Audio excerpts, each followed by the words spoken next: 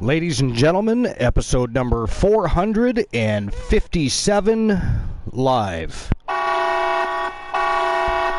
Folks, this evening we kick off the first of not one but two tournaments here at the Archivers TV. One to crown a brand new WCW World Champion. The other is going to see brand new WCW World Tag Team Champions crowned. It is going to be an excellent evening of in-ring action, and of course we're going to have many people here. I'm assuming at some point to have great conversations. We have great people in the Archivers community. We are blessed to have such a great community, such support that comes in, whether we're active or whether we're not active, as we've seen from people subscribing to the channel while I was away for my short hiatus. Good to be back, by the way. For those that are just tuning in and just realizing that we're back in action, you missed a couple of great shows. The tournament on Sunday evening crowned a brand new Wrestle Wars Genesis World Champion.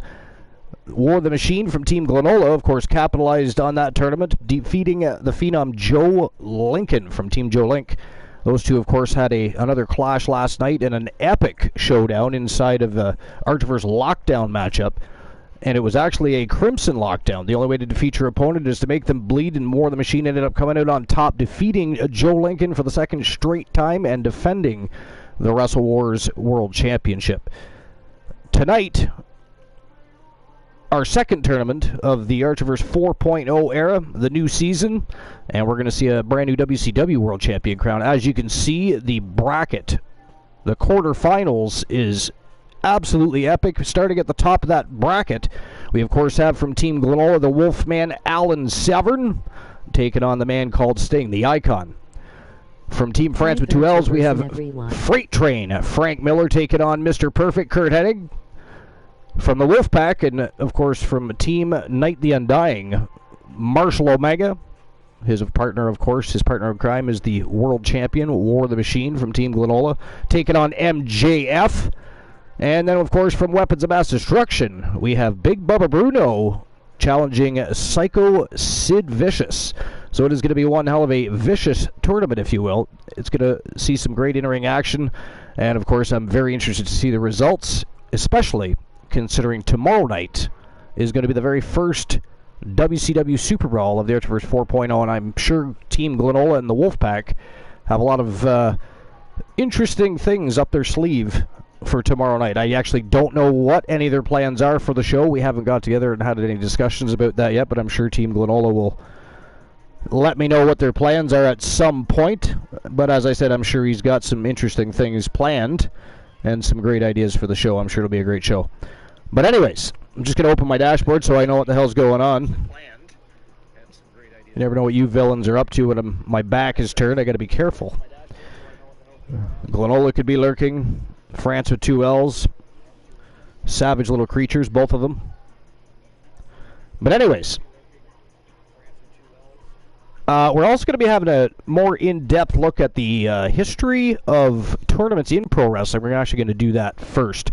We're not going to have a look at the dirt sheets right now because I'm sure there's going to be more populating while we're live. So perhaps during the second tournament, we'll have a look at the dirt sheets, see if there's anything different from last night. I mean, there wasn't a whole lot of interesting news last night, so who really knows? Things are kind of strange right now, especially with the sale of WWE to Endeavor, the parent company of UFC. And apparently, not only did the parent company buy it, but they're going to merge the two companies and create a new company.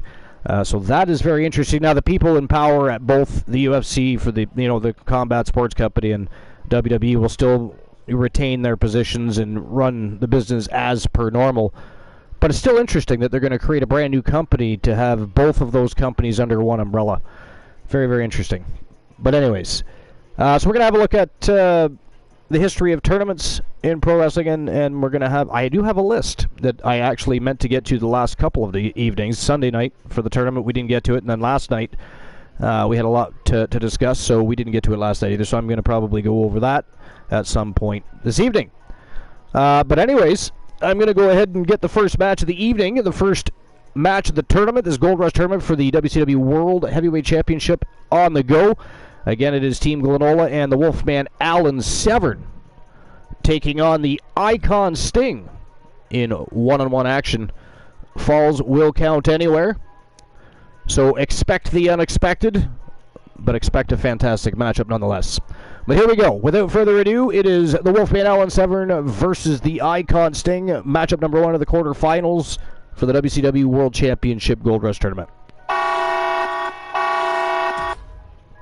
Let's go. And in the meantime, I'm going to have a look at that. So what it is it's actually from Wikipedia, and it's just information about how tournaments came about in pro wrestling, and of course it's got some notable tournaments from some active promotions, so we're going to have a look at that as well and see what some of those notable tournaments throughout the history of pro wrestling were. But it says, on various occasions in professional wrestling, a single elimination tournament of varying match types are held, often to determine a championship or a number 1 contendership therein. It has been known for promotions to use title tournament that are fictitious in nature. That is, the title may have been simply awarded under the pretext of winning a tournament elsewhere. Notable ones include the tournaments that established the WWE World Heavyweight Championship, the WWE Intercontinental Championship, and the WWE United States Championship. The latter, when it was the NWA United States Championship. In tournaments with a fixed bracket, a multiple disqualification or multiple countout eliminates all parties involved, and those are slated to face the winner of such a match simply partakes in a match with one less opponent or simply does not wrestle if no opponents remain. Tournaments, however, rarely have a final match, where only one such finalist remain with no others qualifying for the final round. Tournaments may employ a single match type throughout or may vary match by match or round by round, which, to be honest, you don't see that very often. I mean, I would like to see that. I would like to see a tournament where the matchups in the quarterfinals end up being different than the matchups in the semifinals, the finals, and of course the tournament final. They should have something different to be more interesting. Maybe more interesting, especially they have to go through all those different match types, and who knows? I mean, the last one could be a Hell in a Cell, it could be a cage match, I mean, it could be a submission match, I mean. And after you go through a tournament, whatever that last match type is, it's going to be grueling either way. So, all right. I'll have a quick look at the dashboard here. And I'm not missing out on anything yet. So the numbers for the jackpot are ready to go. That has been changed up as of last night. The jackpot previous was won by Team Glenola. I did leave the winners from the previous jackpot on there because I wasn't sure and am still not sure if they actually know that they won the jackpot. So you will see those names pop up, and that is simply because I'm not sure whether or not they realize they won. There's 2 different people that won YTD Academy Championship opportunities. So that will still, yes, as you can see, it's Joe Link and Froggy Mothlegs. Both won those opportunities. So I'm not sure if they know or were paying attention, so that's just going to stay there until I figure out whether or not they know or not, basically. So, anyways, back to that article. So I'm going to go over some of the notable tournaments from active promotions. It looks like they're covering All Japan Pro Wrestling, New Japan Pro Wrestling, and the World Wrestling Federation / Entertainment. So first on their list is King of the Ring. King of the Ring is a World Wrestling Entertainment event held initially in 1985 and evolving into its own pay-per-view event in 1993. The weeks leading up to the tournament were often filled with qualifying matches, while only the semi-final and final rounds, and occasionally the quarter-final round, made it to the actual King of the Ring pay-per-view card. The tournament, but not the event, made its return in April 2006, where all matches would be contested as part of the SmackDown brand. It was used again in 2008 and 2010 during an episode of Raw, which I hated, by the way. I absolutely hated that. I mean, how dare you take such an important and historic tournament in the company and turn it into a televised spot, basically. I mean, I was not on board with that. Not on board with that at all. Now, I have read recently that the King of the Ring may be making a comeback as a premium live event. So we'll see what happens with that, because I would like to see that happen. So in 2015, a two-night tournament was held beginning on April 27th, episode of Raw, with the semifinals and final airing as a special on the WWE Network the next night. And that just seems silly to me. Right? Most people love the King of the Ring tournament. Right? If they do it correctly and just have the qualifying matches on Raw and SmackDown or NXT, and have the semifinals and final at the premium live event, I mean, that'd be fantastic. But again, I would still like to see a tournament where the quarterfinals starts out differently than the semis and the finals, and different match types. I think it'd be fun. So next on the list here is Brawl for All. The Brawl for All was a unscripted contest held in the World Wrestling Federation that took place from June 29th to August 24th, 1998, and they don't talk about it much, and I think that's mostly because everybody hated it. But they do mention it. It does slip in there as a notable tournament. Next is Deadly Game. So at the 1998 edition of Survivor Series pay-per-view, a 14-man tournament billed as the Deadly Games tournament was held to determine the WWF champion. The title had been vacated early in the year. The Rock won the tournament and the title. You know, it's funny, I vaguely, even though it was a championship that The Rock won, I actually vaguely remember that. I don't know why. Interesting. Anyways, next on the list is Road to WrestleMania. This was an 8-man tournament to determine a number 1 contender for the WWE Championship at WrestleMania, held in both 2005 and 2006, a few months before that year's WrestleMania. Next is WWE Women's Championship Tournament. This was a 7-diva tournament to determine a new women's champion due to the title being vacated by Trish Stratus following her winning the title in her last match as a full-time performer. Lita defeated Mickie James. Oh, Luke the Gunner would not be happy with that information. I'm sure he knows about it, but he probably doesn't want to hear about it. So defeated Mickie James in a Diva Lumberjack match at the 2006 Cyber Sunday to win the tournament and the title. Next is United States Championship. This 8-man tournament was to determine the first United States champion of the WWE era. The title was originally a WCW championship, which was reactivated. And, of course, Eddie Guerrero won, defeating Chris Benoit in the finals. Great strength being shown here. I'm surprised they mentioned his name, to be honest. Just a little bit. A lot of the time they try to avoid making mention. Yo, Big Body Meta! What is going on, Fam Jam? How are you doing?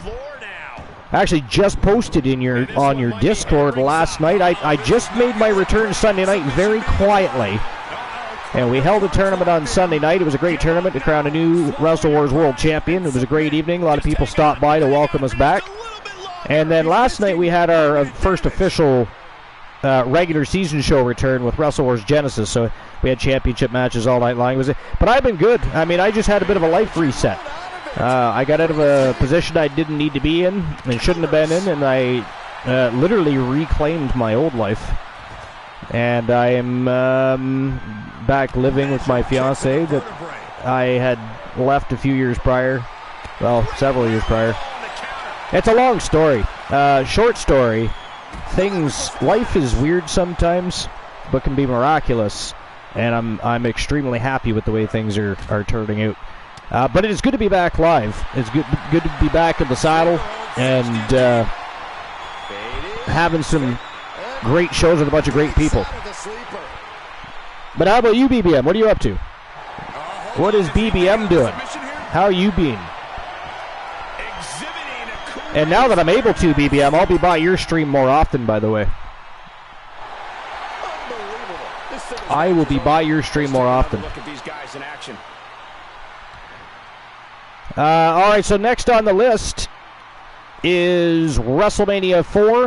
A 14-man tournament was held at the event for the vacant WWE, or at the time, WWF Championship. The first round only had 12 competitors. However, Hulk Hogan and Andre the Giant received buys into the quarterfinals, increasing the field to 14. Randy Savage won the tournament by defeating Ted DiBiase in the finals. And I remember that tournament very, very well. That was a fantastic tournament, and it was really awesome to see Randy Savage win it, obviously, of course. I mean, unless you were one of those people that did not like Randy Savage. I mean, at the time, back then, not now. Now everybody loves Randy Savage, right? Everybody loves the Macho Man. But back then, it was kind of like 50-50. Because when he played a heel character, he went all the way. I mean, it's funny because we always bash the Ultimate Warrior for terrible promos, and I got to be honest, a lot of Macho Man promos were just as bad. Just more, I mean, the clarity was there. The clarity was a little better, so you could understand what the man was saying a little better. And comprehend it, not to mention, because sometimes even when you could understand the Ultimate Warrior, you could not understand the Ultimate Warrior. You know, talking about the universe and the planets and the warriors, and it was all over the place. You didn't care really at the time if you were a Warrior fan. You were just excited he was on the TV, right? It didn't matter if the Ice Cream Man was outside. If you heard the Ultimate Warrior's music cue, you ran to that living room to watch him sprint to that goddamn ring and squash somebody in 7 seconds. But anyways, brief pause, ladies and gentlemen. That is it. That is all. The winner of the first match of the quarterfinals, and moving on to the semifinals from Team Glenola. The Wolfman Alan Severn successful and is the first competitor moving into the semifinals. So congratulations to Team Glenola and the Wolfman Alan Severn. All right. All right, so next it is Freight Train, Frank Miller from Team France with 2 L's, taking on Mr. Perfect, Kurt Hennig. This should be a very interesting matchup. Although Freight Train Frank Miller is definitely going to be, he's going to have the advantage in the power division. You got to look at Kurt Hennig's skills, because he also is powerful, but he is one of the best technical wrestlers of all time. Arguably is the best technical wrestler of all time. If you ask people like Ric Flair and Bret Hart, they'll tell you he was definitely Mr. Perfect as far as technical wrestling was concerned. But Frank Miller also capable of getting in there and mixing it up technically. He's been world champion. He's been television champion.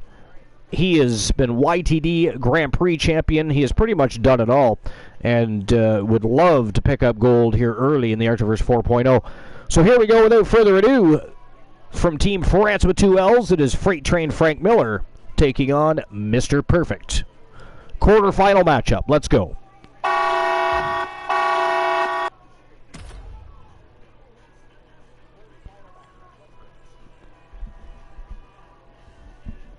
And I might have forgot to turn on their entrances, so this matchup may start without entrances from Frank Miller and Kurt Hennig. I do apologize. I do tend to do that from time to time. To be fair, I blame Joe Link. Type superstar and become a different I blame Joe Link. I mean, most of my nighttime audience isn't here right now to blame, so I'm just picking Joe Link because I know he's not at work yet. I know he's sitting there doing his homework with his daughter, and he's listening, and he's thinking, you bastard. I can't even defend myself. But it is definitely his fault. And as stated, no entrances for Frank Miller. I'm going to hear about this from France with 2 L's. I know it right now. I'm not going to live this one down. But here we go. Frank Miller versus Mr. Perfect underway. And again, it should be a very interesting matchup. But back to that list. Next was the Wrestling Classic. And that was a 16-man tournament held in November of 1985. And Junkyard, I actually watched this. So Junkyard Dog did defeat Randy Savage to win the tournament. Yeah, I was 8 years old actually when I watched that with my dad at my uncle's house. It was fantastic. And of course, I was a huge Junkyard Dog fan. And at that time, I was not a Randy Savage fan yet, right? At that time, you wanted Junkyard Dog to get him down on that ground and go across that ring and headbutt the man and pin him. But great tournament, and it was a lot of fun. It wasn't a great tournament; it was a good tournament. It was a lot of fun, and Junkyard Dog did win, so that was cool. I of course marked out at the time as an 8-year-old. Next is Gold Rush Tournament, an 8-man tournament used to determine the #1 contender for the World Heavyweight Championship, held in May 2005. Edge defeated Kane in the finals to win the tournament. A second Gold Rush tournament was held on NXT in 2012 to crown the first ever NXT champion. Seth Rollins won the tournament and the championship, defeating Jinder Mahal on the August 29 edition of NXT. I mean, as if you didn't know at that point that Seth Rollins was winning. Anyways, I mean, there was no way Jinder was beating Seth. That just was not going to happen. All right. So next was the Intercontinental Championship Tournament. This is when Drew McIntyre was fired from the WWE. The title became vacant. So the WWE organized an Intercontinental Championship Tournament. Kofi Kingston was the winner, but Drew returned and was reinstated as the Intercontinental Champion. So Kingston became the #1 contender. I remember when that happened, man. Did McIntyre ever draw heat on that one? So next is the WWE Championship Tournament after CM Punk won the WWE Championship by defeating John Cena at WWE Money in the Bank and walked into the company with the title. Vince McMahon set up a tournament to decide a new champion the following night on Raw. A week later, in the final, Rey Mysterio defeated The Miz in the opening match of the broadcast to become WWE Champion. However, Mysterio would lose the title later that night to Cena, who would win the title for a WWE record 9th time. CM Punk then returned to the WWE with the title he won, meaning that for the first time in WWE history, two men had a claim to the championship. The issue was settled at SummerSlam, where Punk won a controversial match with Cena to become undisputed champion, though he would lose that title to Raw Money in the Bank winner Alberto Del Rio seconds later. Up next, this is actually Impact Wrestling, which they didn't initially list, but so this is the Chris Candido Cup. So it's a Memorial TNA Tag Team Tournament. It was held in 2005 in memory for Chris Candido, which featured teams consisting of one established veteran and one young rookie, representing Candido's veteran status at a young age and his commitment to working with and helping younger wrestlers. Next is TNA Hard 10 Tournament. This tournament was a hardcore tournament featured in Total Nonstop Action Wrestling, where a wrestler must build over 10 points and be 2 points above the opponent to win the match. Points are awarded using a weapon, 1 point, and putting an opponent through a table, 5 points. And he gets set back into the ring. I mean, isn't that a weapon? I mean, if not a weapon, what is a table besides just a table? That's confusing. I mean, that would have made more sense if, depending on which weapon you utilized, you know, maybe each of them were worth something different. Like they just listed the table as 5 points. Maybe a kendo stick is 1 point. Maybe a chair is 3. I don't know. But anyways. So next it is the Super X Cup. So this was a TNA tournament for the X Cup featuring the X Division superstars from around the world. Super X Cup tournaments have been held in 2003 and 2005, also known as the Christopher Daniels Invitational. The America's X Cup, this was a TNA tournament-like event, first seen in 2004, where two four-man teams have 4 singles matches, 2 tag team matches, and 1 8-man tag team elimination matchup.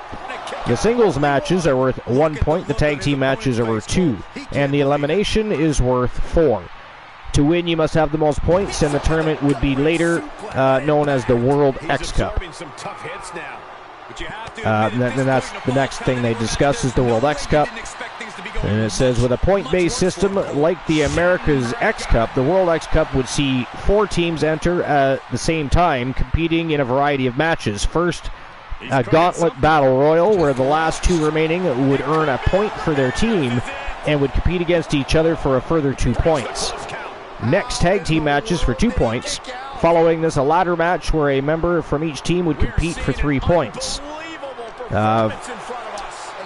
from the team with the lowest score, from there, the team with the lowest score would be removed, allowing one member from each team to compete in an Ultimate X match for the final 3 points.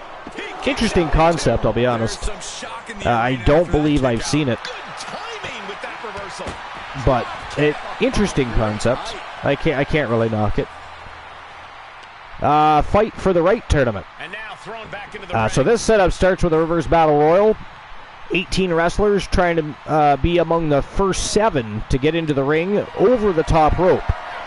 Those 7 then compete with traditional TNA Battle Royal rules to determine the tournament seeding. The final 2 in the ring go to pin or submission, with the winner getting a bye into the tournament final. The other 6 compete in singles matches, with the winners facing each other in a 3-way match, with the winner facing the wrestlers who received the bye. Interesting. And again, I did not see that tournament. Next is the Ring of Honor. And the first one they list is called Field of Honor. So this was a Ring of Honor tournament held in 2003. Matt Stryker came out the winner of that. Survival of the Fittest. Ring of Honor held this one-night tournament in 2004, 2005, 6, 7, 9, and 12. With the winners being Brian Danielson, Roderick Strong, Delirious, Chris Hero, Tyler Black, a.k.a. Seth Rollins, and Jay Lethal, respectively. ROH Championship Tournament. This tournament was held in 2002 to crown ROH's first champion, and Loki emerged victorious. ROH Pure Wrestling Championship Tournament. In February 2004, AJ Styles won this tournament to become the first Pure champion.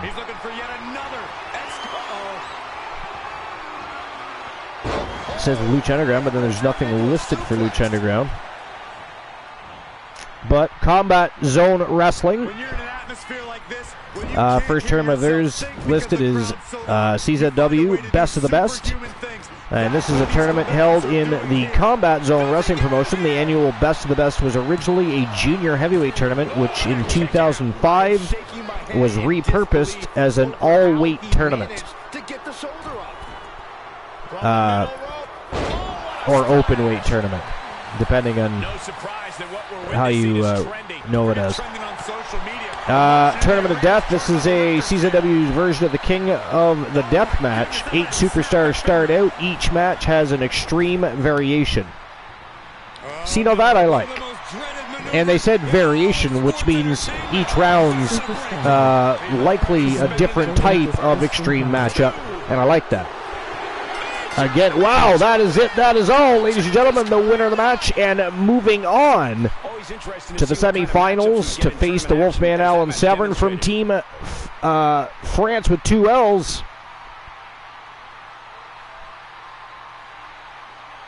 It is Freight Train Frank Miller coming out victorious.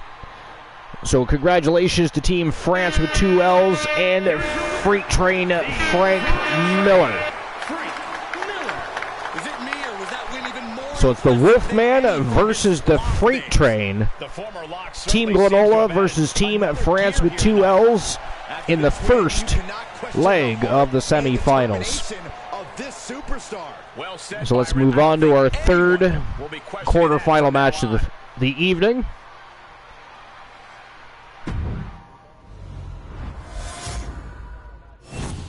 And here we go.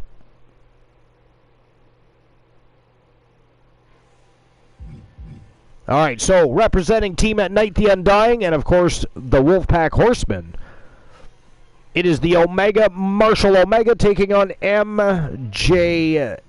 MJF, of course, former AEW superstar, migrated over to the Archiverse TV and has been on a rampage ever since. Tonight, he looks to become amongst the first to hold the WCW World Championship of the Archiverse 4.0. He's going to have to get by Marshall Omega. Marshall Omega, of course, partners with War the Machine, who is the Wrestle Wars World Champion, won it at the tournament on Sunday, defended it last night against the Phenom Joe Lincoln. Marshall Omega every bit as vicious as Marshall Omega, as War of the Machine, so this should be a very interesting matchup, considering MJF is a ruthless competitor. So it should be very interesting. But that said, without further ado, here we go. It is the Omega Marshall Omega versus MJF. Let's go. All right, so Joe Link is in the house. What's going on, Joe Link? Daughter's still working on homework, but I do work later on tonight. How's the homework going? And what homework is she doing, by the way? And today, Joe Link is Christian Hart. Well, Christian Cool would be all warm and fuzzy inside right now, knowing that Team Joe Link is Christian Hart for the day. All right. So here we go. Third matchup at the quarterfinals. Marshall Omega versus MJF. And let's get back to that tournament list. She has reading and some math she has to complete before tomorrow. She has reading and some math she has to complete before tomorrow. Oh, cool. What kind of, I mean, is it, what grade is she in?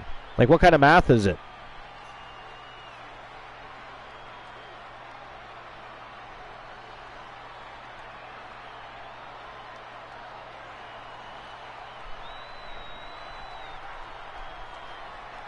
I forget how old you said your daughter was. So fourth grade, okay.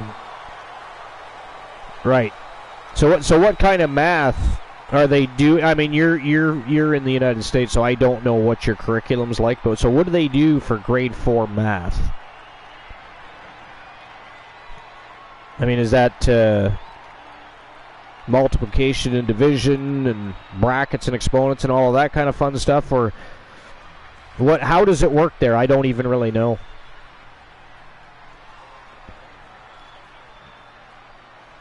(1A2 BC). Ah, okay. So algebra,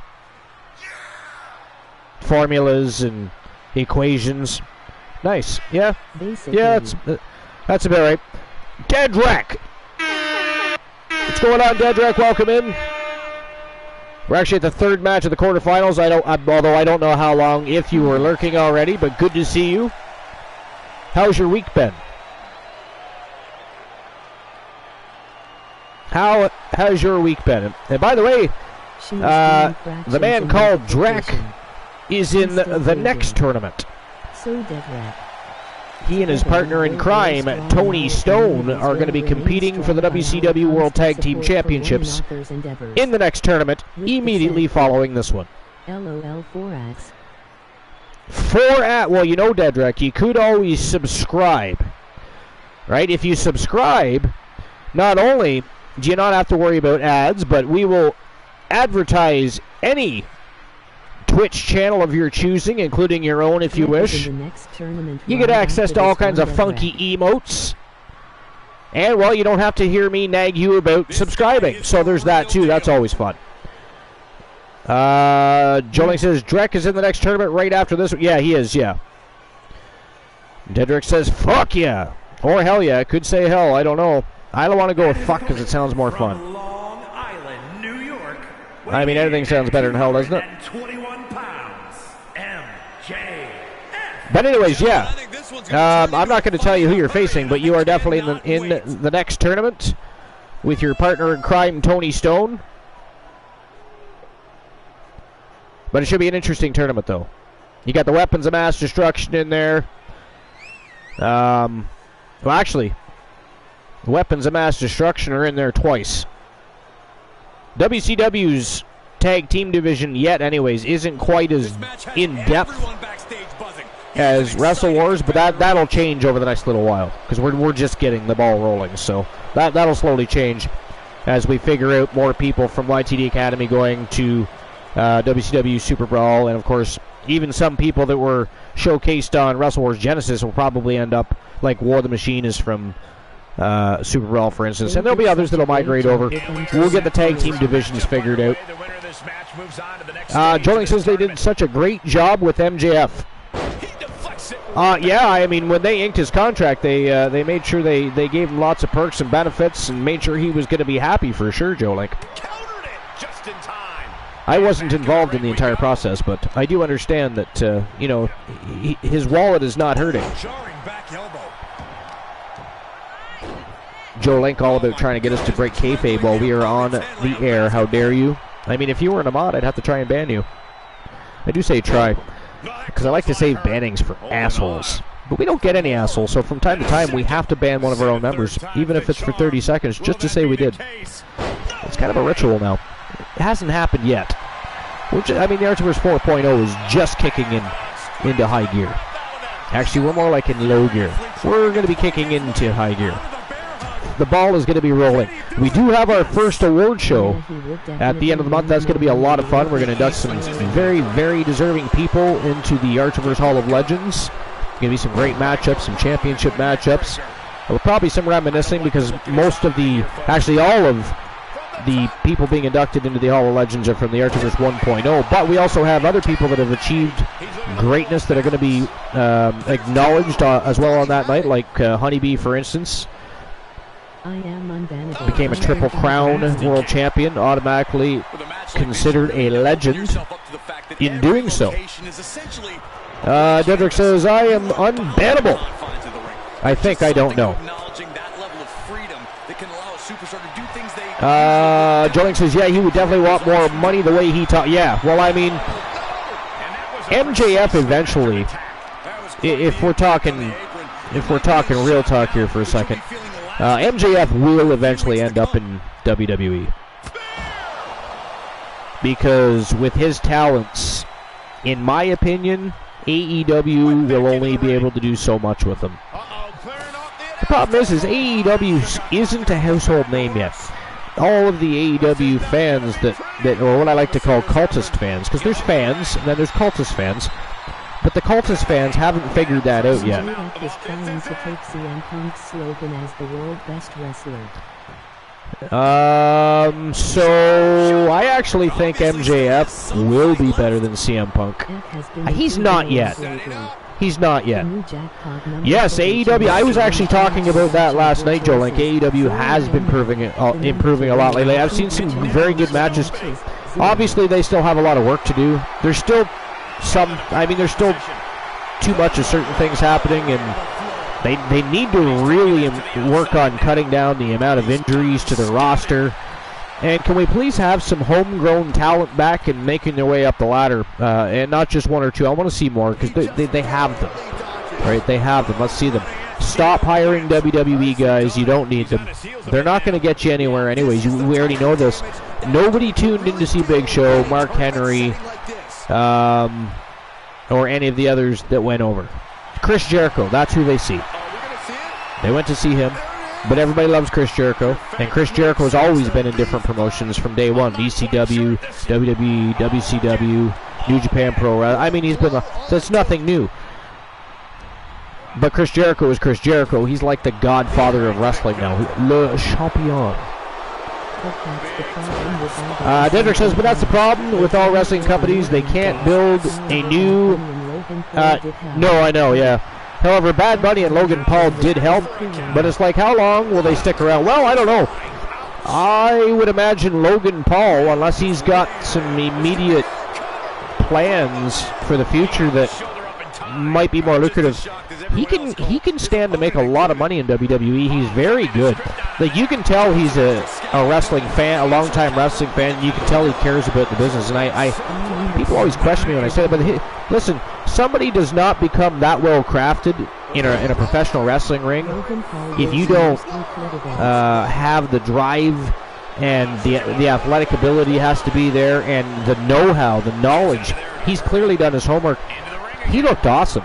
I'm impressed with Logan Paul, and I was not a fan of him signing with the company initially, and I was not a Logan Paul fan, but I am now. I like Logan Paul. Oh yeah, Logan Paul will definitely mostly be premium live events. Absolutely, I don't disagree with that at all. I think you're absolutely correct with that. But that said, I'm okay. I mean, I think they should eventually get him into doing some regular shows. I mean, you can't just have the man at a premium live event, you know? You can only do that for so long. Because people will tire of that, right? And he's got too much talent. But, you know, maybe it's his schedule. I don't know what his schedule's like. They don't really talk about it. It's not like he's out in the media discussing what his agenda is. You know what I mean? So we don't know what his agenda is or is like. But I would definitely like to see more of Logan Paul. I would definitely like to see no more of Jake Paul, to be fair. You know? Not in WWE. Like, I don't mind. I'm glad he lost a match finally, too. Bring him down a level or two. Dedrick says he's a YouTuber. My guess he's not that bit. Well, that's the thing. You could be right about that, but who knows? He might have other business endeavors out there. You know what I mean? I don't mean busy as in his immediate schedule, but he might have some business dealings in the works, future endeavors that way. I mean, but as far as that goes, yeah, you're right. He's a YouTuber. He probably doesn't have all that much on his schedule or agenda.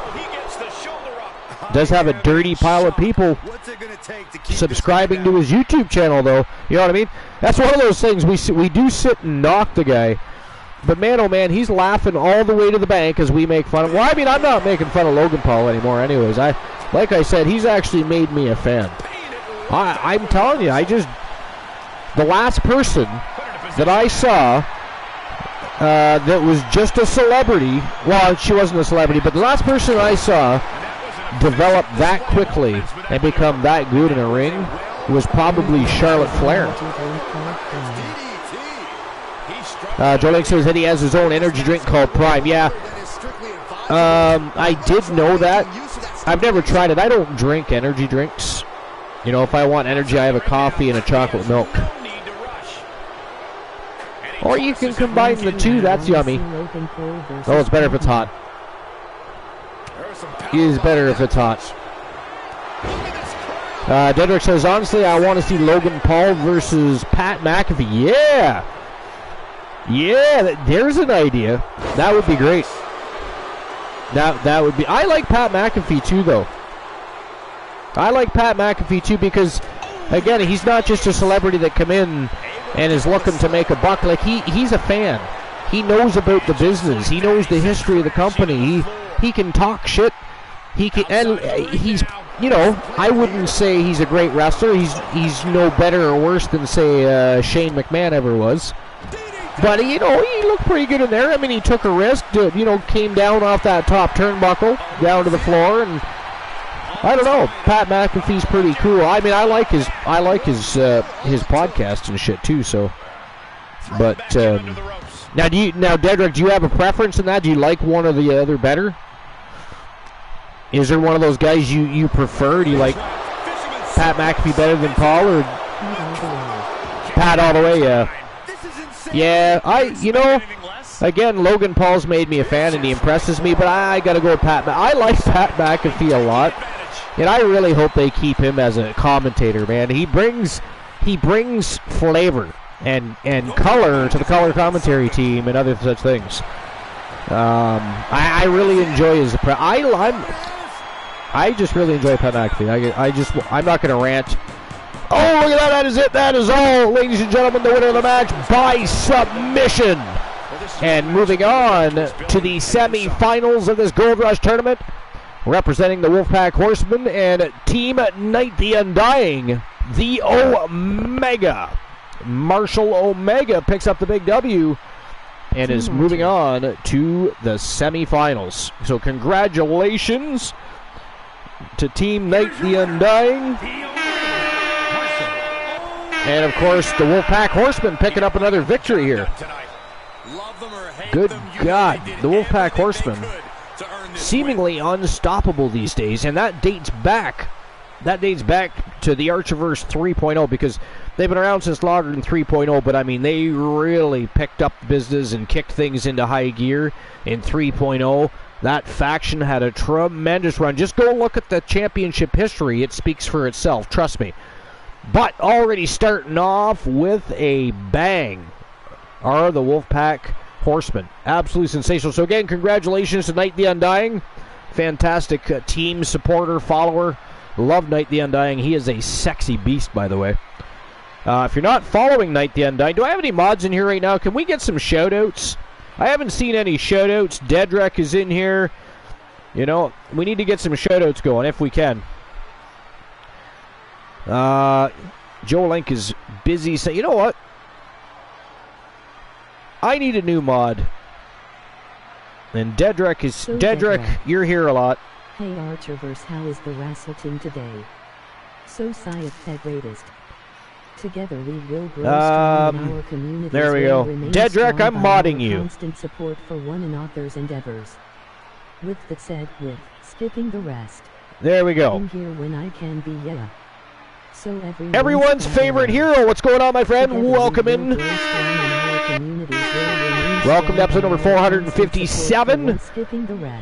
This is a Gold Rush tournament to crown a brand new and the first WCW World Champion of the Archerverse 4.0. We just came back Sunday night. I can't remember if you were here Sunday, but Sunday night we made a very quiet, unplanned, and unadvertised return.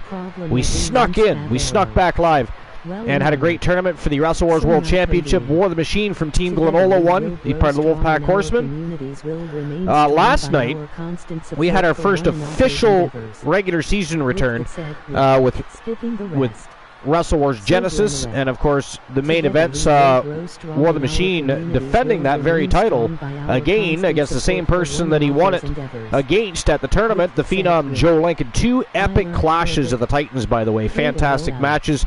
To the point where the Wolfman Alan Severn is actually inviting Joe Lincoln to WCW Super Brawl tomorrow night to compete. So that's how impressed Alan Severn was with the Phenom Joe Lincoln. Very interesting. But let's be honest here. The Phenom Joe Lincoln is a formidable opponent and has been a formidable champion in the past and will be again. He's one half of the YTD Academy Tag Team Champion. So already winning gold in the Archerverse 4.0 are Phenomenal Soul and Team Joe Link. And the Phenom Joe Lincoln. But anyways, let's move on to our final quarterfinals matchup. Here we go. Number for a chance to win a channel redemption of your choices. 019. Hey Archerverse, how is the wrestling today? Yo, Hero, you can just call me Archer just like everybody else. You don't have to keep calling me the Archerverse. That is not a problem. That is what everybody calls me. I mean, let's face it, the Archerverse is the TV channel. Archer is me. The Archerverse channel, community, Discord, that is the Archerverse. I am just Archer. And I'll catch back up with chat in just a moment. So, final quarterfinals match of the evening, ladies and gentlemen, from the Weapons of Mass Destruction. It is, and from Team Soul Embers, not to mention, it is the Samoan Lion, Big Baba Bruno, taking on Psycho Sid Vicious. And Sid Vicious is just that, a powerhouse, but also has some technical skills that can leave you laying on the mat out cold in seconds. Has one of the most vicious power bombs in the history of wrestling, in my opinion. Plus, he's a very big dude. I mean, he is, well, I think he's around 6'9", 6'8", something like that.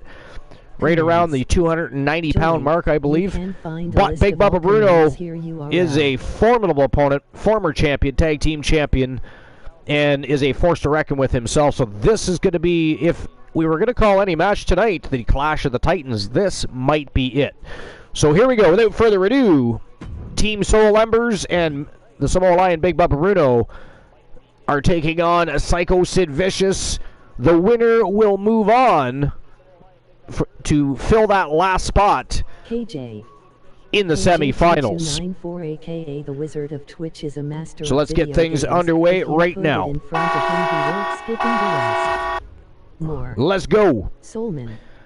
The Soul Man is a humble and kind. All right, thanks for the shout-outs, Joe Link, appreciate it. With his uplifting personality and CH. And by the way, Sir Jack the Greatest. Really voice, LOL.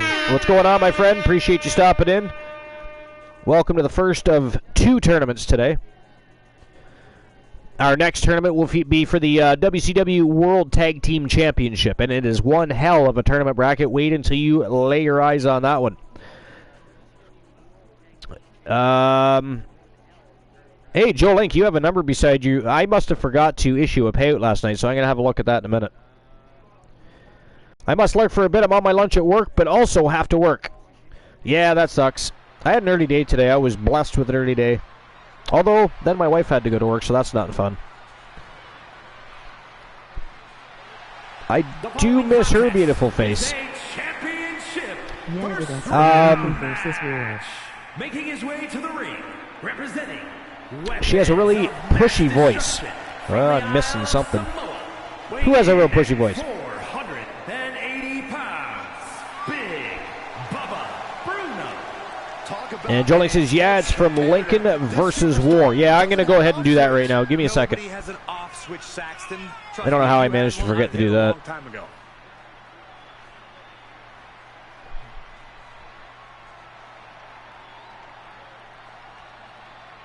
25,100 Archiverse bucks being dispersed right now. That was a big one. I will, by the way, open the betting lines for the semifinals, if anybody is wondering. We never open the betting lines for the quarterfinals for anybody that's newer or has forgotten how things work. Usually the betting lines in a regular show are saved for what we call the championship rounds, which is the final 3 matches of any card. Sometimes there's more than 3 championship bouts, but the championship rounds remain the same. It's the final 3 matches of any card where you get a chance to earn Archiverse bucks by betting on the matches. You can cut it with a knife. A lot of drama involved with this one. All right, so that's taken care of.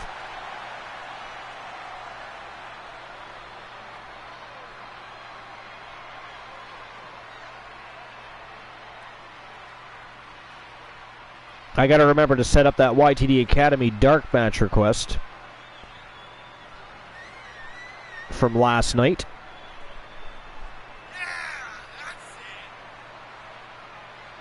All right, so let's see. Shouting out the Soul Man, J Negative Gaming. Yeah, he's actually a fantastic variety streamer. Loves to play JRPGs. He's one of the first people that I was blessed to actually meet on Twitch and introduced me to a plethora of great people that became supporters, subscribers, followers, friends. So definitely check out J Negative Gaming. He hasn't been live in a while, but I'm sure he will eventually get back to things. Certainly get back to things, and when he does, you definitely want to check him out. He's a fantastic streamer. Discord. Archer's Army welcomes you to join. Yes, we are still at 109 streamers that have become interactive and had wrestlers inked a contract and competing for championships, forming tag teams, alliances, factions. Blessed are we. 109. And Joe Link just dropping all of that info on people.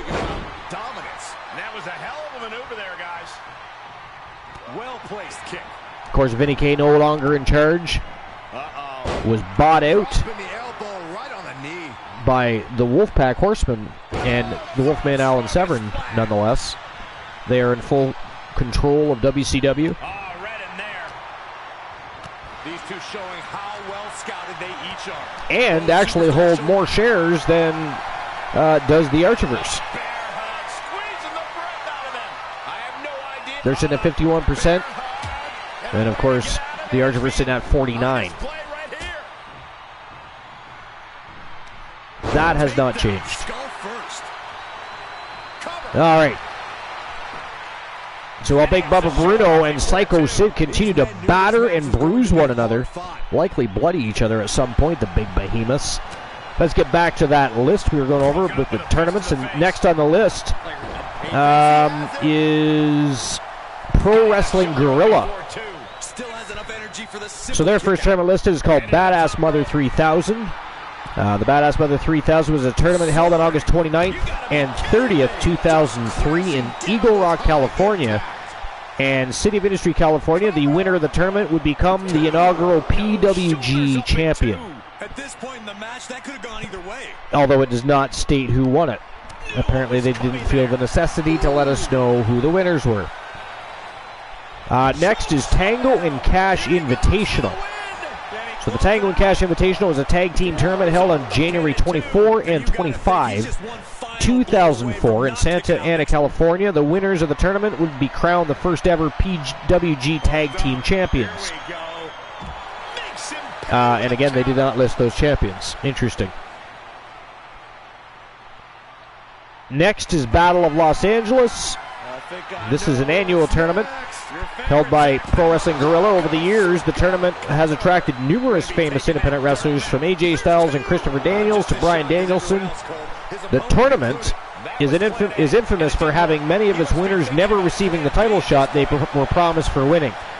Although Chris Bosch, the winner of the 2005 tournament, did receive his. In 2009, the tournament was contested for the then vacant PWG Championship. Next on the list is Dynamite. I guess is Doomvirate. I don't know. Tag Team Title Tournament, DDT4. DDT4 is an annual tag team tournament contested for the PWG World Tag Team Championship. If the title isn't vacant, the reigning champions will be forced to enter the tournament and defend their titles in every one of their matches. The tournament was created in 2007 after Quicksilver, then one half of the PWG Tag Team Champions, was forced to retire, and thus the titles became vacant. Next, they're going to be talking about Chikara. For those that are familiar with Chikara. First is King of Trios. So the King of Trios is a 3-night tournament promoted by Chikara. In King of Trios, there are trios that will compete in 6-man tag matches to see which of them will advance. All in all, 16 trios competed in the tournament, making for a total of 48 competitors. The tournament marked the 2007 season premiere of the promotion. The 3 nights of the 2007 tournament took place on February 6, 2007 in Hellertown, Pennsylvania, February 17th in Barnesville, Pennsylvania, and February 18th in Philadelphia, Pennsylvania. The 2008 King of Trios tournament was held in the new Alhambra Arena in Philadelphia, Pennsylvania. This time the tournament featured 28 teams, up from the 16 of 2007. 2009 King of Trios tournament only had 16 teams due to the financial troubles of the last year, down from the 28 of last year. And since 2009, the tournament has only featured 16 teams. All right, so I am going to take a short bathroom break before we continue that list. Actually, what I should do is wait till the final of this matchup. I'm a big boy. I can do it. Maybe I got a diaper around here I can borrow. I do have grandchildren. Depends, perhaps. I don't know. Anyways, I take that back. I'm going to wait till the final of this particular matchup, and we start the semifinals, and then I'll take my short break then. So I'll just continue with the list until then. Oh! Busted open. See, if this was from last night, Psycho Sid Vicious would have just won his matchup against Big Bubba Bruno. As it is, this is not a Crimson Lockdown match, nor is the Crimson any type of matchup. So you have to win by pinfall, submission, or knockout. One of those three. The only way to win. Big Bubba Bruno making a comeback against the... It's funny because Big Bubba Bruno is humongous. The man is a behemoth in himself, but look at the size of Psycho Sid when he towers over Big Bubba Bruno, who usually towers over his opponents. It's crazy. He is a behemoth. Anyways, next is the Chikara Young Lions Cup. So this is a tournament held every year to determine the champion, and the primary basis for edgeability was later changed to age, making the tournament open only to wrestlers who are 25 years old or younger. The winners of the Young Lions Cup can defend the cup as an actual title until the following tournament, and Young Lions Cup tournament winners are not allowed to compete in the tournament again once they win it. Well, that's interesting. You'd think you would try, like, if you wanted to, you would try to continue that trend and see how many times you can win that very tournament. But they limited it to one per team. Now, what happens when you don't have any new tag teams forming? I don't know. Anyways, that doesn't matter. But so next is Torneo Cibernatico, or whatever the hell that says. I'm assuming, yeah, it's Lucha Libre. I should have guessed. I do not speak. I'm Canadian. Okay? Right? You know, French I can do. Hell, I can even do Japanese. Spanish fucks with me. Although, I gotta be honest. So, I mean, French is as well. French is actually, I mean, French people are difficult, as history has proven and shown. But anyway, beautiful language, but Spanish. And have you ever noticed, you know, I'm sure most of you, much like we try to ditch French class, you guys probably all ditch Spanish classes. But have y'all noticed how cool Spanish sounds? I mean, you can say you want to take a shit in Spanish and it still sounds cool. It still sounds cool. The language, I mean, just something about the language is kind of, it's just cool. Now, French, however, is it's more of a romantic language, but I guess kind of sort of, because Spanish is sexy sounding. I don't know, there's just something about it. I've always been a sucker for an accent. I mean, my wife is already the perfect woman, but if she had an accent, I mean, she wouldn't even have to touch me for me to get off, type of thing. But anyway, so here we go. We are on to the semifinals because, ladies and gentlemen, the winner of the match, and moving on to the semifinals from Team Soul Embers and the Weapons of Mass Destruction, it is Big Bubba Bruno, the Samoan Lion, victorious and moving on to fill that final spot of the semifinals. So let's get things moving along, and I do have to take a short bathroom break, and I need a beverage. So, here we go. We are moving along here. Semi-finals time. And here we go. Starting the semi-finals off, it is from Team Glenola and Team France with 2 L's. The Wolfman, Alan Severn, representing the Wolfpack Horsemen, the leader of the Wolfpack Horsemen. And, of course, he does own WCW. Tell me there's not some nepotism here going on. But anyways, Freight Train Frank Miller, his opponent, a formidable opponent he is, and former champion, both former champions, former tag team champions, former singles competitor champions. This is going to be one hell of a matchup. But here we go. First matchup in the semis, the Wolfman versus the Freight Train. Let's go. It is time to rock and roll. Semi-finals action, and let me get the betting line open just in case anybody does want to try and earn some extra Archerverse bucks and bet on the matchups.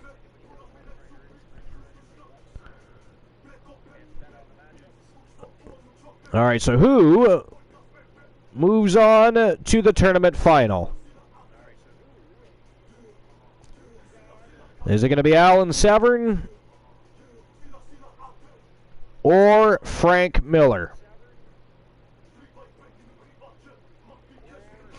You'll have 5 minutes to make your bets, starting right now. All right, it is go time. Semi-finals underway. The Wolfman versus the Freight Train, and I will be back in a few moments. Well, probably more than a few moments, but I'll be back. The following contest is a championship tournament semi-finals match. Making his way to the ring, representing the Wolfpack from Chicago, Illinois, weighing in at 235 pounds, Wolfman Alan Severn. We're looking at some of the most intense competitors in all of WWE about to take part in one of the most anticipated matches ever.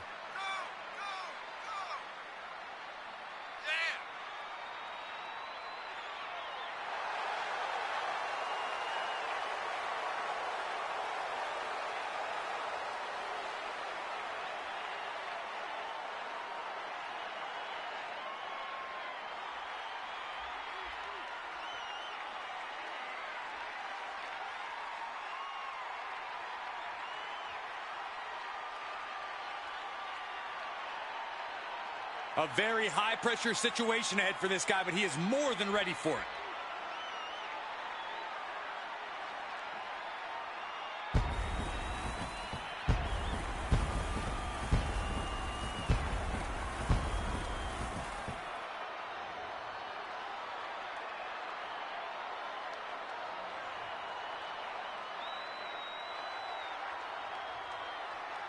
He's dominated the world, and now he's set his sights on WWE.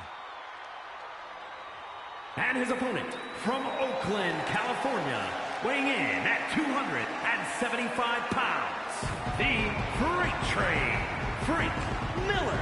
You can see exactly why the arena is full here tonight. This is a match with major stakes.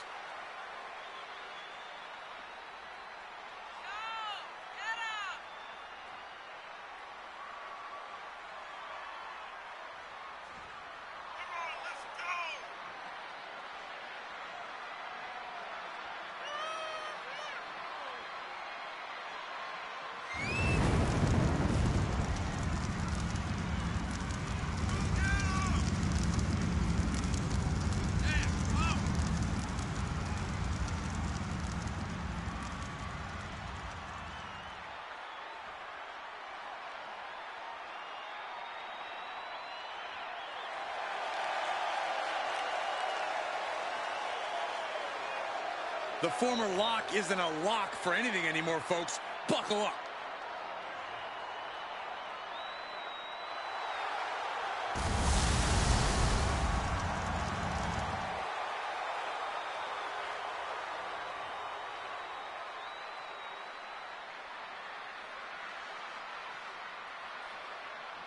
I shall be back shortly.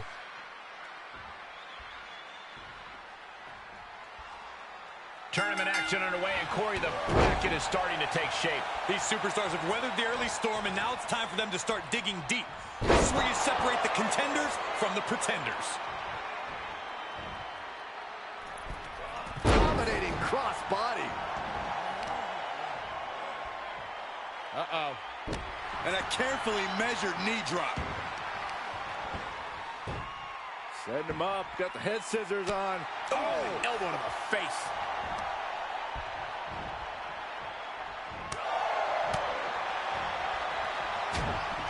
Sharp jab.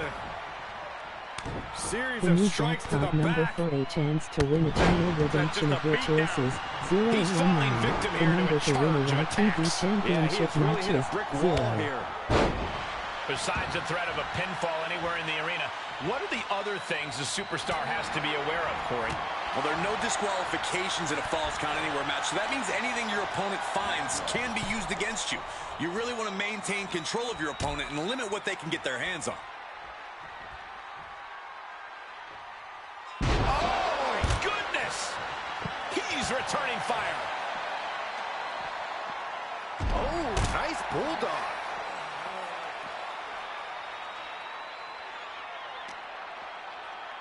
He's in his clutches. Ooh, dropped right on their face. Pinning down their opponent's Okay. arm. Dropping the knee for more punishment. We got a cover. So Virtual. Forces the shoulder up after Together two. we will Both grow competitors strong and digging our deep into their communities well will to keep remain this. strong by our constant support for Able to one counter. another's endeavors. With the said grip. Long Muscle time no up for the here. gory special. Oh, wait a second. Ooh, Face first. Hi Alice Edged in 1-3. And he fights it off. How? Oh, no. One of the most dreaded So maneuvers Alice Edged in in all 1-3. of sports entertainment. Together we will grow strong and our communities will remain strong by our constant support for one another's Oh, he endeavors. kicked out. I don't With know the how side he grip, just skipping kicked the out. And I'll rest. tell you what, I don't really Joe think and he Carl knows either. Weaving. And I think to get the pinfall, you have to try that maneuver one more time. And he's able to counter. Perhaps thinking about what to do next here. I'm doing good, just busy like normal. How are you, Alice Edged in hold on a 1-3? second. He might be finding a submission hold here. Expertly applied triangle. After everything these two men have been through, will it end like this? Able to free himself of the triangle.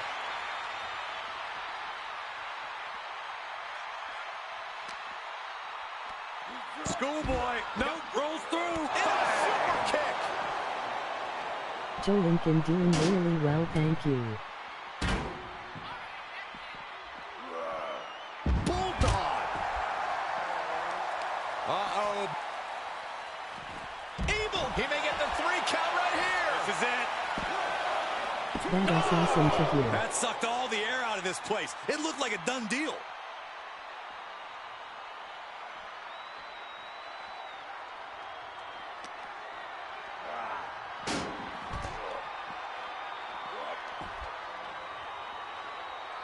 He steers clear of contact. Hooked up. Oh, shin breaker. Oh, and that buys some time. And look at this now. Yes, applying the submission hold. Uh-oh, Cobra clutch locked in. Oh, just tap out. Just tap out and end this thing. Losing this match would absolutely destroy him. He's trying to fight it the best he can.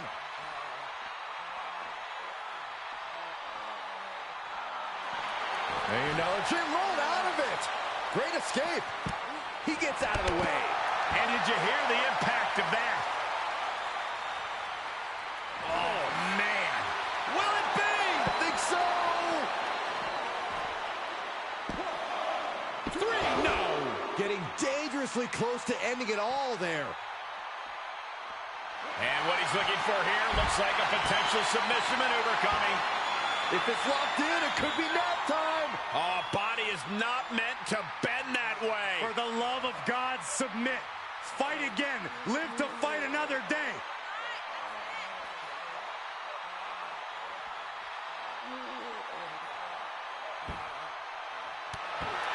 Oh, a couple of knees there.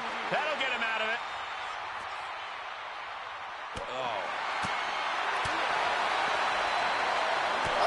Here he goes for the win. Kicks out. He still has life. Somehow, some way, he is still in this. You've got to wonder how much has been taken out of these superstars thus far. And is there anything left?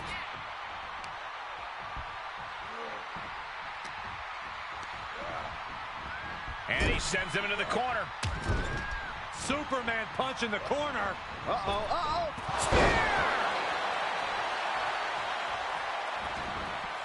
Out of the ring. What's his plan here?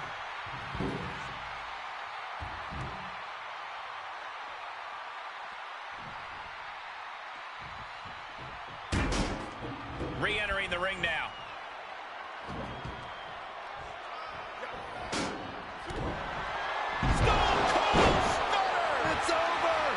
Puts him in total control. Near fall. You gotta be kidding me. Surviving that maneuver is absolutely amazing. And the heaviest hitter in the arsenal was not enough. Good night. What a stunner. Will that be the deciding factor? And picks up a monumental victory. Always interesting to see what kind of matchups we get. I have returned briefly. I'm still actually not done completing my agenda, so I will be taking still a short hiatus. But, ladies and gentlemen, the winner of the match and moving on to the final in this WCW World Championship Gold Rush Tournament from Team Glenola, the Wolfman, Alan Severn, the victor, and moving on to the tournament finals. Congratulations to Team Glenola and the Wolfman Alan Severn. Absolutely phenomenal. And man, the Wolfpack Horsemen just keep coming out on top match after match after match lately. It is absolutely insane. All right, on to our next matchup in the semifinals, and the final match in the semifinals for that matter. Here we go. We've got the Omega. Marshall Omega. Can you imagine if it came down to both members of the Wolfpack Horsemen here? That would be something to behold, wouldn't it? I mean, we know from from past dealings that they have no problem going to war with one another, especially when there's championship gold on the line. However, Marshall, I don't even know if Marshall Omega and Alan Severn have ever even squared off in the squared circle before. I do not know. I'll have to ask Alan Severn about that, or maybe Team Glenola if they happen to pop by. Anyways, The Omega Marshall Omega from Team Night the Undying, representing the Wolfpack Horsemen, taking on the Weapons of Mass Destruction Zone from Team Soul Embers, the Samoan Lion, Big Bubba Bruno. And I'll issue the payout from the last matchup. Give me a moment while I do that before I forget. And I'll open the betting line for this matchup.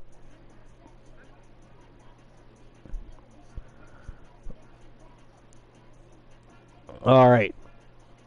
So who moves on to face Alan Severn? Is it going to be Big Bubba Bruno or Marshall Omega? 5 minutes to make your bets. Starting right now. There you go. And here we go, without further ado, the final semi-final match of the evening. One of these gentlemen are moving on to face the Wolfman Alan Severn for the WCW World Championship. Will it be Marshall Omega or will it be Big Bubba Bruno? Let's find out.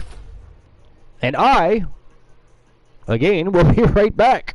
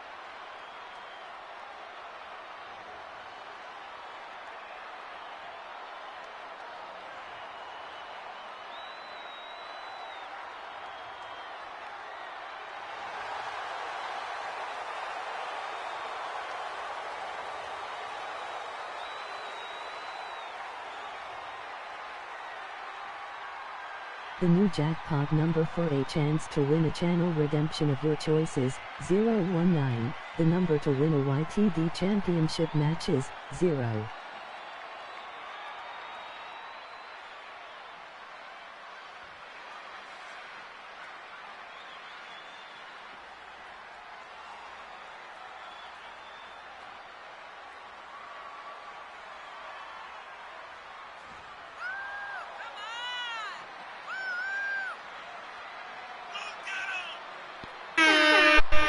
I have returned.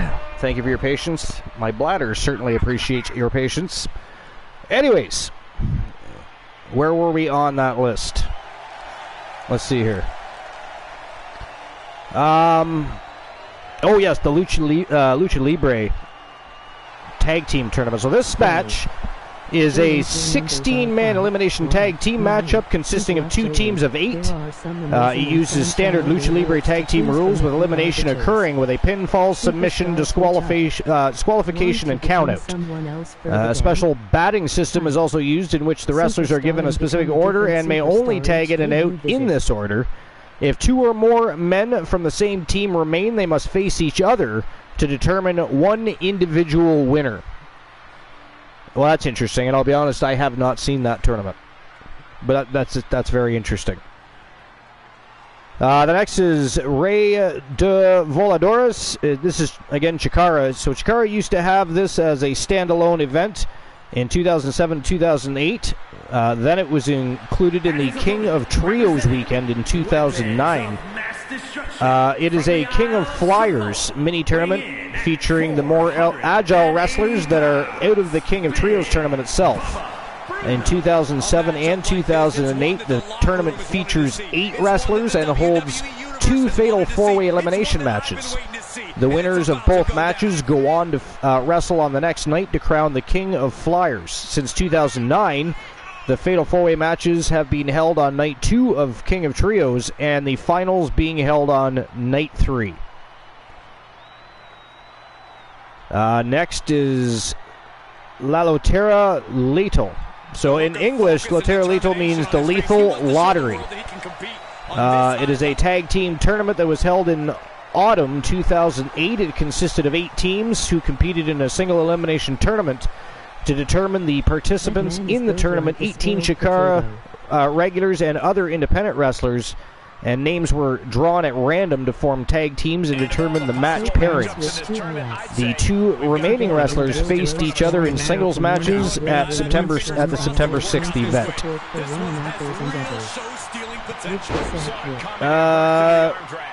Last on the list for active promotions is the Tag World Grand Prix. Just give me a sec. I have to reopen my dashboard here. Pressing the foot to the back of the head. Right to the back of the neck. That had to hurt. Uh-oh.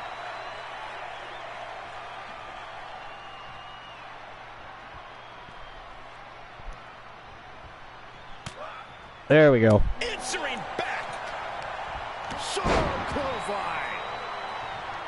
And France with 2 L's is here. Sorry, France, I didn't see you sneak in. I'm sure I'll hear about that later. Thanks for the shout-out. Joe Link, appreciate you shouting out, France. Phone died, call you back in sec. Phone died, call you back in a sec. Well, you're already in the chat room. Just talk amongst the community. No disqualifications. I mean, it's the same thing. We're still speaking. More than others, doesn't it, Corey? Get off your high horse. Anyways, no okay.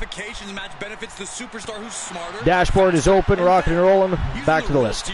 So again, the Tag World Grand Prix is a tag team professional wrestling tournament that was held in 2003, 5, 6, 8, and in 3 was the first Tag World Grand Prix tournament. 12 teams entered the tournament, with the finals being scheduled in a 3-way dance format. In 2005, the number of participating teams was expanded to 32. In 2006, was to crown Chikara's first ever Campeón de Parejas tag team champions. The tournament was won by the Kings of Wrestling, Chris Hero and Claudio Castagnoli, also known as, what the hell was his name? I just lost it. What the hell was his name in WWE again? Oh my God, I can't believe I forgot. Cesaro. Good grief. Boom! It's funny because he hasn't been Claudio Castagnoli for that long, but yet I have already forgotten that his name was Cesaro. Anyways. Dynamite Jesse Lee in the house. Wow. Now, there's a name we haven't seen in quite some time. An OG member from the Archiverse 1.0. How is Dynamite Jesse Lee? And Woozy's actually not here at the moment. And gets tossed back into the match. Neither's Cool. So I'll have somebody simply refund those points. But how is Dynamite Jesse Lee doing? Clear the announce desk. What a mess. He's got the answer for that one. How is Dynamite Jesse Lee doing? I was just making an entrance. Well, that's one way to do it. Fantastic. Making a grand entrance is always good. Keeps things interesting. I'm doing fantastic, actually. I mean, I've gone through some life changes over the past couple of months, but life is where it should be for me. Things are great. For the first time in a long time, I can actually say that. Things are great. And we did take a short hiatus, so I wasn't live for just about 2 months. We snuck back very quietly, unplanned and unadvertised on Sunday and held a tournament. And then last night we had our first night official live show return for our regular season show. And it was fantastic too. It was a great turnout. Had a good time, great matches. And then today we are holding not 1 but 2 tournaments back to back. Just a little extra hype for our return of WCW Super Brawl, which is tomorrow night. And I still have to get together with Glenola and He's trying again. figure out what the Wolfpack and Team Glenola have planned for WCW Super Brawl, because I still don't know.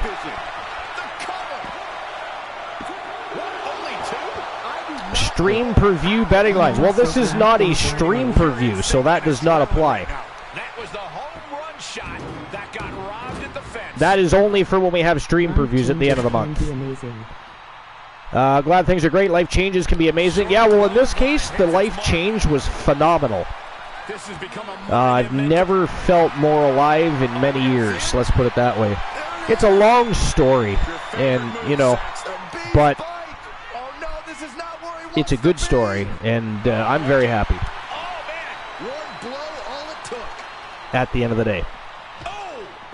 And that's important. You got to be happy with your life. Black Shuriken, yo, welcome in. How's it going, my friend? Welcome to episode number 457. This is a tournament just to provide a little extra hype for tomorrow night's return of WCW Super Brawl. We're in our first 3. Well, technically this is the 3rd, and by the time we're done it'll be 4. But so our first 4 shows of the Archiverse 4.0. We just came back Sunday night. I was just saying we returned very quietly. We did not plan it. It was unadvertised, and we just made a quiet return. It was a fantastic time, fantastic turnout. And then we had our first regular season show live return last night. And today we decided to have a couple of tournaments to get some championships awarded.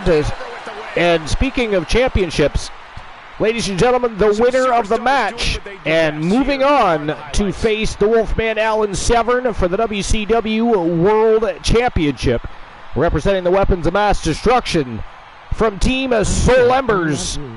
He is the Samoan Lion, Big Bubba Bruno. Big Bubba Bruno with a championship opportunity. Can he defeat the Wolfman Alan Severn, who has been on an absolute tear lately? This is going to be a very interesting matchup.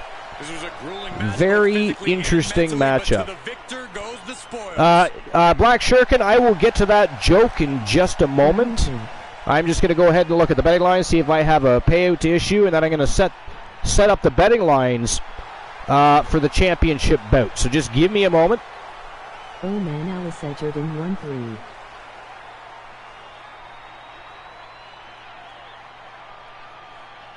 All right, let's see here. All right, so we did have some betting. So the winner of the match, Big Bubba Bruno. And there's 520 points being issued. Okay, so I'll get the betting line open for the final match in tournament number 1. And I did say tournament number 1 for those just tuning in. We are having back-to-back tournaments. One for the WCW World Championship, which is going to be, we're going to crown our first WCW World Champion of the Archiverse 4.0 in just mere minutes. And then we are going to have another tournament, and we are going to crown the first WCW World Tag Team Champions of the Archiverse 4.0. And man, oh man, wait until you see the tournament bracket. It is epic. It is going to be absolute fire. But let's get right to it. Next match of the night from Team Glenola and Team Soul Embers.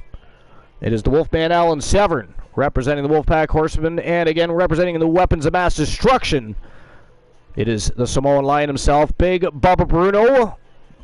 This really is a clash of the Titans, and they are facing off for the WCW World Championship. That is next. So without further ado, let's get these two bad boys rocking and rolling, shall we? Here we go. Winning. All right, so who walks out World to order men into battle? Champion? It takes a hero to be one of those men who goes into battle. Big Bubba Bruno? We will all miss our or the Wolfman? Yeah, you did win. Alan Severn. Alice Edgard in 1-3. 5 minutes to make your bets. Starting right now. Earn yourself some Archiverse bucks. Get a bet in there. Even if you bet 10 Archiverse bucks. Bet 100. Bet 2. I don't care. Bet your house. Pink slip for your car. You can put your wife up there, but if she sees this show, you will die in your sleep. And I will not defend you. I will not acknowledge knowing you. I'll be like, I have no idea who you're talking about. All you villains, how dare you if you decide to ever try to drag down the broadcast team in any disputes with your spouse. We will not stand up for that. We are not stupid. They kill you, then they hunt us down one by one like John Wick and murder us in our sleep. That's not happening. I love you all. You are a fantastic community, but if you piss off your wife, do not utilize any names from the broadcast team. Thank you. I would appreciate that. That goes for you, Joe Link, because your wife's already been in here telling us to blame you for everything under the sun because you are a naughty boy, sir. Not just at work, but at home, too. Not just at work. When you're supposed to be accomplishing tasks that are very important, by the way, Sir Joe Link. When really you're getting paid to work for the Archiverse. And let's see you deny that. Look how I spelt Will, W-H-I. Good for me. Or, sorry, who? Not Will. So step 1 is get a wife. So step 1 is get a wife, step 2, blame. No! No. That is not France. I would absolutely agree with France, we got to work on our communication. That is not what I said. I did not. What I said was we do not. I am Archer, part of the broadcast team, and I said specifically, very clearly. I mean, you can rewind the VOD if you will, and I very clearly said, if you piss off your wife, do not mention any member of the broadcast team because we will not stand up for you. Not once did I say, hey, get a wife or a girlfriend and blame Archer for something that you did wrong. Not once. So remove step 2, or at least edit step 2, and blame France with 2 L's. Or whoever introduced her to you. How about that? You must have one of your fiendish friends you were discussing that apparently make France with 2 L's last night informs us that he has friends that make him look like a saint. I'm thinking, what kind of cult are you a part of?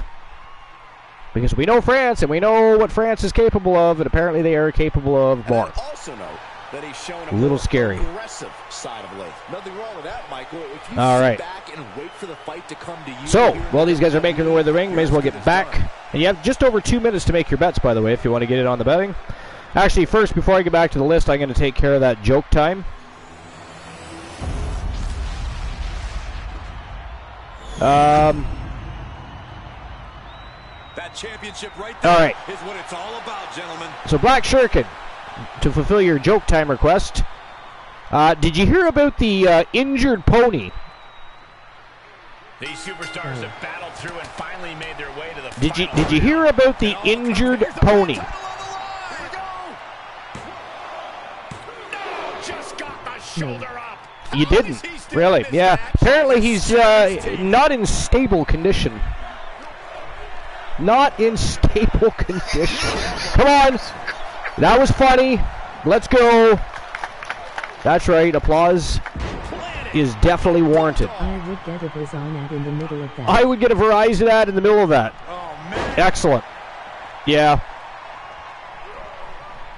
Ads are vicious little critters. He moved, but can he catch? So I will wait until the ad is completed and repeat that for Black Shuriken. Opponent has nowhere to go. Could be tap out time. A normal man would have submitted, but I'm back. Bear hug and a way to get out. All right, so the answer of that question, Black Shuriken, or the answer to the joke, was apparently the pony is not in stable condition. This is happening. Not in stable condition. For the championship. Barely kicks out. Getting that shoulder up now. But that fulfills your joke time request. Funny or not funny? I mean, you never really stated if it had to be a funny joke, a bad joke, a stupid joke, a dad joke, or any joke at all. So, I just ran with that one. From the middle rope. I just... Dynamite Jesse Lee calling me right out for the dad jokes. How dare you? She dares. I cannot believe what She I'm definitely seeing dares. right now. No one can. But anyways, you enjoyed that one, yeah. I mean, I do try. I do aim to please the masses. Both competitors digging into I mean, mostly my wife on a daily basis, but, I do like to expand my territories. It's pasteurized before you can even see. Fran says, did you know that milk is the fastest liquid on Earth. It's pasteurized before you can even see it. That is just ghastly, sir. That doesn't make it as a good joke. I'm sorry. I'm sorry. We have to draw the line somewhere. That was ghastly. And he's able to reverse. Toss back into the ring. Ghastly. Ghastly. Why oh why did you tell that joke? Great counter. Okay, so back to that list. Because we're just getting to the end. Actually, we've done that. So the other notable tournaments they're going to talk about here for a bit. And the list isn't long on this one, but this is from defunct promotions. So promotions that did exist but no longer do. For instance, Extreme Championship Wrestling. And in this case, they're actually talking about the original ECW, not the newer version that Vince McMahon tried to recreate. It was terrible. For instance, of course, is Ghastly. I'm making dad jokes before I'm a dad. Nice. So I mean, you got to get your practice in. While you're at it, you may as well practice saying, "Yes, dear." Okay. What can I do for you? Is there anything else I can help you with? Would you like fries with that? Anyways, well, maybe not the like fries with that. That's more of a McDonald's thing. But get used to saying a lot of things that you're not used to saying because your wife will kill you and your child will drive you crazy. Dynamite Jesse Lee says, listen to your mother. Ask your mother. Absolutely. Listen to your mother is a good, providing hopefully you have a mother. But significant other as well. If you're not married, just because she's not officially your wife, I would still consider the option of listening to your significant other. How about that? Black Shuriken says, don't make me come in there. Mothers, though. Mothers are a phenomenal thing in life because they pick up all the slack where us dads don't get things right. And most of them are good enough not to even call us out on our stupid shit. Like when we think it's funny to teach our little 4-year-old how to give people the finger, stuff like that. Stuff like that. They calmly try to correct all that kind of thing. Archer, think twice if you are in the doghouse. Oh, blink twice if you are in the doghouse. I am not in the doghouse. I am not in the. I'm actually furthest from the doghouse, which is a very. I listen to my wife. Okay, or at least I hear her. I pay attention, and 99.9% of the time I do exactly as she says. I'm a good boy. I'm a good boy. And by the way, I believe I fixed the lottery problem.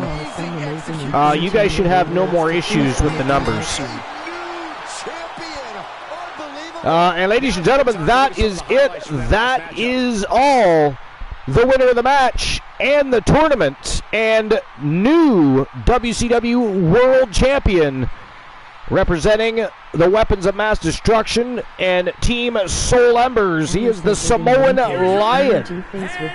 Big Bubba Bruno is your new WCW World Champion. Congratulations to Team Soul Embers.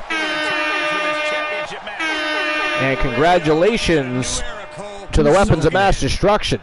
They continue their path of dominance as well. Came into the Archerverse 2.0 with vicious intentions.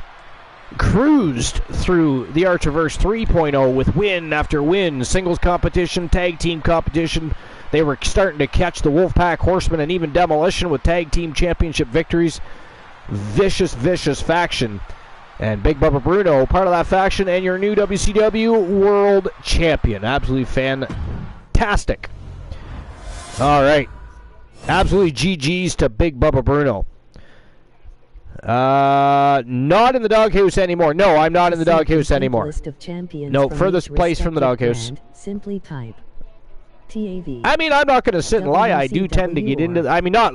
now in the present or whatever, but I have definitely found my way to the doghouse in the past. Absolutely. But I do like to avoid it. And the best way to do that, listen to your wife. Best 4 words you will ever hear as a family man, listen to your wife. I mean, providing you know, you have a significant other and a wife, and one that's, you know, of logical mind and probably, preferably Happy more wife, mature than you. Happy life. Happy wife, happy life. How would you know? You're like 17, dude. You're still trying to figure out how to pee standing up as a girl. So, yeah, no. But anyways, all right. So, again, congratulations to Big Bubba Bruno and to Team Soul Embers and the Weapons of Mass Destruction. Happy spouse, happy house, absolutely. Dad. That's what they say. Yeah, that's true. Dynamite it is true, you are correct. All right, so I'm just going to take a quick snapshot here as usual, so pay no attention to the screen. I'll be a moment. Call cap on that one.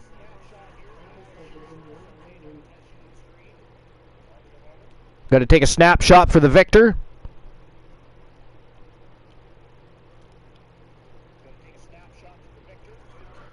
And there we go.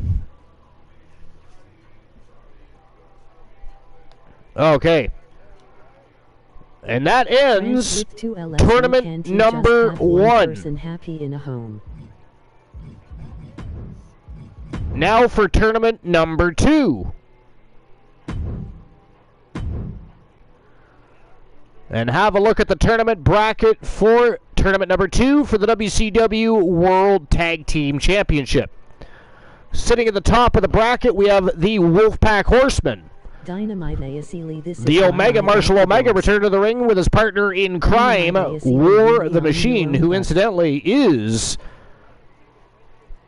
the Wrestle Wars World Champion and the first of the Archivers 4.0, won it Sunday night at the tournament and defended that last night.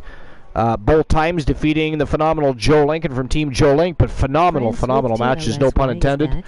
If you haven't already watched those matches, make sure you go back and check those out. They were absolutely fire. They'll be facing the Viking Raiders. Up next, we have the Weapons of Mass Destruction, the man called riding high again. Judgment Day, Damian Priest, and Finn. Up next, the Coalition, the one Elijah Archer and Nick Aldis. Going to be taking on Kevin Nash, Big Scott Hall, the NWO. Last but not least, it is the Wolfpack Horsemen's own Bat Dexter and Psychosis Kyle Riley taking on Dolph Ziggler and Bobby Roode. It is going to be a hell of a tournament, and we're going to get the first match of that tournament going right now. So without further ado, again from Team Night the Undying and Team Glenola, they are the Wolfpack Horsemen. The Omega Marshall Omega and War the Machine taking on the Viking Raiders. Let's go. All right. Just going to catch up with the chat before we get back to that list. Black Shirkin says, this is the way. France 2L says, I call cap on that one. Not be one-sided. I mean, what? You call cap on that one? I'm assuming that's supposed to say crap. I don't know. Anyways, Jesse Lee says, when you figure it out, let me know. You can't just have one person happy in a home. That's true. That is true. Dynamite Jesse Lee makes a very, very good point. Very valid. Logical. Intelligent. Because you can't, she's correct, you can't have just one happy spouse. If the other spouse is miserable, what kind of a union is that?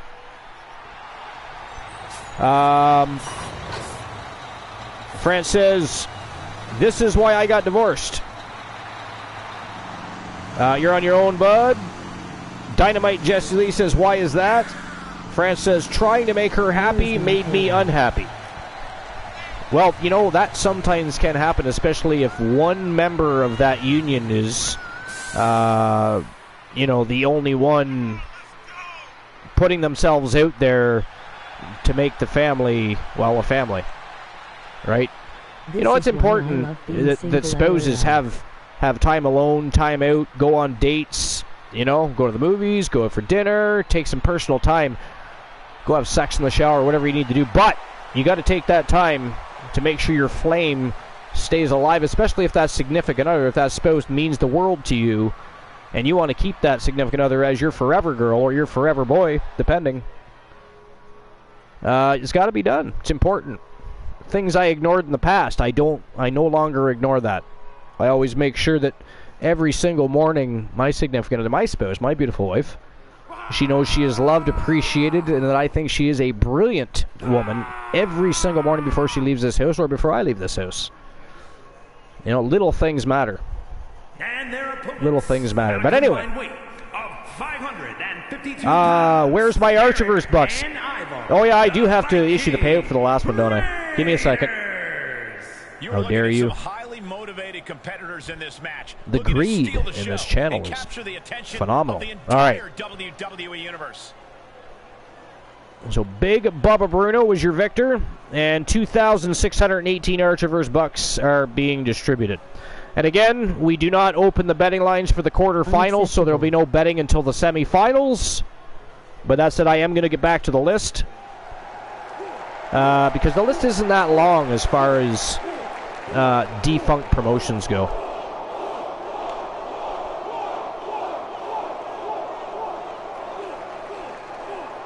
Just sending a quick text to my significant other right now because she sent me a message. I never ignore her. Matter of fact, if she were to call right now, I would simply take a break on all your asses to talk to her. Just saying. All right. And here we go in this tournament matchup. Who will move forward? Who will be erased off the bracket? Tournaments have a tendency of surprise results. So we'll okay, and back to the list. Here we go. So we were starting with Extreme Championship Wrestling, so that's the original ECW. And the first tournament on the list, again, this is notable tournaments from defunct promotions, but the first is actually Stampede Wrestling, the Alberta Gold Belt Tournament. The Alberta Gold Belt Tournament was an 8-man single elimination tournament held in Stampede Wrestling that took place on June 4th, 1955. Yeah, it's funny they say ECW, but then talk about Stampede Wrestling. Not the same, by the way. Not the same. I mean, Stampede Wrestling was a Canadian-based wrestling promotion. ECW is from Philadelphia, so I mean... Anyway, Stampede International Tag Team Title Tournament. A Stampede Wrestling Tournament was held where multiple wrestlers fought in an 8-team tournament for the Stampede Wrestling International Tag Team Championships. They're now moving on to WCW, the Cruiserweight Tag Team Championship.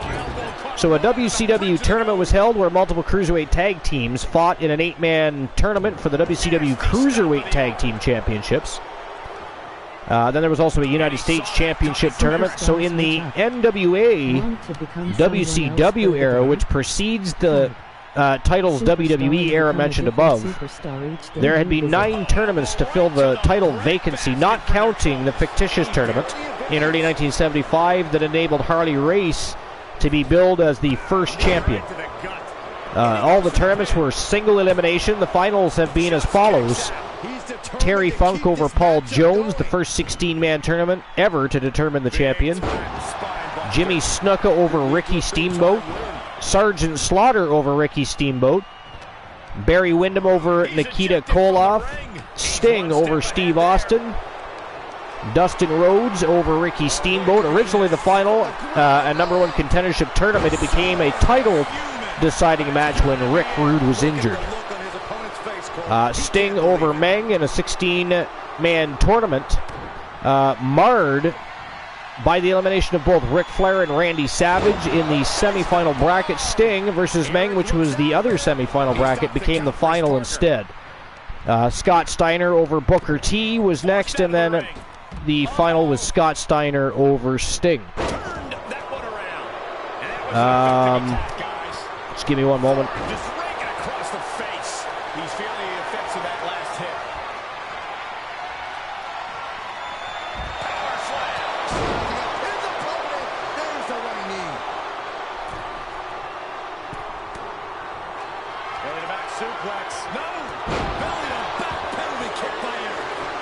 Okay, sorry about that. So next is the Jim Crockett Senior Memorial Cup Tag Team Tournament. The Jim Crockett Senior Memorial Cup Tag Team Tournament was an invitational tag team tournament. Just give me a second.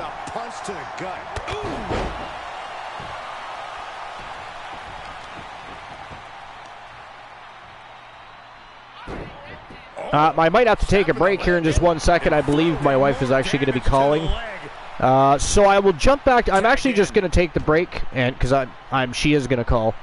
So I'm going to take a short break, and I can't imagine I'll be more than 10 minutes or so. And if this matchup does come to an end before then, I will go ahead and start the next matchup and get the second match of the quarterfinals underway.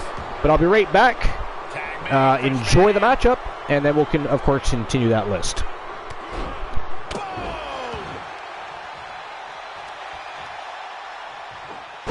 From Ivar.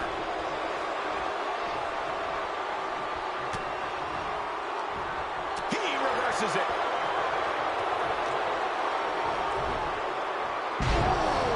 Hoping to end it here. And a strong kick out in one. Wow. Ah, jeez. Stomping the arm. Tag, switching it up.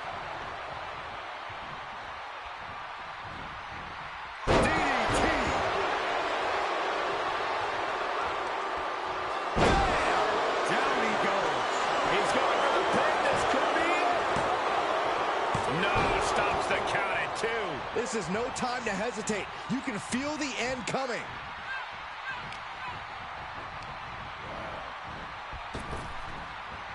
Side slam.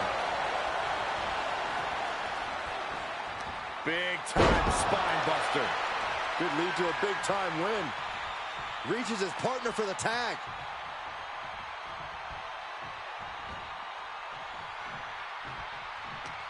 The heart of these competitors is showing through tonight. The adrenaline is coursing through their veins. He's in a little bit of trouble now. Yeah, this is the type of damage that is going to really build in a tournament setting like this. Tag is made, and here we go.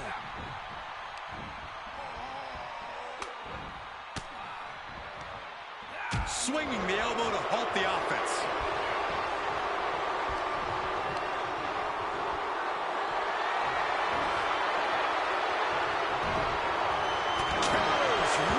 To the swift chop block.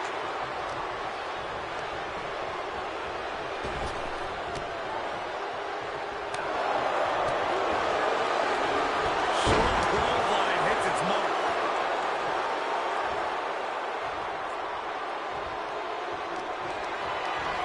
Getting carried around, bad spot to be in. Oh, man, right to the skull. Is it enough? He's able to beat a 2 count. Punishment he's taken, and yet he's still in this match?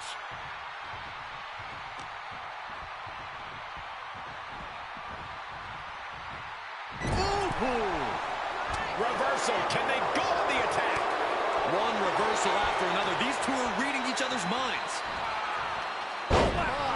Elevated. We're undoubtedly nearing the end. Holding on by a thread, maybe even less at this point. And he gets the tag. He went right into that turnbuckle. Keep your eyes on the big man. Ivar for the middle rope moves soft. And he denies Ivar. Elbow drop. He's going for the pin. This could be it. Breaks the count. Almost inhuman at this point.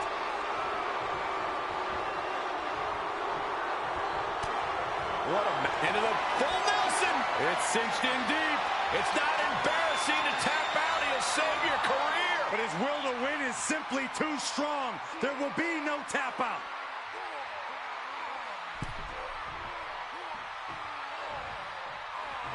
There's the save. How close was that? Going right after the neck. Neck breaker. And this has got to be it. Oh, no, I thought it was over. grief, this is chaotic. Come on, ref. Legs caught. Clothesline.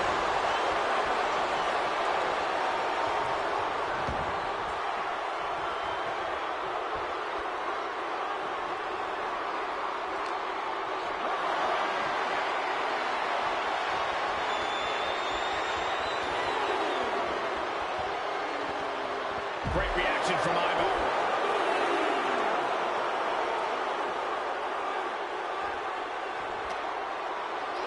And he gets delivered back into the ring.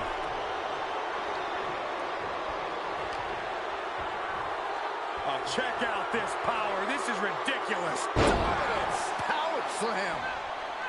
His defenses have fallen, and soon he may too. I don't want to say he's done, but I can hear the fat lady warming up.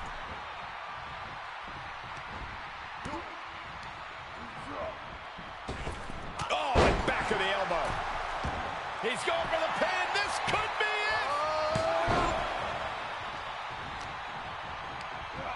it. He's a projectile now. He saw it coming, taking advantage.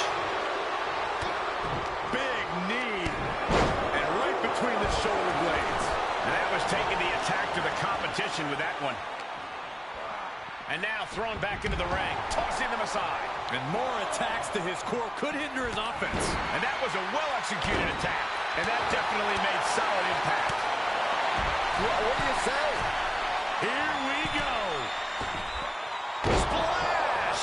And the hits to the core keep coming. Cover! 2! And that will end it.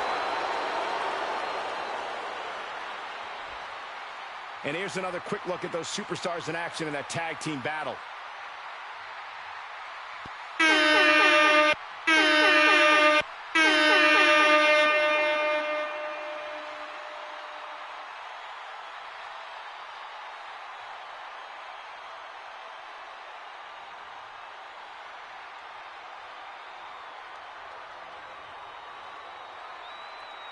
Here are your winners, the Wolfpack.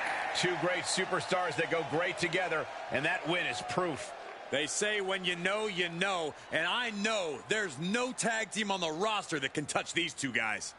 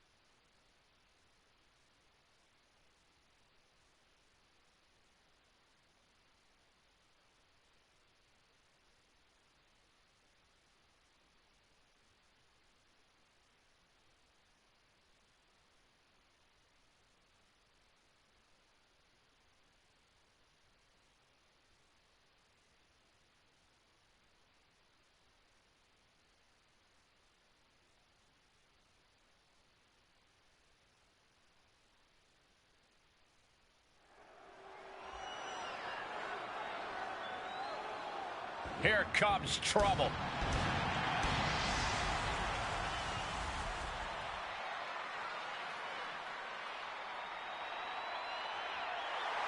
The following contest is a tag team championship first round match.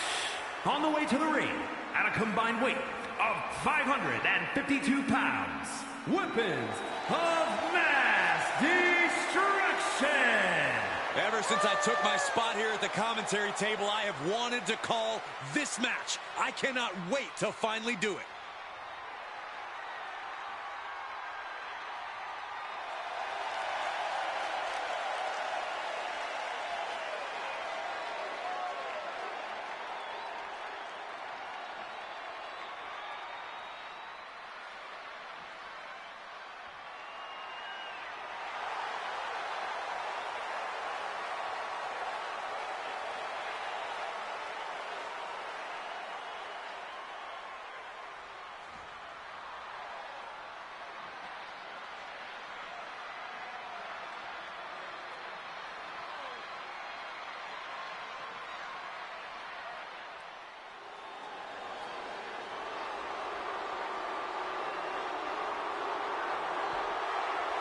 Here comes a reckoning. The Archer of Infamy, ready to pass judgment. And their opponents, first representing the Judgment Day, from New York, New York, weighing in at 249 pounds, Damian Priest. Priest has truly embraced his deepest, darkest side, and I couldn't be happier. We've seen Priest and the rest of Judgment Day destroy families, put competitors in the hospital. What, just to get ahead? For Priest, the ends justify the means.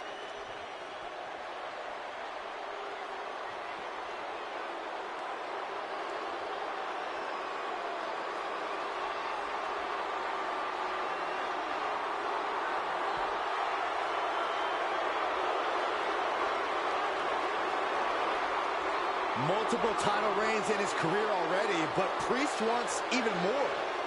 And there's nobody who can stand in his way.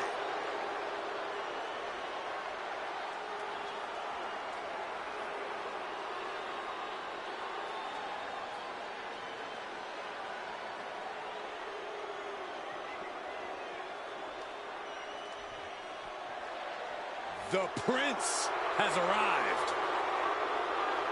A man who has passed judgment on all of WWE. And representing the Judgment Day, from Bray, County Wicklow, Ireland, weighing in at 190 pounds, Finn Balor. The Prince has arrived and is more lethal than ever. Hey, a sense of pure animosity to him. Well, it's just the fact that Finn Balor's finally been able to free himself of any limitations WWE or the WWE fans have placed upon him. Yeah, well, I guess freeing himself of said limitations also translates into turning his back on the entire WWE Universe. Boo-hoo, Byron. The results speak for themselves.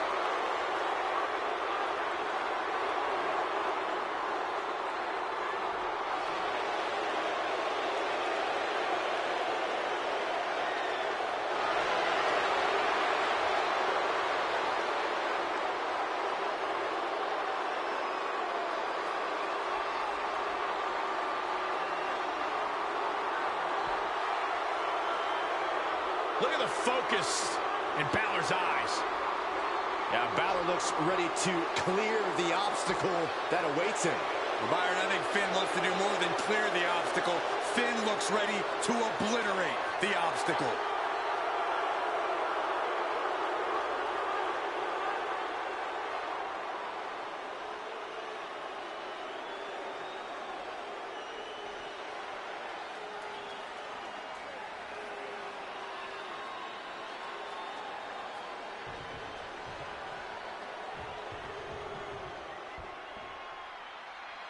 And of all the possible matchups in this tournament, I'd say we've got one of the best in front of us right now. Look, I'll admit, I've had my fingers crossed it would work out this way. This one has real show-stealing potential. And he's able to fight Priest off. Dominating shoulder tackle. Running knee lift. This is just brute power. What a German suplex. Shot after shot. Ooh, can he do it here?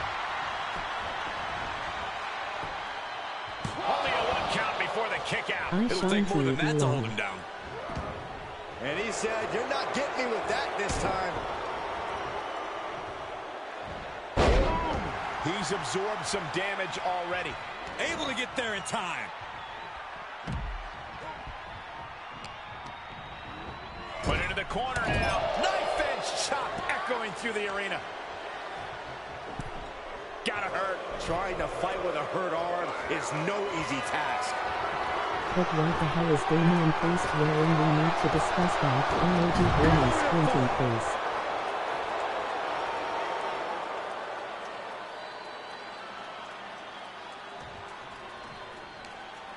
Oh, across the top rope.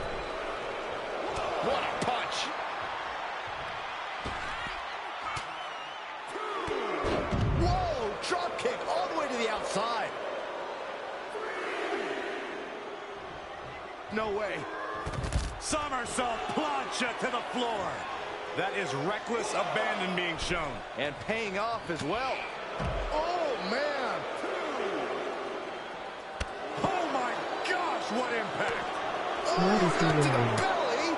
Balor is gaining control here. A series of disabling maneuvers from Finn. Oof, that can knock you out. Oh, caught by the back elbow. I have returned, but good God, we do have to discuss what in the blue hell is Damian Priest. It looks like a giant black diaper. It looks like a giant black diaper. Joe Link, what is that? I have no explanation as to what the hell Damian Priest has on, but that is funny. Glenola in the house, leaving a lurk. Unfortunately, not up for a show. Well, thanks for the lurk, Glenola. We appreciate you. I mean, if you feel up to it, you can at least be in the chat room and enjoy some conversation with the community members, even if you don't feel like being on the broadcast. And thanks for the shout out for Dynamite Jessie Lee, by the way.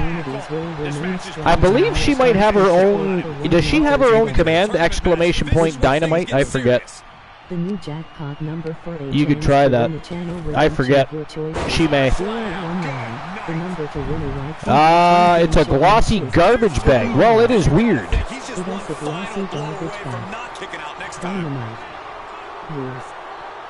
It must be a new fashion statement. Yeah, it's something. It's some sort of statement. I wouldn't call it a fashion statement quite, but it's interesting.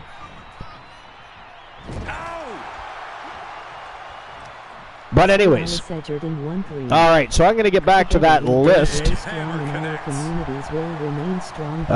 We're at Bunkhouse Stampede. So this is a series of tournaments where wrestlers competed for bunkhouse points, which would allow them to qualify for the Bunkhouse Stampede Finals. Hardcore Junkyard Invitational Tournament was 1999. They had a WCW European title tournament in 1994. WCW Battle Bulls Champion Tournament, Pat O'Connor Memorial International Cup Tag Team Tournament, WCW King of Cable Tournament, and WCW European Cup. Other promotions that also had tournaments but that didn't really make the list were All Pro Wrestling, Ohio Valley Wrestling, and Progress Wrestling.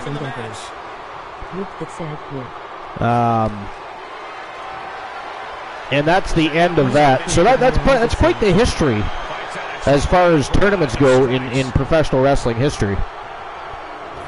And some of those tournaments, I of course have seen, and that is hilarious. What is that on Damian Priest? Joe Lake says it is a glossy garbage bag. I don't know. A glossy garbage bag, a giant diaper, but that is damn well hilarious. I have no words. No explanation. I mean, none of logic anyways. Alright, so that covers that list. I do have another list, and I've been actually meaning to get to this list for quite some time. This is a list by the Sportster, and it was published by Wesley Avendano. It's a couple years old. It's from 2021. But it is 10 great wrestlers who fans were able to relate to. And it's always fun when you talk about wrestlers that fans were able to relate to, because just because you had a superstar that won a lot of championships and were in a lot of matches doesn't mean that the fans were actually able to relate to that champion, or like that champion, or even dislike that champion. So we're going to go over 10 great wrestlers who fans were able to relate to, and again, Wesley Avendano was the person that published it. It was May 4th, 2021, and it's on the Sportster.com. So it says fans were drawn to these wrestling stars because of their amazing in-ring work and relatable personalities. There's no exact formula for becoming a top star in the wrestling business. Some guys are born with the gift of gab and just know how to engage an audience with a mic in their hand. Other performers prefer to let their ring work do the talking for them. The perfect main event star would honestly be some combination of two. Unfortunately, the wrestling business isn't perfect, so the perfect main event star doesn't exist. However, throughout the years, there's been a handful of great wrestlers who have managed to make themselves extremely relatable to fans. Not all of them possessed elite promo skills, but for one reason or another, fans just flock to them. And I'm just going to check the chat room real quick before we continue. Glenoa is Trish Stratus. Nice. Glenoa was given lots of status faction today. Dodges out of the way. 3, 5, 10, 7. I thought I fixed that. I don't know why it's still doing that. I got to figure that out still. I'm going to go look right now, real quick, and see what's going on with that. That is really annoying. I don't know why it started doing that all of a sudden.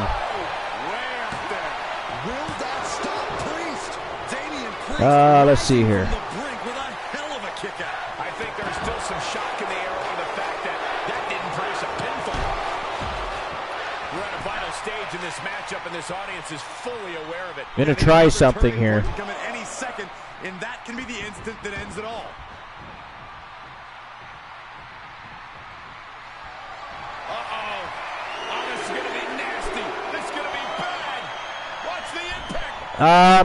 Can somebody try playing the lotto again? We're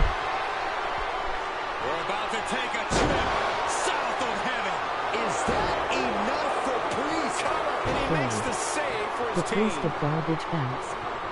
Glenoa, your numbers are now. The priest of garbage bags. Yeah, well, I mean, that's going to be his new name. I don't understand. That's the funniest thing I've seen since we started the Archiverse 4.0 right there. I have not seen... That is hilarious. That is hilarious. The man called Drek chokeslammed. A high elevated chokeslam from the garbage man.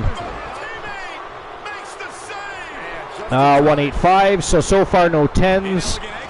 If you guys can keep playing, Joel Link, your numbers were 185. Black Shirt can do that again. 562. I think we might have fixed it.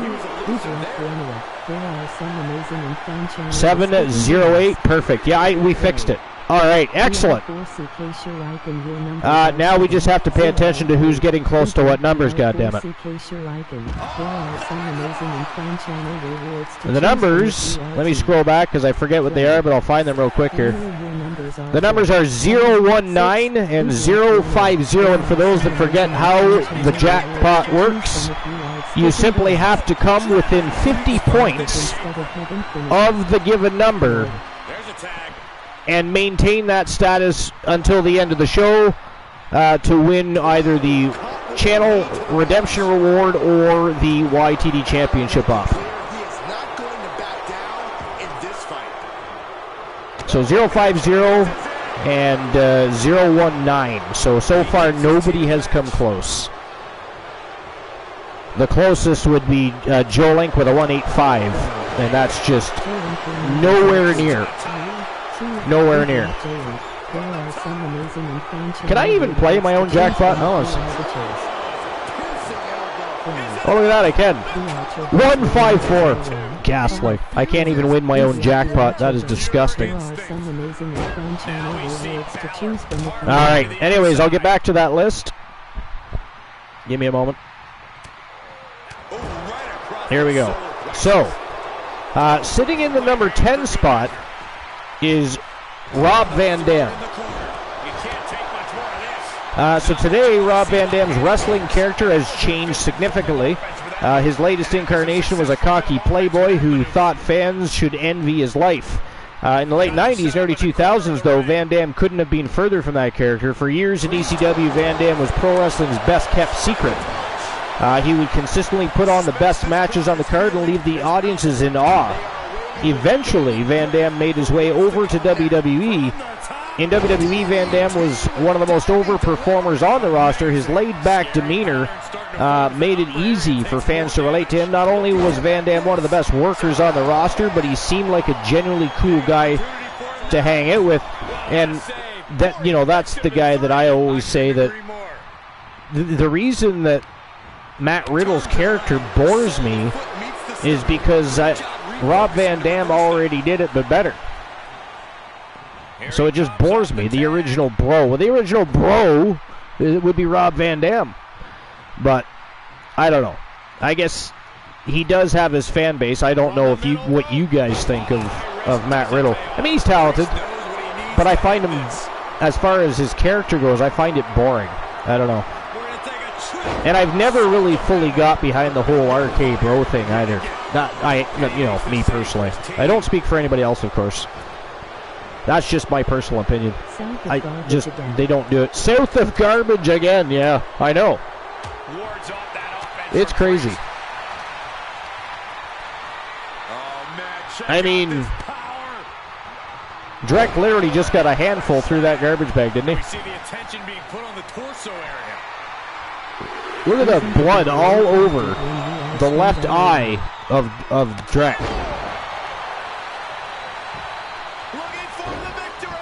Not even a one count there.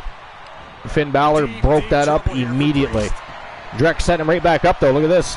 He wants it one more time. Down he goes. And that is it. That is all. Ladies and gentlemen, the winner of the match. And moving on to the semifinals of this WCW World Tag Team Championship Tournament. From Team YT Shadows and Team Dedrick. And representing the Weapons of Mass Destruction, it is the man called Drek and Tony Stone, your YTD Academy Grand Prix Wrestling Champion. They are your victors, and they now move on. They're the first team to move on to the semifinals. I was scared. Actually, they're the second team. All right. So congratulations to the Weapons of Mass Destruction. And, of course, Team Dead Drek and Shadows. Big win in the tournament. Here we go. Moving on. Superstar switch up. Want to become someone else for the day? Type superstar and become a different superstar each day. What a crazy beginning to the semifinals. The Wolfpack Horsemen versus the Weapons of Mass Destruction. Wow. That is going to be interesting. All right, next match in the quarterfinals, third match of the quarterfinals. It is the Coalition, the one Elijah Archer and Nick Aldis. And they're challenging the New World Order's Big Sexy Kevin Nash and Scott Hall.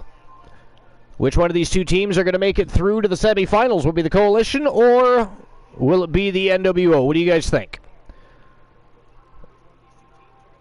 If you were paying attention to YTD Academy, the NWO and the Coalition have both already faced one another in action in the tag team division. I'll leave it at that in case nobody has seen that matchup. So this isn't a new rivalry. It is a continuation of, if anything.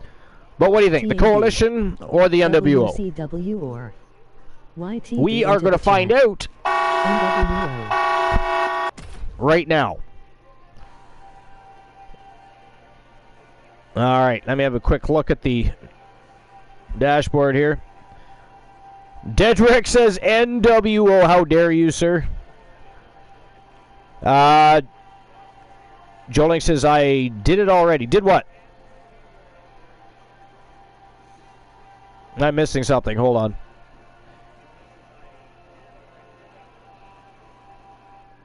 I know his finisher is South of Heaven, so it seems appropriate to call it the South of Garbage.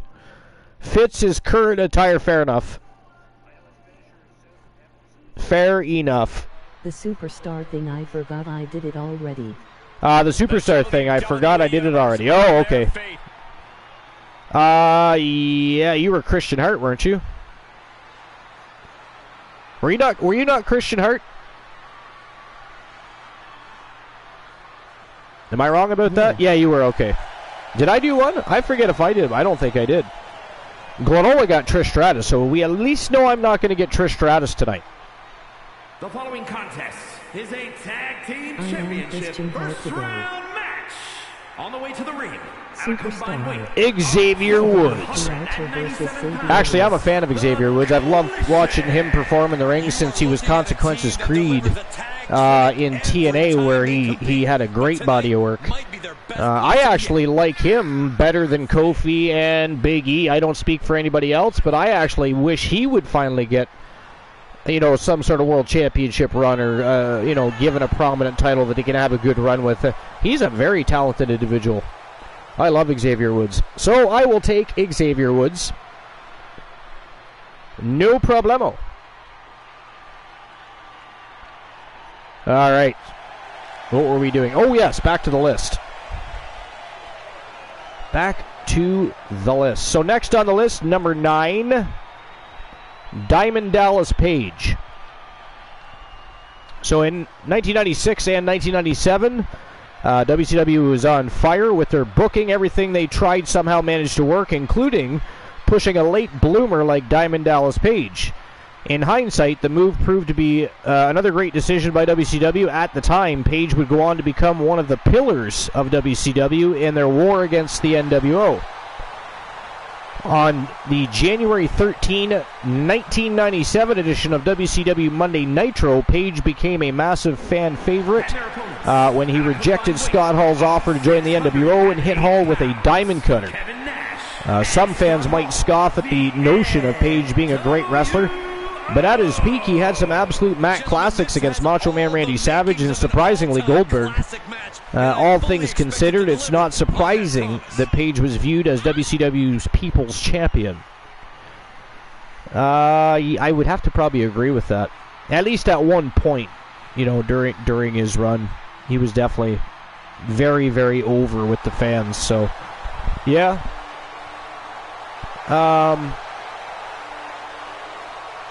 And it's funny that they say surprisingly Goldberg, because Goldberg, notoriously not the greatest at having long or lengthy matches that are of quality, if you will. If you will. Glenola says DDP was great in the ring and downright perfection on the mic. Yeah, he was good. He was really good. I mean, he was like 35 before he became a wrestler too, and he started out as a manager and then was a commentator. His career path was interesting. But yeah, he most definitely became a pillar. I 100% agree with that statement. But yeah, I'm also a fan of DDP, so there's that. Okay. So next on the list, number 8, Ricky the Dragon Steamboat. He turns it around. So it takes a special kind of performer to play either a babyface or a heel for for their entire career. Typically, wrestling fans grow tired of a specific performer always playing the same role. That's what makes performers like Ricky the Dragon Steamboat exceptional. Steamboat spent his entire Hall of Fame career feuding with top heels like Macho Man Randy Savage and Nature Boy Ric Flair. In those feuds, Steamboat displayed a special kind of relatability with audiences. In his feud with Ric Flair in particular, Steamboat played the role of the family man, diametrically opposing Flair's playboy persona perfectly. And they, by the way, wrestled some 2,000 times together, and every single match, well, I mean, I didn't watch all 2,000 matches, but all of the matches I ever saw with those two involved were absolutely 5-star matches. Just phenomenal. The body of work, they just brought out the best in one another. It was just fantastic, bell to bell, anytime they were in the ring together. Number 7 on the list is Rey Mysterio. So Rey Mysterio is arguably the greatest luchador of all time. On top of that, Mysterio is also in the conversation for the greatest underdog of all time. Mysterio's size, or lack thereof, might have initially been viewed as a negative. However, in hindsight, it's clear that Mysterio's short stature made him a lot more relatable to the wrestling audience, especially kids. Add that to the fact that Mysterio is a wizard inside the ring. He absolutely is. And it's easy to see why he's one of the most popular wrestlers ever. Mysterio's souvenir masks are one of the WWE's top-selling pieces of merchandise, even further cementing just how popular and relatable Mysterio truly is. You know what the thing is, though? And as popular as he is, and as much merchandise as he does sell, especially for kids, they love the masks and everything else, I personally believe, not just the success of Rey Mysterio, but if Chris Jericho and Eddie Guerrero and some other superstars that came over from WCW, because they were also shorter stature in comparison to the behemoths that were in the business at that time, if they too weren't also successful, I don't think Rey Mysterio goes on to even have the Hall of Fame career he does. I think as good as he was, and as athletic as he was, and what he was capable of doing, I think he needed those other guys to come over and also be successful to continue that success, and I don't think those other guys get enough credit when it comes to any of the luchador-style wrestlers or strong-style wrestlers or smaller stature superstars that were in the business and became successful, because they all had to be successful for any one of them to maintain any level of success as far as their status in WWE goes anyways. At least in my opinion. I think that is true. Glenolo, what do you think? Joe Link, what do you think about that? What do you think about that statement? The new jackpot number for a chance to win a channel redemption of your choices. 019. I can't believe I can't win my own lotto. Championship matches. 0. Play. 297. I still came nowhere near. 9, 7. Still came nowhere near. There are some amazing and fun channel rewards to choose from if you are. Okay. So, while I'm waiting for Joe Link and Glenola, or anybody else that wants to answer that question, you'll have to repeat the statement. I was paying attention to my child. Excellent. I mean, as you should be, sir. Thank you. I appreciate that. I was just wondering what you thought about my statement as to as much merchandise and as over with the fans as Rey Mysterio was, and as athletic and gifted as he is, I think if other guys like Chris Jericho, Eddie Guerrero, and others of smaller stature and other luchadors and other strong-style wrestlers in that period, if they all didn't come over and also have some level of success, I don't think Rey Mysterio would have continued to have his success and go on to have that storied Hall of Fame career. I think in that stage, in that era, in that part of the business, they all collectively had to be successful for any one of them to maintain any level of success, which they absolutely did, so the rest is history. But I think without Chris Jericho, without Eddie Guerrero, without Chris Benoit, without those guys, I don't think Rey Mysterio has as lengthy of a WWE career, much less a Hall of Fame career with them, as he did. And again, that's just my opinion. You know, because they always talk about the greatness of Rey Mysterio and the success and the story. I mean, he has a great story, you know. His father was a superstar and a luchador. You know, he's got a long, storied career, right? But what they never talk about is what would that career have been like without the success of the other smaller statured wrestlers that followed the footsteps and came over to the WWE. So, and that's just my opinion on that. That's just my stance. I believe they all had to collectively be successful at some point for any one of them to maintain any level of success in the WWE. But again, they did anyways. The rest is history. Yeah, they all helped each other become great. That's right. That's my point. They all collectively and paved the way for future smaller statured wrestlers.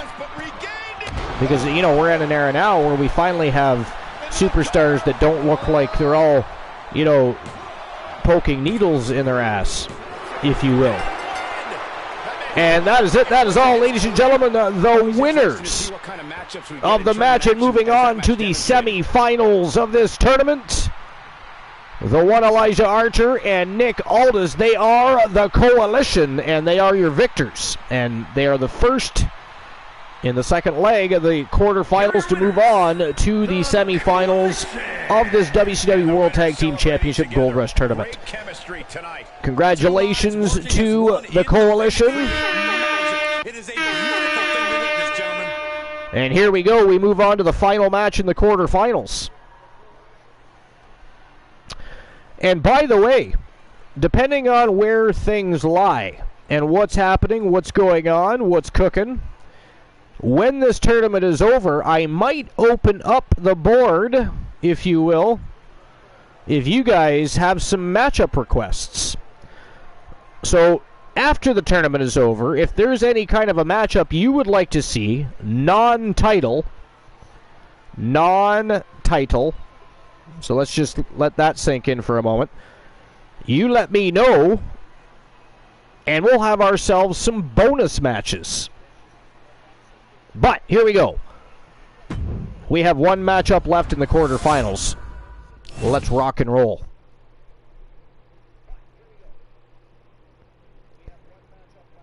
Here we go. The final match of the quarterfinals. It is the other members of the Wolfpack Horsemen. It is Bat Dexter from Team Froggy Moth Legs. And, of course, Psychosis. Kyle Riley from Team Life is Great. And they are taking on the Dirty Dogs, Dolph Ziggler and Robert Roode. That is our next and final match of the quarterfinals. Let's get things rocking and rolling. Without further ado, let's end the quarterfinals and get into the semifinals because it is going to be absolute fire. Just in time. Let's go. It is time to rock and roll. It is showtime and go time. Let's go.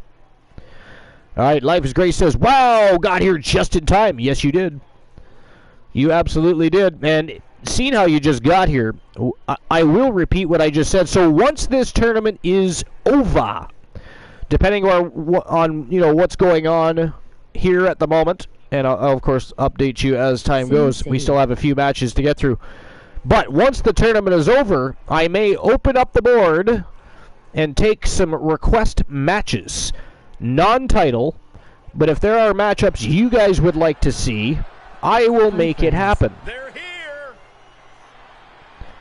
Froggy Moth Legs. What's going on, Froggy? Froggy Moth Legs and Life is Great are in the house. And Froggy, if you would like to join the broadcast booth, or if you're able to, feel free to. The broadcast booth is open, sir. If not, ride the pine with the rest of the community. That is fine.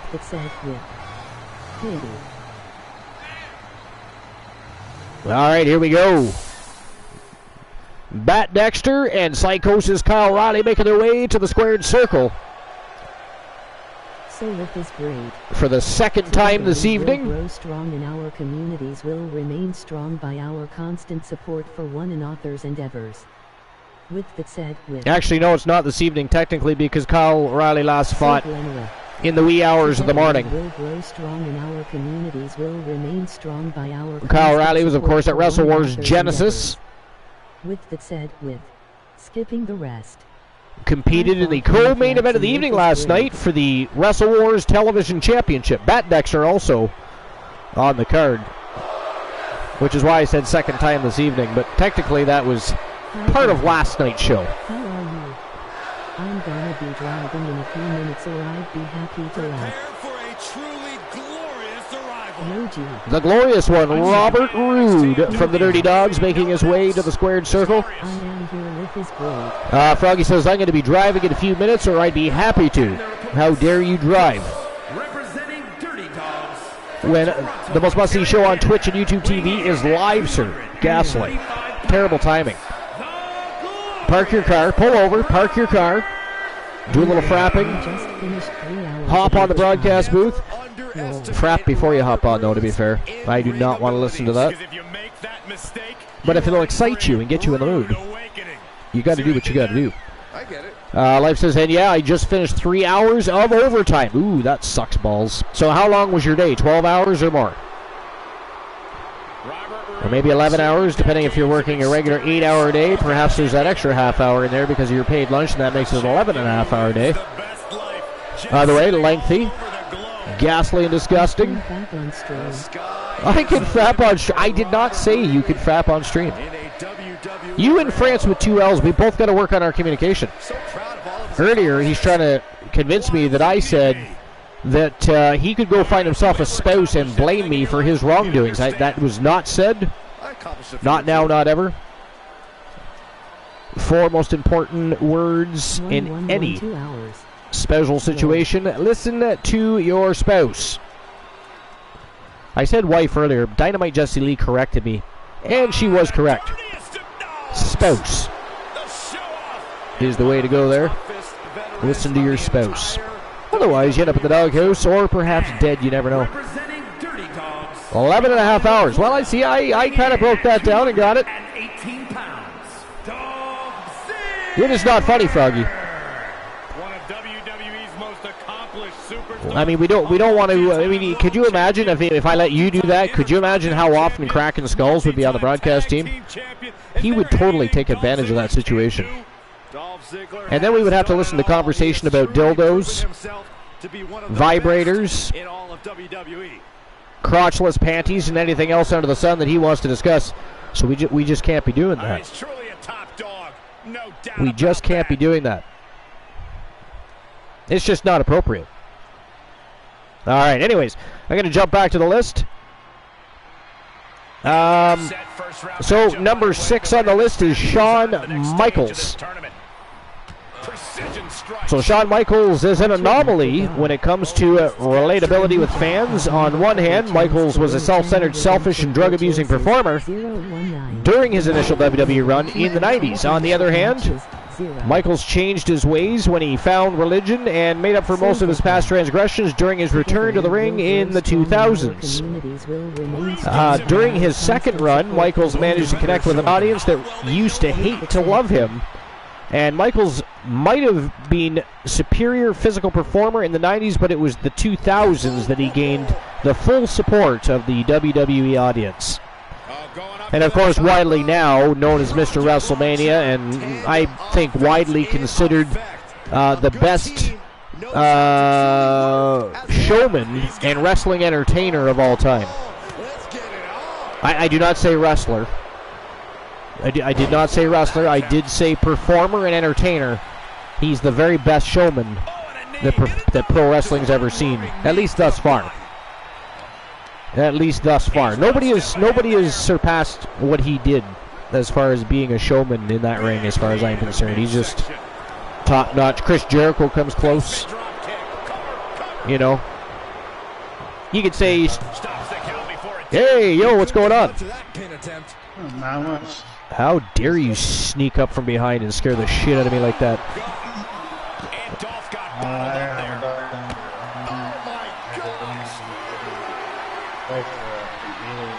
Oh, you're at Walmart. Well, that explains the echo.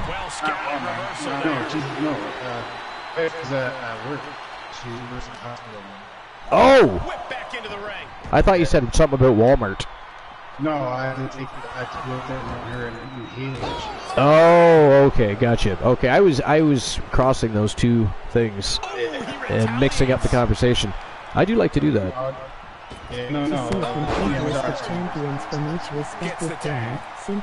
So does she enjoy school? Does she is she good at math? YTD into the chat. Yeah, no, she struggles. It's a struggle, yeah. It's I mean, to be fair, you know, probably 50% or more of people are not good at math. You know what I mean? It's one of those things. I never thought that. I understand in high school, but I think that they should focus on other things that, like, they just learn. Even in high school, you start to learn math that you yourself may or not ever need to utilize. I think math should be kept to a certain level. And if you move on in high school and start taking particular courses that you need to get somewhere in community college or university or whatever, then I understand the mathematics changing according to field, etc. But throughout public school, like I'm saying 6 to 8 at least, and then even 9, 10, you're learning math you probably will never utilize, and it's just not necessary. I can understand focusing on certain mathematics, absolutely, even trigonometry, right? That you need simple shit like, because trigonometry is not that big of a deal. It's like converting miles per hour to kilometers per hour, etc. Right? Masses, all that stuff. It's easy, right? It's not that difficult in math, in the math world. I can understand that because you can utilize that in many situations.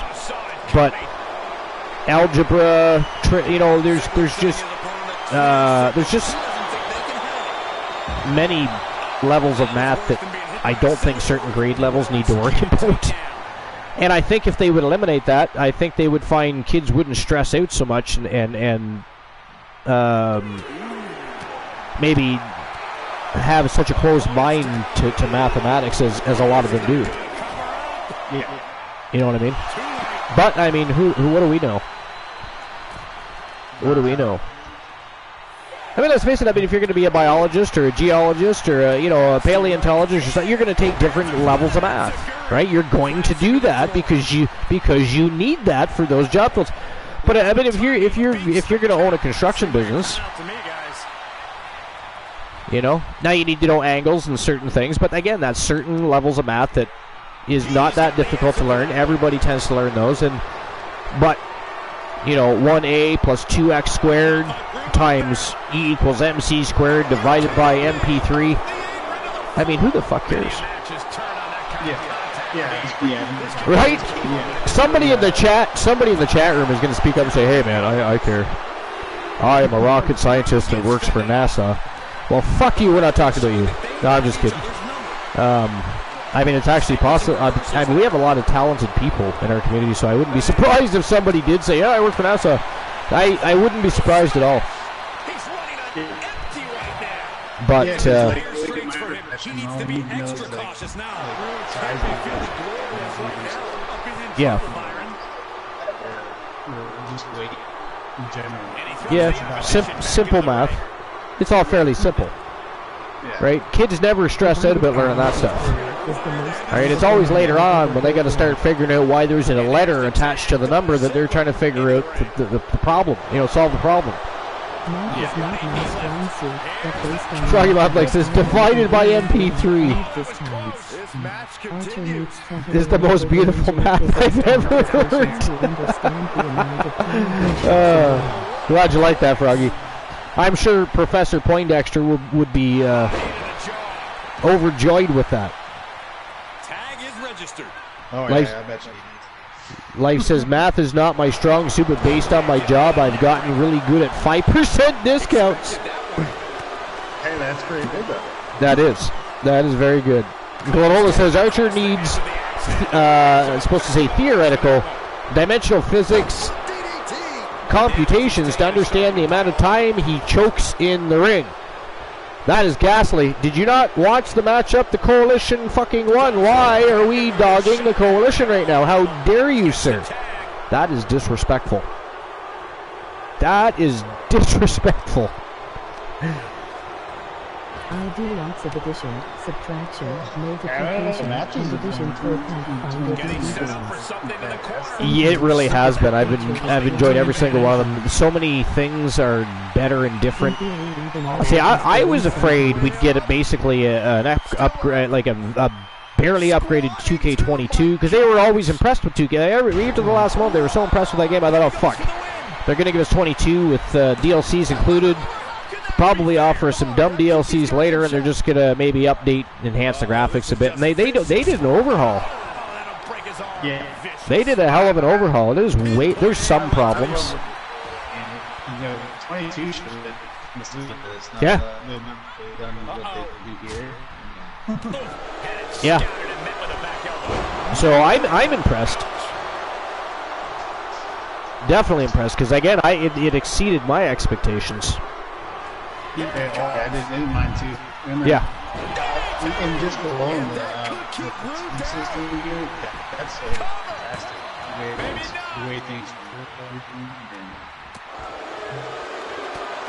The only thing I'm not, the same as the Elimination Chamber, NXT War Games arena, at least in exhibition. I haven't tried it in our Universe mode yet, but it forces you to use the NXT ring and arena to use War Games. Now, I don't know about Universe mode. See, in Universe mode, I was able to manipulate the Elimination Chamber. I just created a match to utilize the Elimination Chamber to let me use the arena that we're utilizing for the show. I don't know if I can do that for... I know I can't do it in a tournament because, much like every other game, they don't allow us to import a tournament into Universe mode. Which I think is if you can add another show, or if you can add a pay-per-view, you should be able to add a tournament to make that party. I wish if there's people listening, listen, 2K, you've impressed me with your game. I'm utilizing it to the fullest thus far, and we're going to continue to push the limits. So please keep patching shit, because there's definitely some glitches and things that need to work out. But way above and beyond 2K22, can we please have the ability to import a tournament into Universe mode? And why, oh why, do we not have a Gauntlet match yet? Can we please have Gauntlet match? I would love to have Gauntlet match as. That would be fantastic.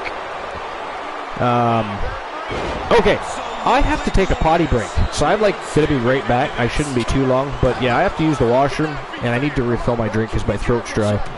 We've been going for... How long have we been going now? I don't even know how long we've been going. 2 hours, 46 minutes. So close to 3 hours, and I've only had like a cup and a half of drink. So I'm thirsty. So I'll be right back.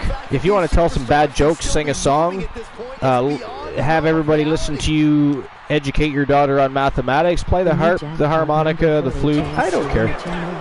Just don't follow any advice of Froggy Mothlegs, please, because he's talking about frapping on live air, and, we can't have that, because then Kraken Skulls gets wind of that, and that opens up a whole can of inappropriate behavior. So, anyways, I'll be right back. Everybody enjoy the match, enjoy Joe Link.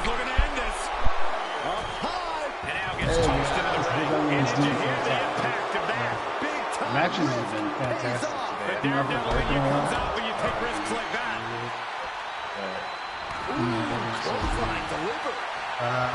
He has been here before, and he knows what he needs to do. Boom! Slam! With authority.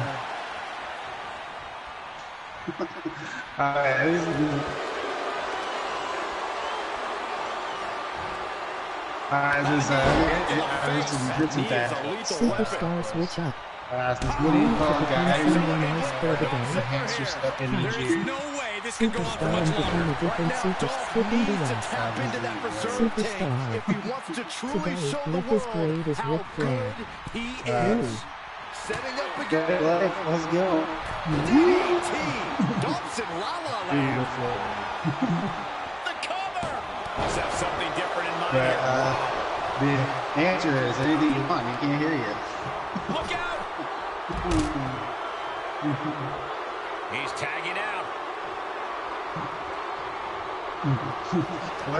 What is 100 rabbits hopping backwards? Looking for the submission hold. Sleeper hold is applied. He's got it locked in. He breaks it up. I don't know how much longer his partner could have lasted.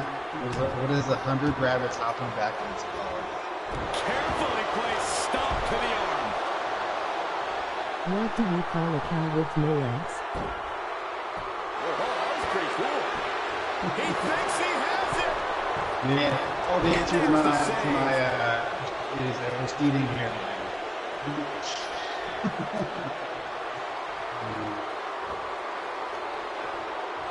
Do you call how with no legs? Isn't that ground beef?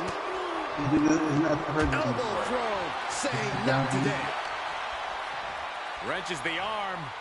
Ooh, nasty kick. I think Doesn't matter, he won't come. Oh, God. doesn't matter, you won't come. That's true. Get off the tag. That's true. That one's scouted. Ground beef is correct, but if you're an ass like me, landing right. That should do it. Not. And still in this. shaking my head in disbelief over how he managed to get the shoulder up. With authority!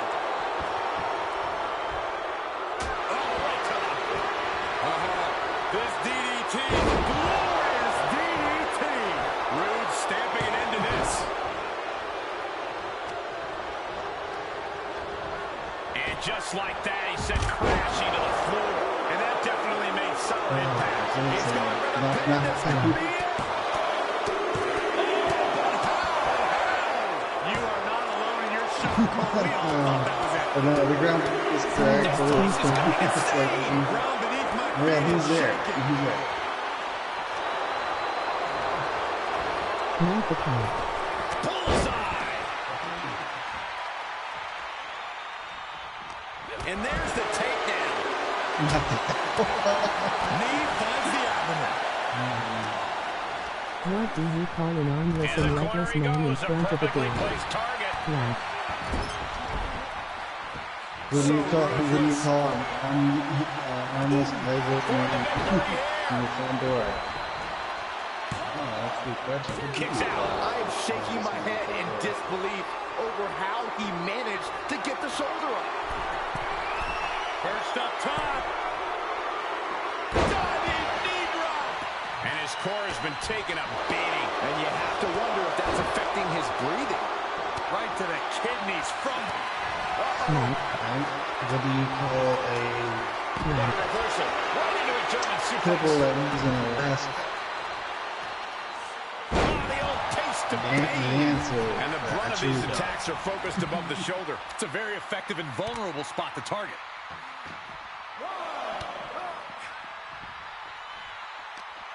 He's preparing for something. Boot to the stomach gives them separation. How the hell are these men still fighting? Lol. He's staring his opponent down, getting into that Still zone. right now. Beats me. They still got leftover tough people.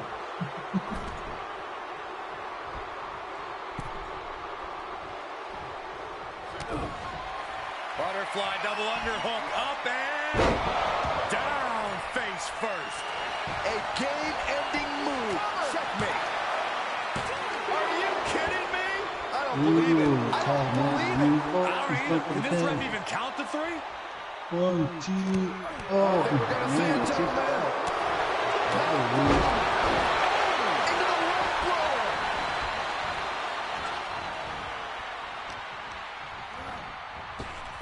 That's gotta be it. 2. That will end it. That, ladies and gentlemen, was one of the most memorable tournament matches the WWE has had the pleasure to host in some time. Oh, man. Slow count. I have returned, and what the hell was that I just witnessed? Did anybody see the sus reffing there? I mean, that count was as slow as it could possibly be. Oh my God, what was that? An impressive effort. I mean, was that... That wasn't just a win. Whenever the Cole. That ref was a gets hit, top-level tag team ref counts. performance. Oh, did he? Oh, the ref got hit? See, I missed that. I didn't see that. Okay, so that makes a little more sense. So the referee actually gets dazed now. I like that. Yeah. All right, well, there we go. Bump into the ref or anything, the ref, Did the she ref forget counts what as you, came so after two? It's crazy. Pooch, laugh. So the winners of the match, and moving on, the Wolfpack Horsemen from Team Froggy Mouth Legs. Congratulations again to the Wolfpack Horsemen, who just keep continuing that path of success. It's kind of crazy, isn't it?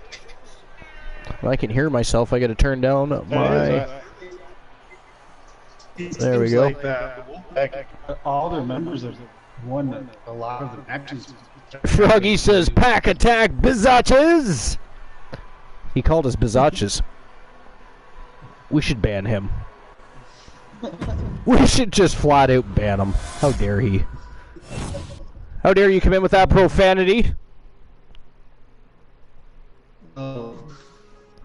Alright, so here we go. On to the semifinals, and this first match in the semifinals, I got to be honest, Joe Link, this is going to be phenomenal. The Weapons of Mass Destruction versus the Wolfpack Horsemen, consisting of War the Machine and the Omega Marshall Omega. And then, of course, you have Tony Stone and the man called Drek. That is a hell of a tag team semifinal right there. And then you got the Coalition versus the Wolfpack Horsemen. The Coalition have not faced the Wolfpack Horsemen in a hot minute, so that, too, very intriguing. And the last time, Bat Dexter, who I believe at the time he was he 2 decks when he defeated Elijah Archer? Yeah. I believe he was 2 decks. So, I mean, there's a rivalry there, so this could be very, very interesting. But here we go. So we're going to open the betting lines right now. Here, Joe. Thanks, Froggy. Yeah, I haven't been live in a bit since my work has been keeping me busy. It happens. I mean, life comes first. Yeah. Well, I've been experiencing such a shortage of staffing people. It's not funny. Like, I've had people who get hired and then just leave.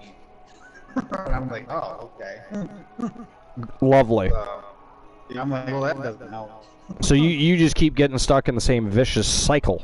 Yeah, we're in the cycle where we need somebody in the finals to stay, and then but they see how much work is to do, and then they're like, no, I don't want to stay, and that makes it worse. Right. It's going back and forth. So that's the boat I'm stuck in, unfortunately. Well, that's shitty. Yeah. And is there any light at the end of the tunnel here, or? I'd like to think so, but as of right now, You'd like to think so? I'd like to think so because they started like hiring out from agency. Right. To come in. They only work like 2 or 3 days. The new jackpot number for a chance to win a channel redemption of your choices, 019. The number to win a YTV championship matches, 0. Right. So there's a lot of gaps they need to fill in. I see. Usually I'm stuck either trying to figure it out with the staff trying to come in, or I'm just right. Yeah. Yeah. Gotcha.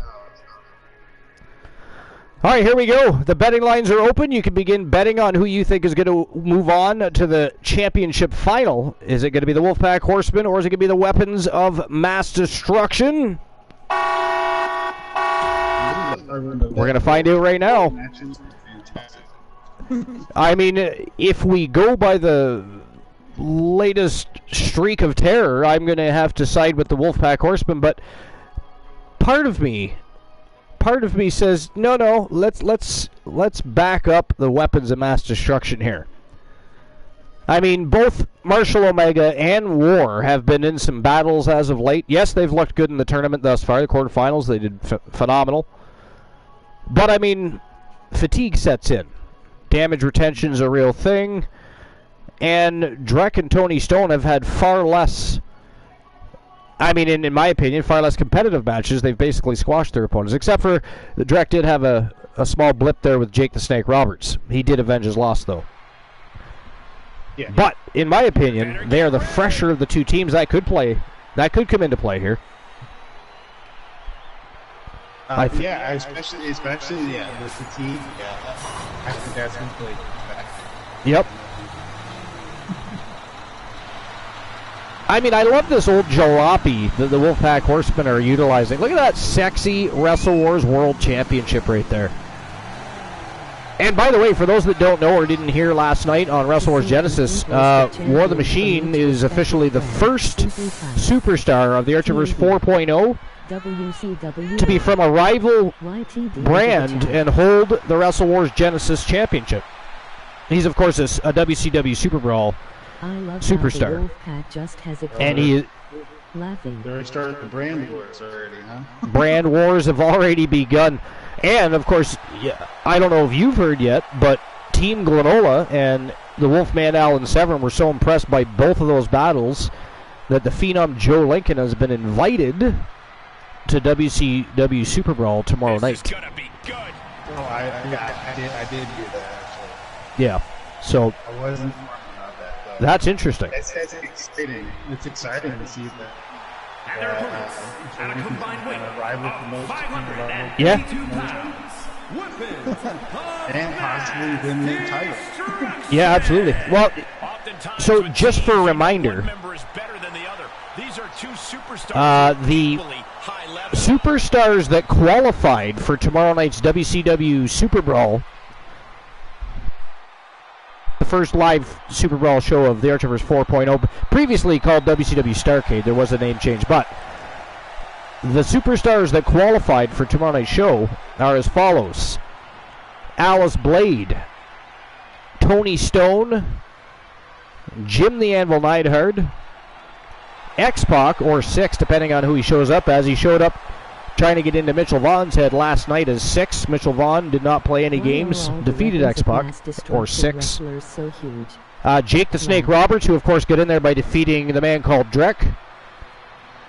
The Wolfman Alan Severn, War the Machine, She-Fiend, a.k.a. Sinister Fiend, and January, the coldest bitch on the planet.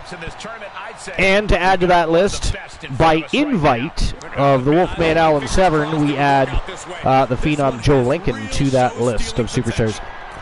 And who else knows who's going to show up? You just don't know.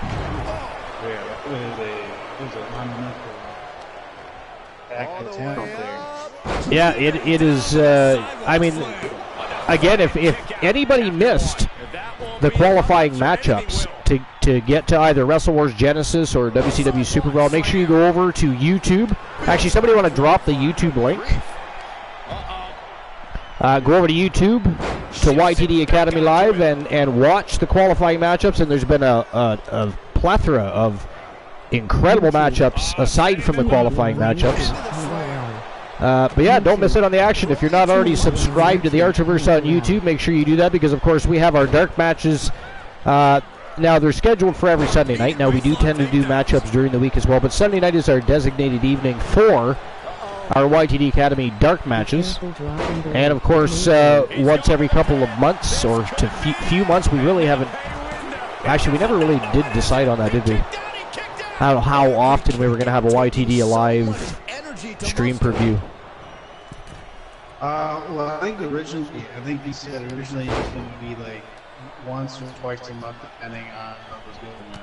Because I know you were going to have issues running every week or something. Yeah. I don't remember. Well, I remember saying something about maybe once every 2 months, or. But what I'm thinking is, why not make the build and the intrigue even more and have just that live every 3 months. Oh, I bet you could do that. Quarterly. This is going to come down to who wants it more. That would be interesting, because they could He's returning fire. Exactly. And then of course the focus remains on the regular season shows more too as well. You know. So there's that. That was the thing with 2.0. I think the line started to get blurred a little bit between YTD Academy and the other two shows, so we've pulled back the strings a little bit, pulled back the reins a little bit. And so YTD Academy Live is only once every 2 or 3 months, whatever. We'll all get together and decide that. I think once every 3 is perfect. I think quarterly is awesome. I think we'll do that, but we'll see what everybody else says. And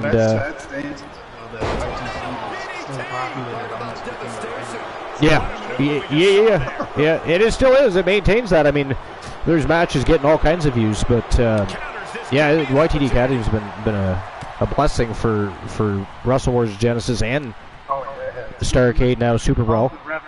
Ref got nailed. He might count slow. Yeah.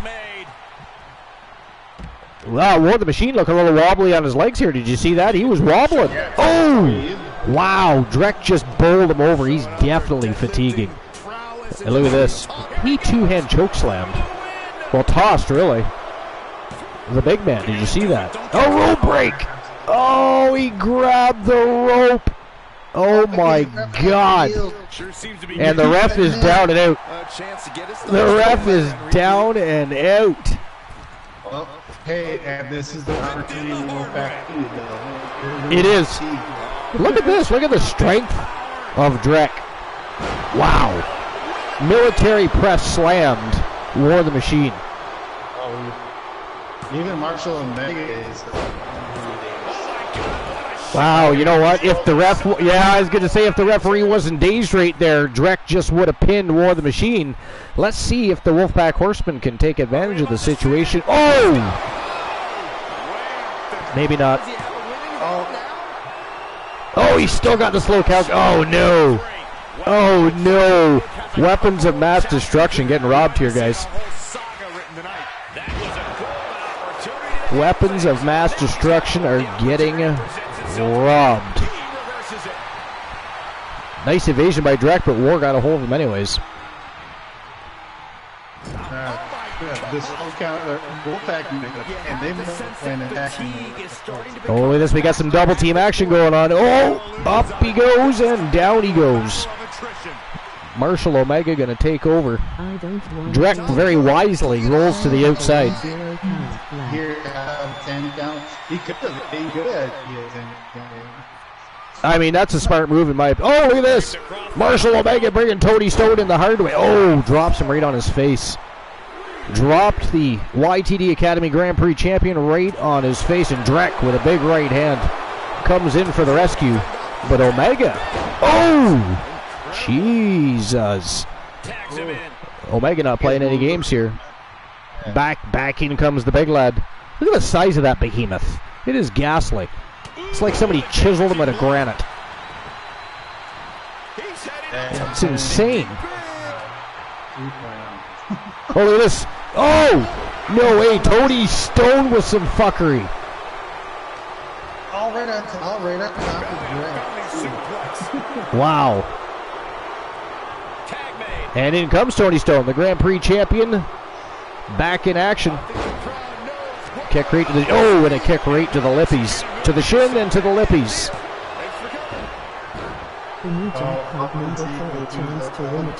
Drek not fast enough. He most certainly did not get there on time. He drop kicked air. He drop kicked air. I was just going back on the chat. Says Life says I don't want to hear it. Kyle had a 10 count. Yeah. Yeah, he was robbed. He was robbed. But I mean, they won the match. You know, I don't deny he definitely got robbed. They got robbed, but they won. So there's that.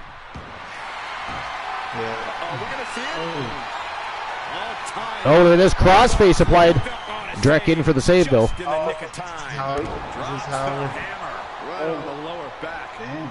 Drek in for the save, but Marshall Omega go right up to the. Oh, he just about fell. Did you see that? He slipped. That's hilarious. Oh, diving lariat. And look at this, he's going after Drek. Big right hand, right to the forehead. Oh, and Drek's going for a ride. Oh, back suplex right on the edge of the ring. And he's going right back after Tony Stone. Drops an elbow right in the sternum. This has been a fantastic match, but I mean, we knew this was going to be a war. I mean, this is the semifinals. It's the Wolfpack Horsemen versus the Weapons of Mass Destruction. I mean, take my money. Yeah, this is a. Oh, he! Wow! Went for a jumping front kick, and War the Machine ate it like it didn't exist. Scary. Oh, he got him down. Tony Stone got the big man down. Tags in the man called Drek.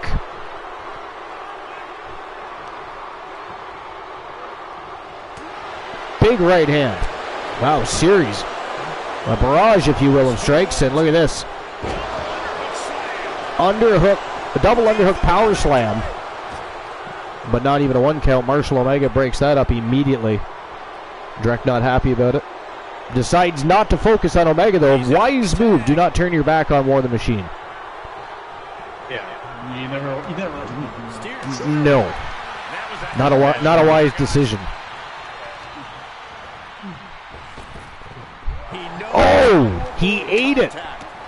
He got a knee right to the midsection, though. You can tell. Oh, he returned one. And look at this, back and forth. You can tell War is fatigued because he just doesn't seem to be himself in there right now. He's making silly mistakes. He seems a little lethargic in movement. And Tony Stone right now dominating the squared circle. They're going to isolate War. They're going to try that. That's what. Good thing he's not the legal man in the ring. Nice evasion and a double drop kick right to the face. Did he hit him in the face or the chest? I don't know which, but that was for War the Machine. Neither would be okay to me. I'll take the 0 on either. Well, those were definitely. Vicious right forearm. Where's the terrifying? He definitely. Full Nelson. War the Machine with the full Nelson.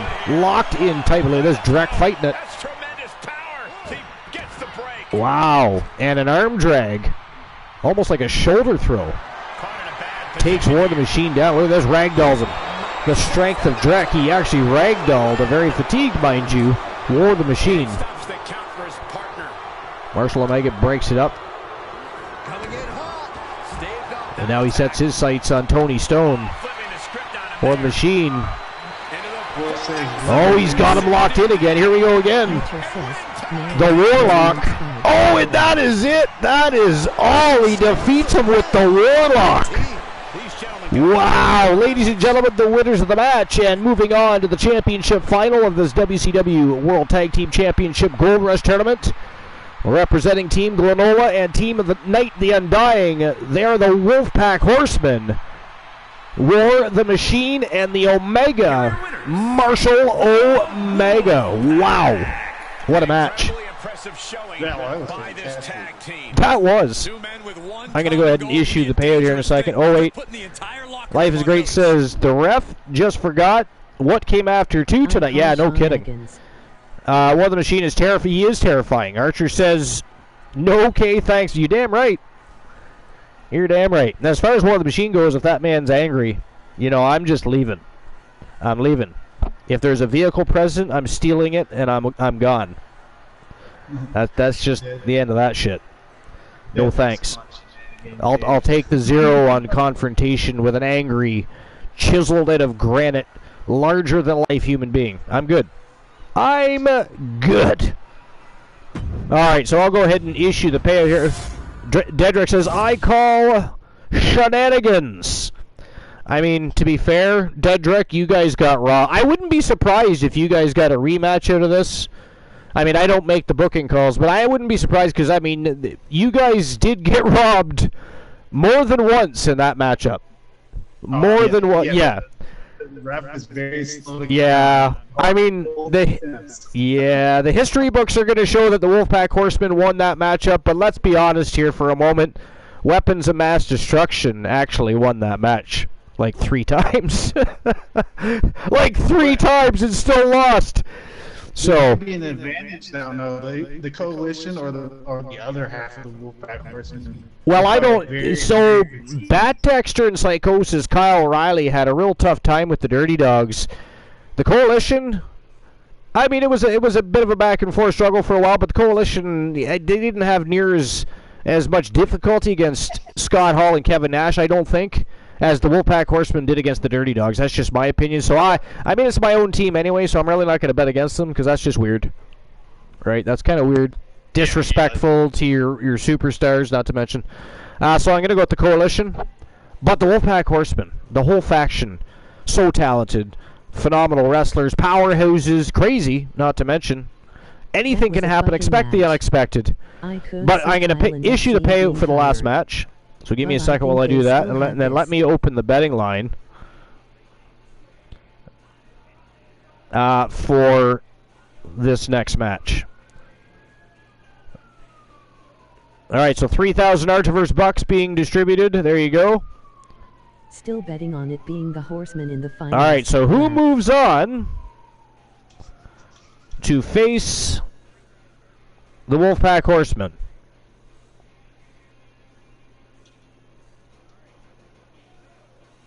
If I could spell that right. Hold on. There we go. Good for me. I feel good about myself now. Never bet against war. All right. So is it going to be the Coalition or is it going to be the Wolfpack Horsemen? Moving on to face the Wolfpack Horsemen. I still, not that I want the Coalition to lose here, but let's be honest, don't we all kind of want to see the Wolfpack Horsemen versus the Wolfpack Horsemen here? Be honest, be real. I mean, I kind of do. I kind of do.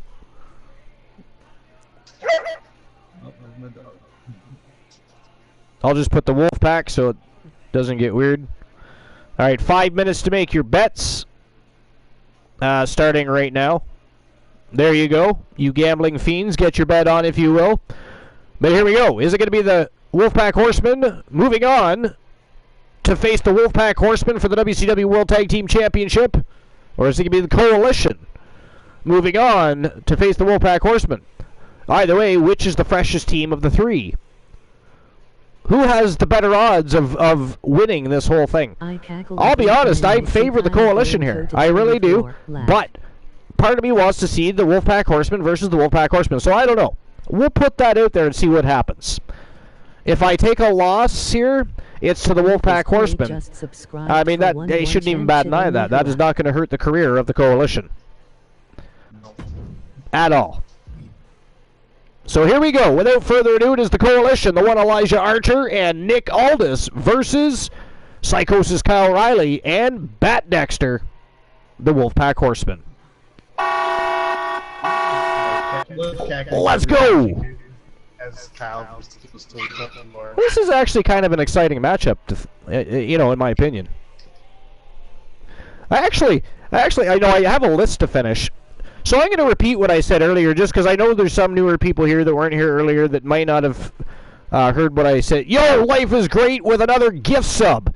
11 months. Oh, wait a minute. No, Life subscribed. They did not. I'm so used to the gifting of the subs that when Life actually subs herself, I get confused. Thank you very much for the sub. Life is Great. 11 months of unwavering support for the Archerverse TV channel, and our entire community appreciates that and appreciates you. Bets are pouring in. Make sure you get your gamble on. Bet on the match. This is an epic match. You don't want to miss out on a chance to win some Archerverse bucks. So, what I said earlier was after this tournament is over, and we have crowned new WCW World Tag Team Champions, at this point, I'm going to say it's a big possibility. If you guys have any matches you would like to see, I'm going to open up the board, and I'm going to take some matchup requests, and you are going to get to see the matchup that you would like to see. Now, once the tournament is over, we will, of course, go to YTD Academy for those matches. So YTD Academy will get some live feed tonight here on Twitch TV. A little advertising for YouTube's own YTD Academy. But that's what we're going to do. So, while you're watching the next couple of matchups, put your thinking caps on. Think to yourself, what match would I like to see? Non-title match, unless you have a YTD championship up, which at this point, there are two people that do. There are two people that do. I will not name them. I don't even know if they know or remember. But if they don't remember, because they're both here, so if they don't remember at the end of the tournament, I will remind them. But so that's the only way you get a title match. Otherwise, purely non-title YTD Academy live dark matches. See a complete list of champions from each respective brand. So yeah, think, who would you like to see square off against one another? WCW or YTD into the chat. Wrestlers to choose from. It is. All right, so we also have a list to finish, and but to be honest, I kind of want to sit and just talk about this match with you while it's going on. I would really like to watch this matchup. So I think the list can wait. I think we just watch this match and discuss what transpires. What do you think? Oh, that sounds fantastic. Get used to this match. It's going to be like it's exciting. It's exciting. I got to be honest. I'm going to be on the edge of my seat no matter who's getting the pinfall, because if the Wolfpack Horsemen win, they faced the Wolfpack Horsemen, the other half of the Wolfpack Horsemen, for the WCW World Tag Team Championships. If the Coalition win, they go on to face a very fatigued other half of the Wolfpack. Because here's what I think. Here's the thing. If Psychosis Kyle Riley and Bat Dexter defeat the Coalition, I believe they win the tag team titles because they are just far fresher and had far less difficulty getting through to the finals at that point than War the Machine and the Omega Marshall Omega, because they did not have a walk in the park. You could, yeah. I mean, you could argue maybe the first round matchup. They didn't. I mean, but even that. I mean, it was back and forth for a while in that matchup. So I don't know. Yeah, and then they narrowly escaped and finds a counter. The incompetency of the ref. Exactly. Well, yeah, I know. Well, yeah, they at least they won though. Look what happened to the Weapons of Mass Destruction. The Weapons of Mass Destruction. They took an L. They didn't need to, but. No, they were on a roll too. Well, I would imagine that they will be a-okay and come out, you know, with some sort of I mean, we got to be honest. I mean, a rematch. I think we should all ask for a rematch, a run back of that match at some point, because at the end of the day, they did win that match 3 times. But lost. Yeah. They were unfortunate on the circumstances. That's the only Life apparently agrees with us. She says, let's just talk about the match. It's going to be great. Life, what do you think of this match? What are your expectations here for Kyle Riley? There's not much room out there. Oh, vicious DDT to Elijah Archer on the ring apron. He is on a roll, and he's going right after Nick Aldis. I believe Aldis is the legal man in the ring, yes? Yes, he was. Okay, because I did turn my attention for a moment. I wasn't sure if he tagged Archer in or not. But Archer, nonetheless, a DDT on the outside of that's the hardest part of the ring, too. The hardest part of the ring. Oh, I know. At the start, I was a little worried because he was just sitting there getting bitch slapped. Oh, yeah, that had to have some damage to the sciatic area. You know what I'm saying? Like, because Undertaker always gave it his all with everything, and he knew how to deliver things with such a level of safety that he could actually make it. Like, he hit it. There's no way he didn't slam his ass cheek. You know what I mean? Off that ring apron. And what damage did it do to his spine, even, for that matter? I mean, now, he came out so far luckier than, say, Hulk Hogan. Who is literally... Well, he's literally like 4 inches shorter. Yeah. Or 3 inches shorter. He was either 6'7" or 6'8", and now he's 6'4" because they had to remove discs. Yep. And he had the nerve endings cut in his legs. Yeah, right. Yep. He still move everything. You know, as much as we like to, you know, rant on Hulk Hogan for some of his latter career choices, etc. I mean, I think everybody, especially for some of us long-time wrestling fans, we still have a favorite Hulk Hogan moment, I think.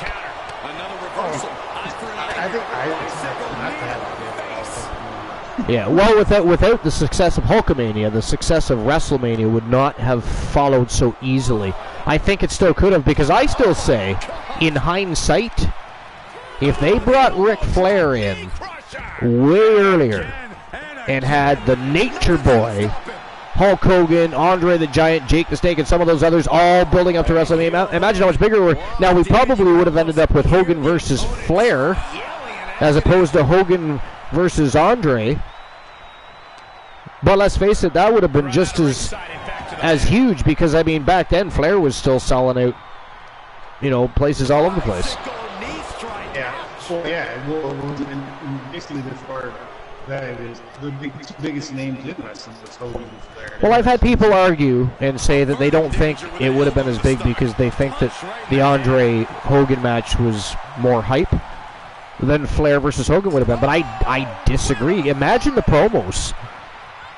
Imagine the promos and the altercations, the things that would transpire, because they were both in their prime. Fire on the microphone. They both had that presence, yeah. Yeah.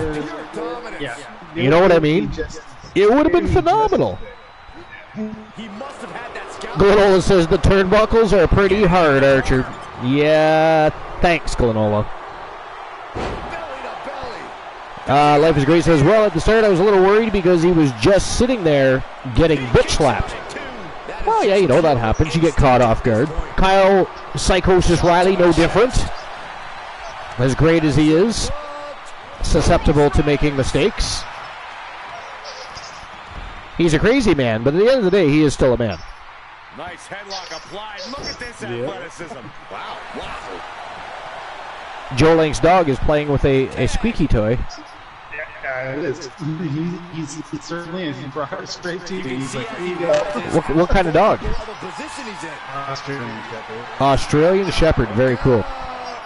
And now is this a dog that you purchased, or is it a dog you rescued, or? No, I purchased it. My wife wanted a dog, and just like, okay, we're going to purchase it.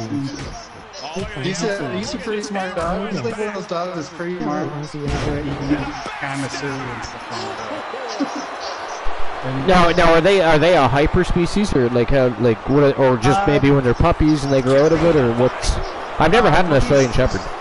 He's just over a fellow Aussie dude. Yeah. He keeps his team in the match. Yeah. He's laid back, but when you open the door, he really wants to go where you want to go. And I've noticed because, you know, like he's basically a urban dog, kind of. Oh, Life's a fellow Aussie owner. He can't be a foot hyper, but he kind of matches your energy. Life says, I have a cattle dog. And Glenola says, I'm a man, but I can change if I have to. I guess. Wait a minute. What? Yeah. Glenola, are you trying to tell us something? I mean, are you, we will support your endeavors. We will absolutely support your endeavors. I mean, plus, you'd look fantastic in a skirt.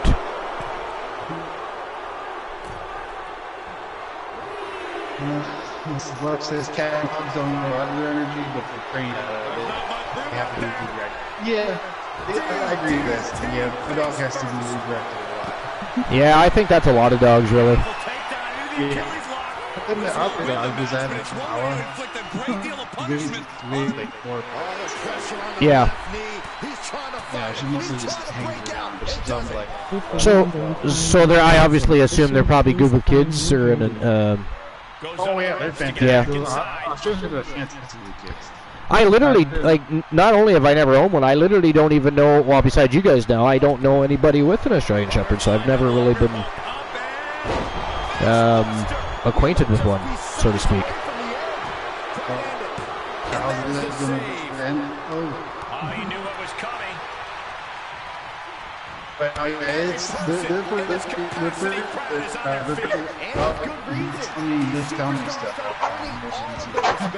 Nick Aldis is busted open here. What's he gonna do? Never good to be losing blood during a matchup. I mean, To his feet, but he won't like what's coming next. Archer's just up down back. ooh, all the way down to the floor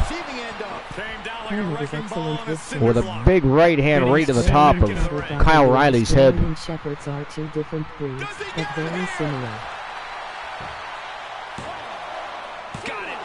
Man, you know what though?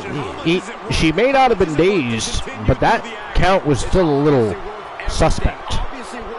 There was a little hesitation in that one count.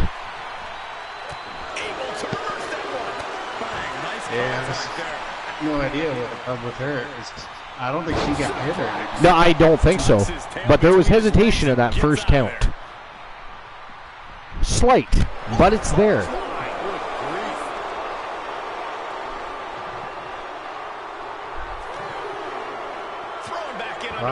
This match is just way back and forth. It has. So, and not to mention the Wolfpack Horsemen doing far better than I thought they would be.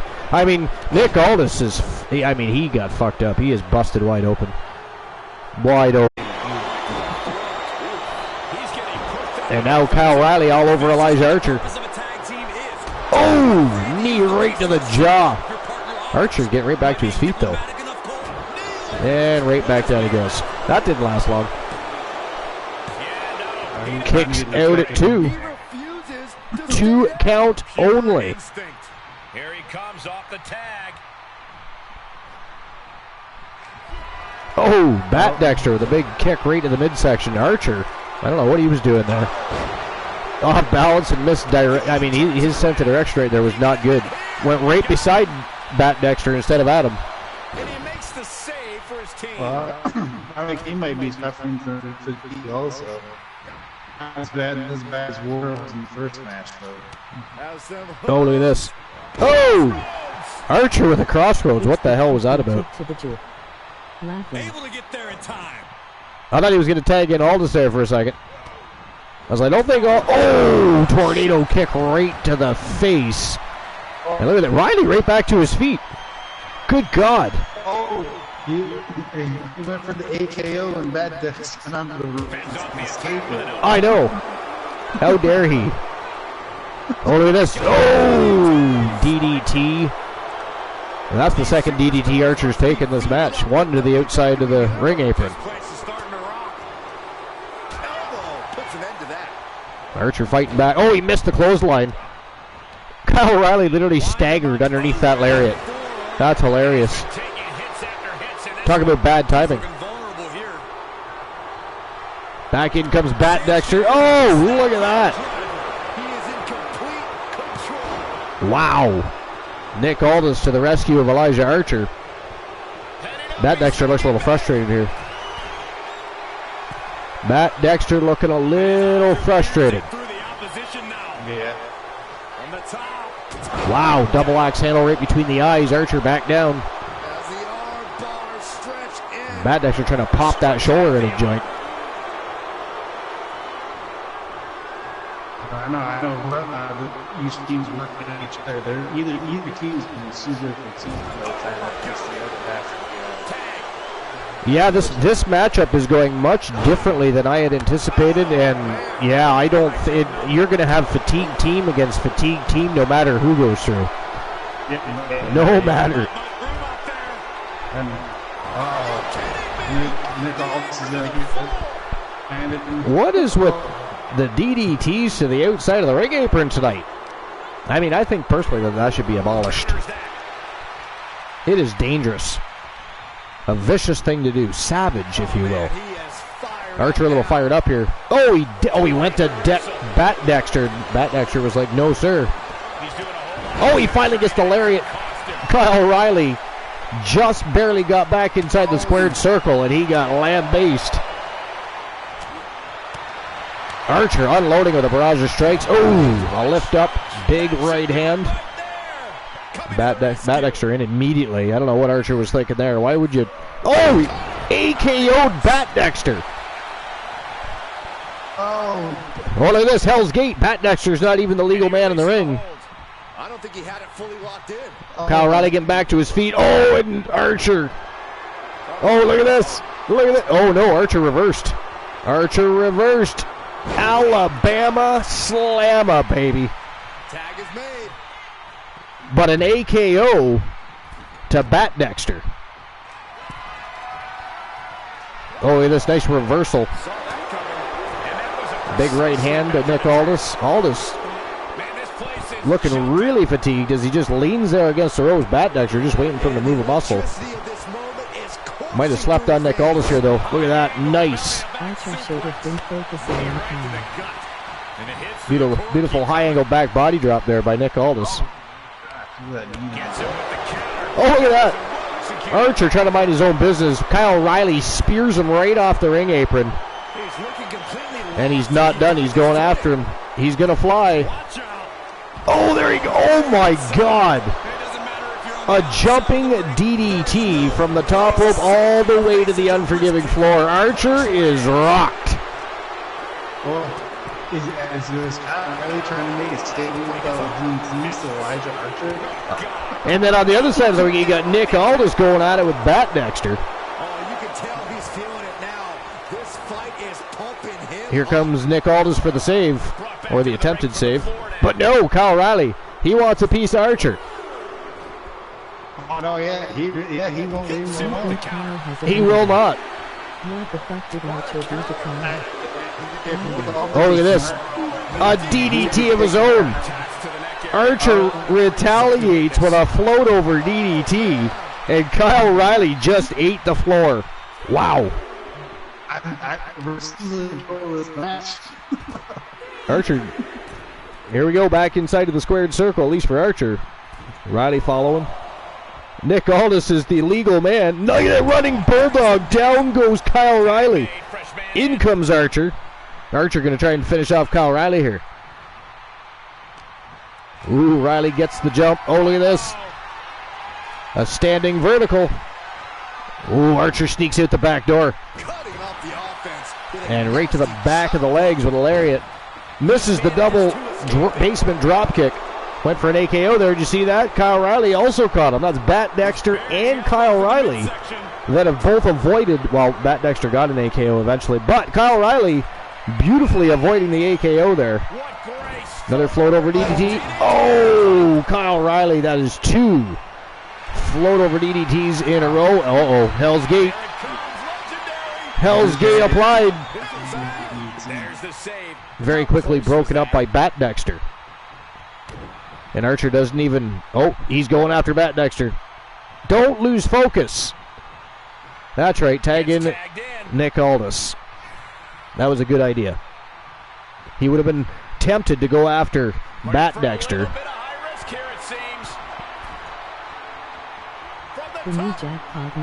Big flying elbow right to the chest.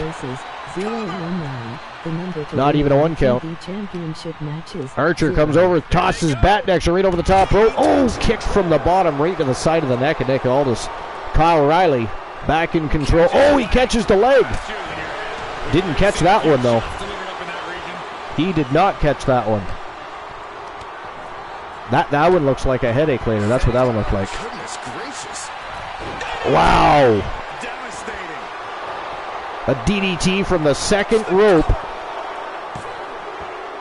Wow, they did it. Archer outside the ring posing as he beats up Bat Dexter. And Kyle Riley finishes off Nick Aldis. And ladies and gentlemen, we are going to get a Wolfpack Horseman versus Wolfpack Horseman final for the WCW World Tag Team Championship. Wow.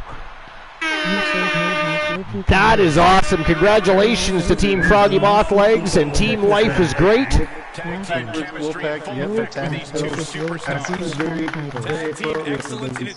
Right? Doesn't it? I mean, I'm sure some people will say it's a little suspect, but yeah, absolutely. That is fantastic. And by the way, ladies and gentlemen, don't forget, once the tournament is over, you guys are going to get a chance to see some matchups you would like to see, so put your thinking caps on and get ready for the tournament finale.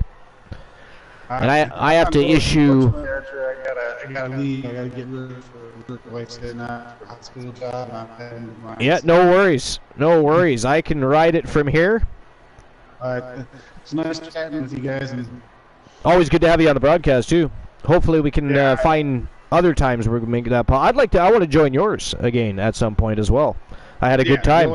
Except for the Glen Aliens, those little bastard creatures from the Glenolaverse. They belong in no other channel, but they can keep plaguing his channel. But please, Glenola, contain your pets. Honestly. Alright, talk to you later. Alright, Joe Link, have a good one. Thanks for being here as always. And of course, we'll see each other tomorrow night anyways for the first edition of WCW Super Brawl of TAV 4.0. I'll be in the chat. All right, sounds good, buddy. Have a good one. You too. All right, so who walks out WCW World Tag Champs? The Glenalians. And I'm going to list them as the Wolfpack Horsemen and the Wolfpack, just so there's no confusion between the two teams because they're both part of the same faction. But, so the Wolfpack Horsemen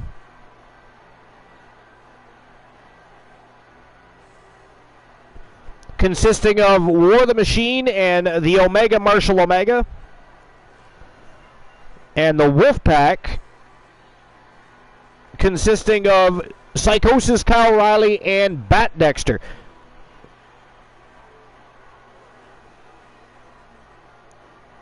And I'm going to open up the betting line right now, so you're going to have 5 minutes starting right now to make your bets on who you think is going to walk out the first of the Archiverse 4.0 and new WCW World Tag Team Champions.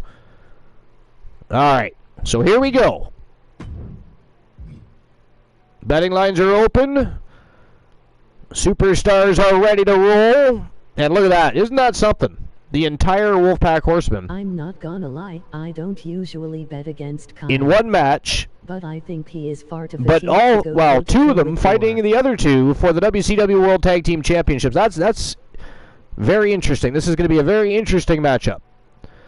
All right, but here we go. Like they have the same energy. Who's walking out WCW World Tag Team Champions?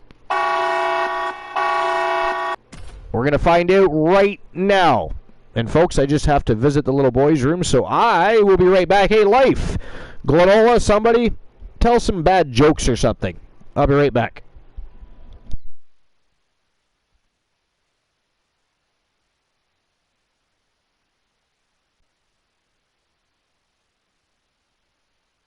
You got it, Chief.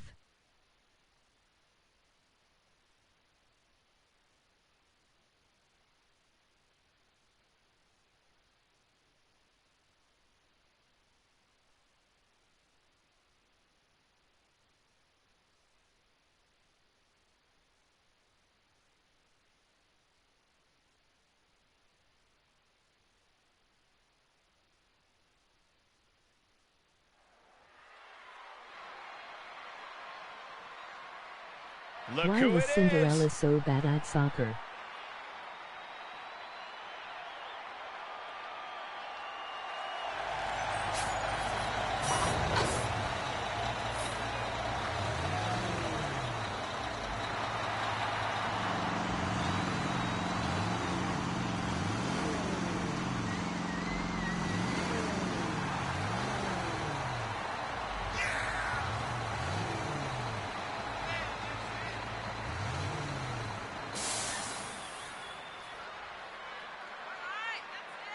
How many coalition members does it take to beat the Horsemen?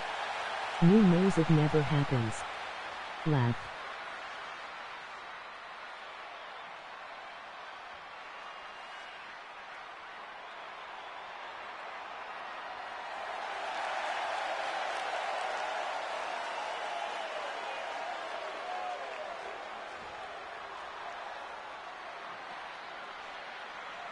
The answer is she kept running away from the bull. Fight.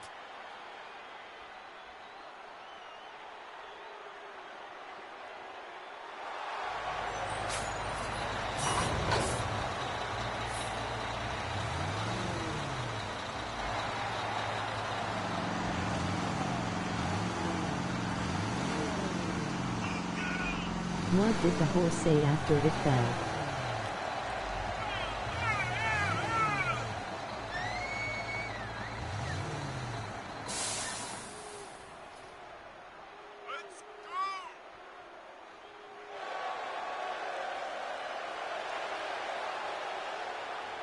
Get up.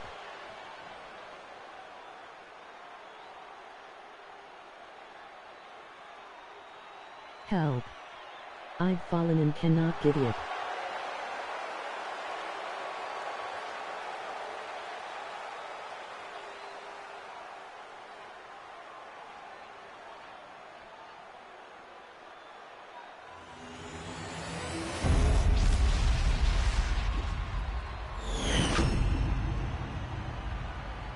On the line of the Tag Team Championships, teams in their respective corners going over final strategies.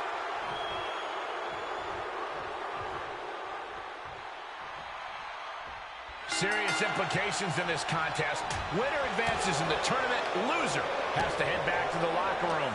Ousted from the event moving forward. Ooh, DDT delivered. What do you call an angry carrot? Right on the lower back. Strategy is hit them very hard. All the way down. Reaches his partner for the tag.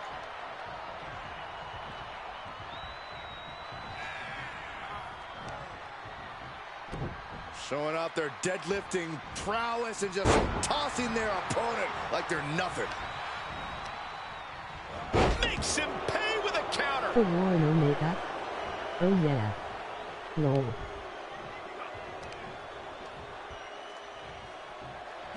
Laying out with a power slam.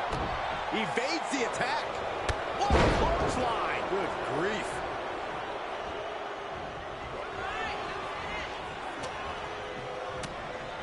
Oh, and a reversal.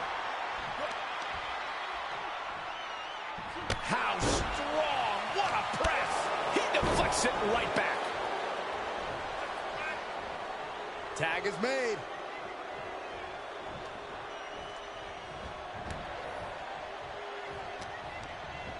Did you see how fucking high Kyle just had to jump to land a hit on no, War? he can be caught here. Bad spot for him. Into an armbar. Submission move locked in. It's cinched, and there's the save. Vicious right forward.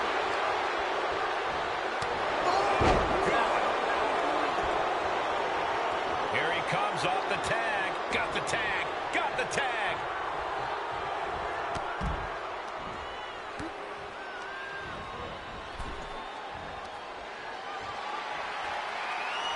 There's not much room out there. DDT face first.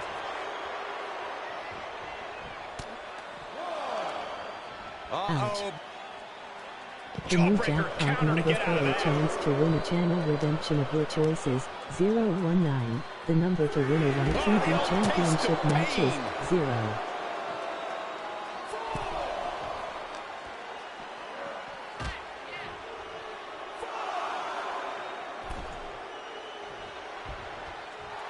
The adrenaline is pumping, and the WWE Universe is on his side.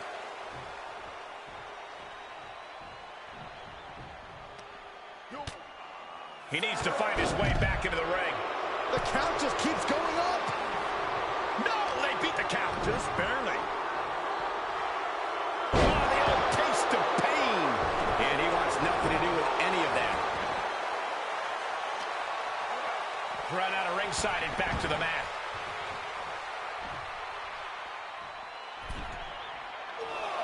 Oh, clothesline. Superstar switch up. Want to become someone else for the day? Superstars. Oh gosh. Superstar and become a different superstar each day you visit. And they just busted out an impactful maneuver.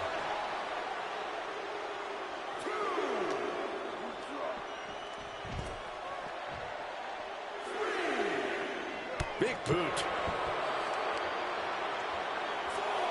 Look at this.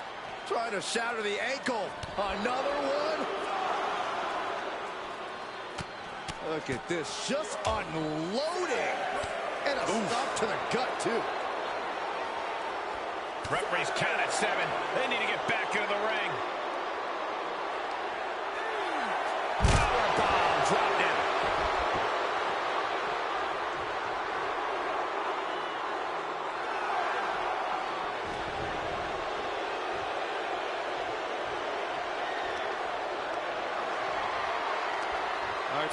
And that scores the win for the team. Are you kidding me? Oh, the apron to the floor. And here's another glance at these superstars in action. Holy cats.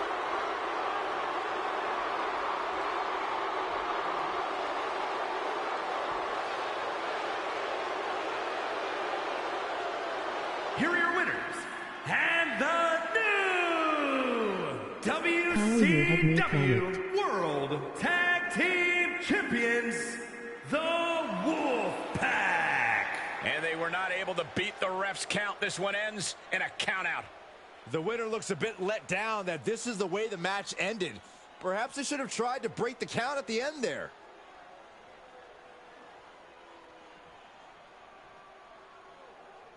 Congratulations to Kyle and X.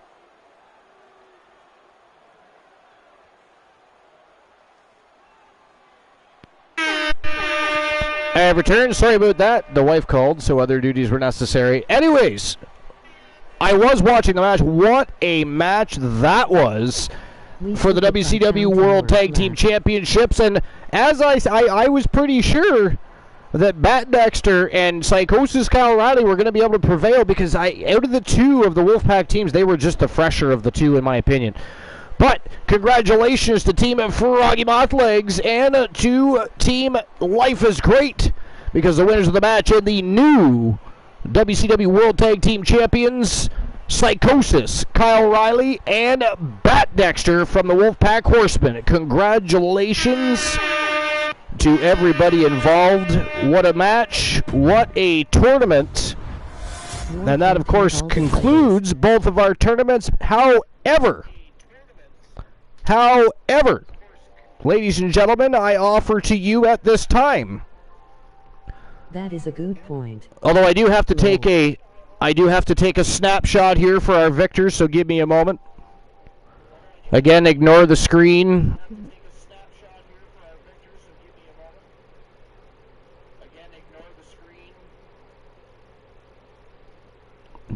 And there we go. All right. Now,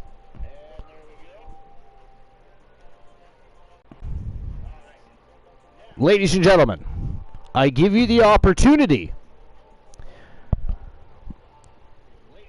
What matchup or matchups would you guys like to see? Because I have some time. Now, those matchups will be held in YTD Academy. So YTD Academy from YouTube is going to get some Twitch live action tonight. But I asked you earlier to put on your thinking caps. What would you like to see? Who would you like to see in a match? Now, the only two people that can request a championship matchup at this point in the Archerverse 4.0 is Joe Link and Froggy Mothlegs, because they both won the YTD Academy championship opportunity. They both got the same number. This was prior to the launch of the Archerverse 4.0, but any redemptions, people, when they spend their Archerverse bucks, I'm going to honor that. So, Life says, I don't know who we all have re-inked into a contract. Well, I mean, toss out some names here. Who would you like to see in a match?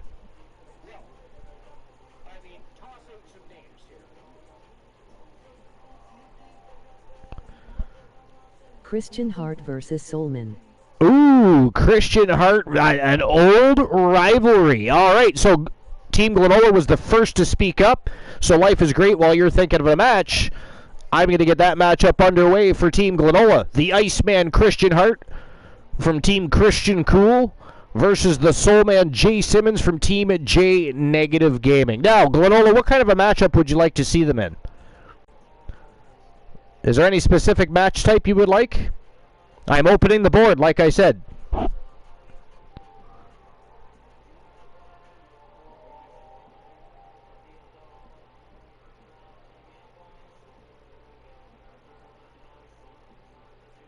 Any match type at all. Otherwise, I'll just leave it as a one-on-one.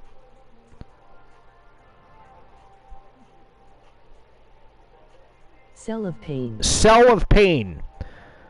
I actually don't have that match type recreated yet, but I do have a Crimson Lockdown.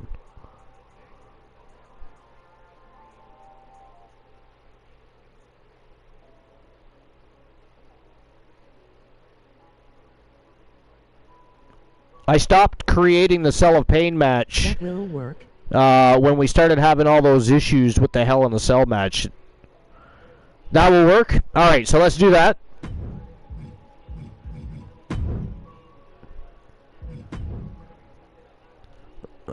So again, a Crimson Lockdown. The only way to win that match and to escape the four sides of steel is to make your opponent bleed. Alright, here we go. So,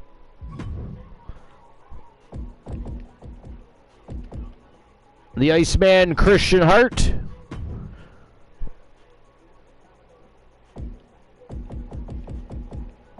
versus the Soul Man Jay Simmons. The Hart Foundation versus Phenomenal Soul, in a sense here. Could spark a rivalry, who knows? Alright, here we go. Crimson Lockdown. The Iceman versus the Soul Man. This should be interesting. Life, did you think of a matchup yet? Or anybody else that wants to jump in here if you'd like, if there's a match you'd like to see, whether it doesn't even have to involve streamer teams. It could be Hulk Hogan versus the Ultimate Warrior. It could be, I don't know, it could be a lot of things. This is an opportunity for you guys to see some matchups that you would like to see.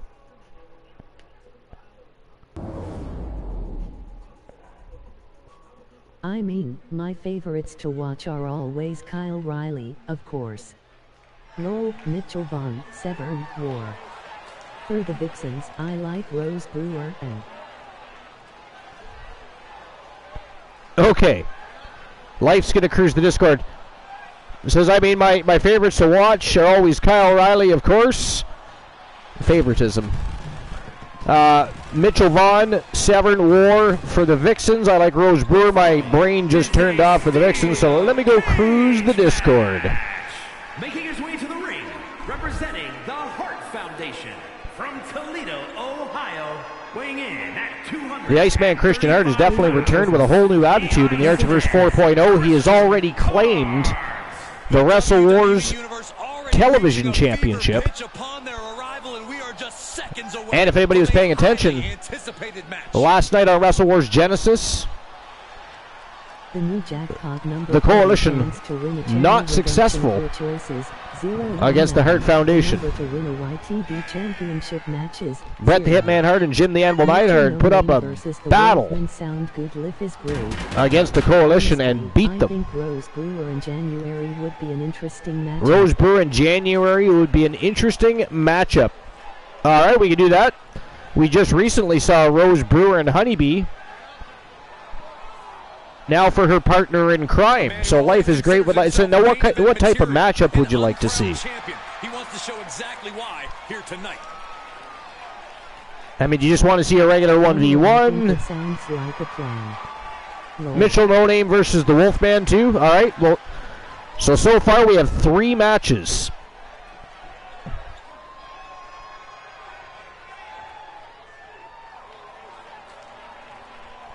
Here comes the Soul Man Jay Simmons from Team J Negative Gaming.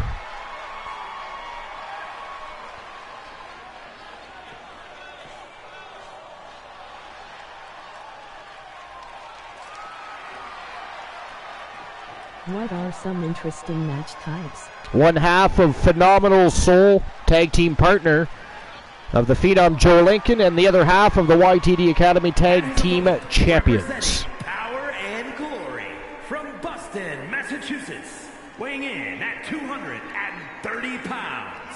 One half of the Tag Team Champions. What are some interesting match types? I mean, well, you could have ladder match, table match. You could have Falls Count Anywhere, backstage brawl. I mean, there's all kinds of things. For 1 year, 2 months, 4 days, 19 hours. Life is Great has been following the Archiverse for 1 year, 2 months, 4 days, and 19 hours. WCWR. YTD into the chat. I've been here over a year. I should be ashamed of myself. Guanola has been following the Archiverse for 2 years, 21 days, and 12 hours. That's phenomenal. That's almost the entire time the Archiverse has been in existence, for those that are wondering. Almost. Not quite. Almost, though. Very close. I think Guanola missed maybe the first 50 episodes-ish. Backstage match would be cool. Backstage match? You got it. The door is locked.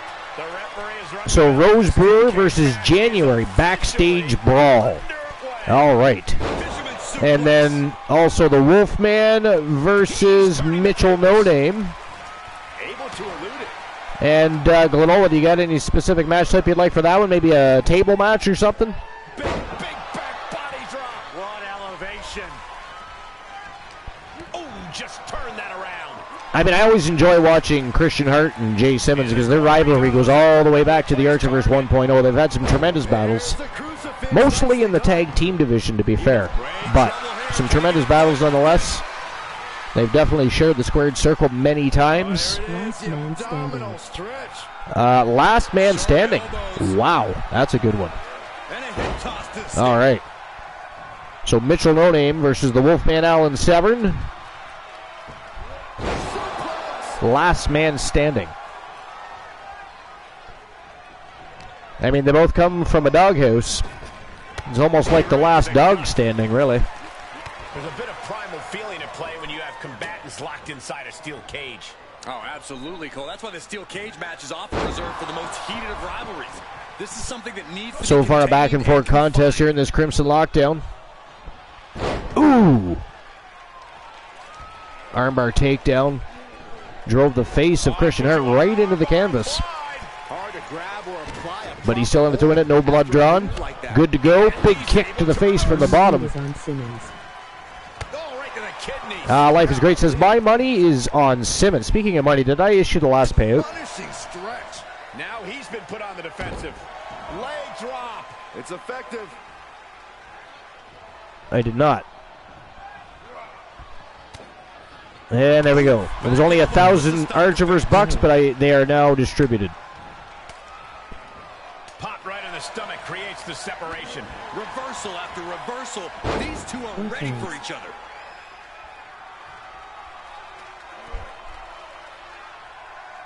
Oh, big stop. All right. Oh, what's coming here? Submission move being applied. Oh, look at this. In his own move that way, but that'll certainly take its toll on the legs and even the upper body of the Iceman Christian Hart. Great use of power to escape. Craftily gets out of it, though. Oh! Damn. Dropped like a bad habit. Man, huge flying elbow drop from the top turnbuckle. Looking to apply an agonizing armbar stretch. Oh, he's starting to struggle here. The toll. Simmons all over Christian Hart. Oh, Hart rolls right back to his feet. Look at this. A float over crucifix slam. Oh my gosh. Wrenching the arm. Simmons taking back control here, though. You know, I never did finish that list today. I should probably finish that list. It was actually an interesting list. Hoist it up. Hoist it up across the shoulder. Let me see here. No, you didn't. No. From the top. Diving elbow drop. Are you kidding me? There we go. All right, so number 5 on this list was Bret Hart. Textbook fireman's carry takeover. Now remember, these are the greatest wrestlers that were relatable to the fans. Can he take advantage? So Bret the Hitman Hart might just be the greatest technical wrestler to ever step foot inside a wrestling ring, trained in the legendary Hart family dungeon by his father Stu Hart, knew every wrestling hold and its counter before ever arriving in WWE. After initially being part of the Hart Foundation tag team with his brother-in-law Jim the Anvil Neidhart, Hart got his first strong singles push in 1991. Fans immediately related to Hart, who won most of his matches by outworking his opponent. Hart rode that fan support all the way to becoming WWE champion. One practice that certainly endeared Hart to the audience was him always giving his shades to a younger member of the audience before his matches. Even after turning heel in 1997, Hart maintained a good amount of fan support, particularly in Canada. He was, of course, Canadian. Number 4 on the list is CM Punk. Glenola loves CM Punk, by the way. He's a huge fan. He's got action figures, posters, lunch boxes, pajamas. I mean, it's kind of crazy, but yeah. You know, it's a bit of a childhood obsession for Glenola. But anyways, sometimes a performer has to gradually work on his way into the hearts of wrestling audiences. Other times, fans find them likable and relatable right off the bat. CM Punk would definitely fall into the latter category. Almost immediately upon his arrival in WWE, hardcore wrestling fans loved and supported Punk, except for Glenoa. WWE management would take a little more time to come around, but by the time they did, the entire wrestling universe seemed to be captivated by CM Punk. It certainly didn't hurt that Punk dubbed himself the voice of the voiceless and said everything frustrated fans were thinking. Punk's relatability and popularity eventually led him to a 434-day reign as WWE champion. Now that's since been squashed, I believe, by both Brock Lesnar and by Roman Reigns. Number 3 on the list is Eddie Guerrero. So Eddie Guerrero's charisma is the stuff of legends. Whether he was working heel or babyface at the time, Guerrero had a knack for pulling audiences in. Much like Rey Mysterio, Guerrero's stature was initially deemed a negative, but in time it would prove to be one of the biggest assets. Fans saw Guerrero and could relate to him because he looked more like them than Brock Lesnar or John Cena. On top of that, Guerrero's character work was on a whole other level. At the height of his lies, cheat, and steal antics, Guerrero would play to the audiences heavily. The wrestling world collectively cried when Guerrero suddenly and tragically passed away in 2005. Number 2, Stone Cold Steve Austin. So in the late 90s, society as a whole was going through a metamorphosis. Pro wrestling was no different.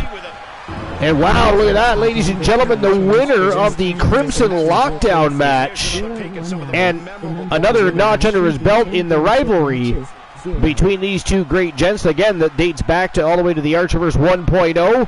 From Team Christian Cool, the Iceman Christian Hart picks up a big W over the Soul Man. Congratulations to the Iceman Christian Hart and Team Christian Cool.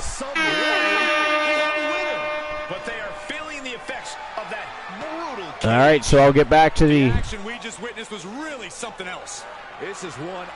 list here in a moment.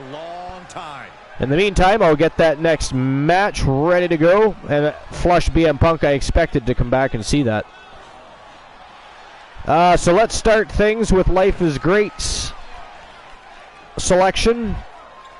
It's going to be, I believe, Rose Brewer versus January. Is that correct? I'm going back to look. Oh, shucks. They were going blow for a while. No. Yes.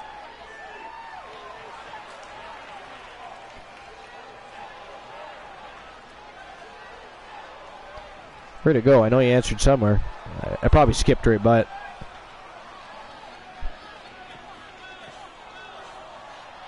Rose Brewer in January. Okay. So that's the next match. And did you decide on a match type? No, Last Man Standing was for Alan Severn match.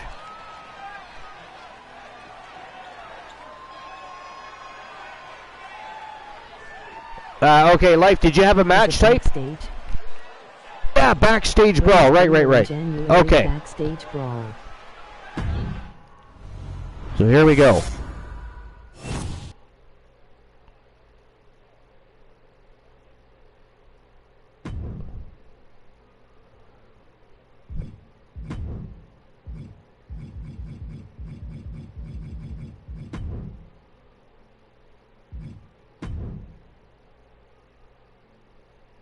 All right, so from Team Distinct Cone,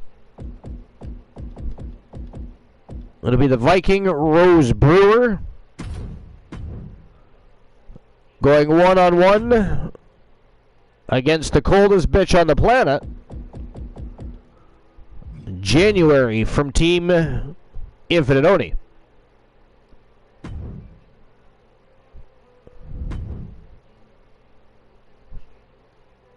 And here we go. Without further ado, Rose Brewer versus January. Let's go. backstage brawl it is. All right, this should be interesting. Okay, so back to that list so we can finish it off, and we can just finish the evening watching some matches together. Where did I get to here?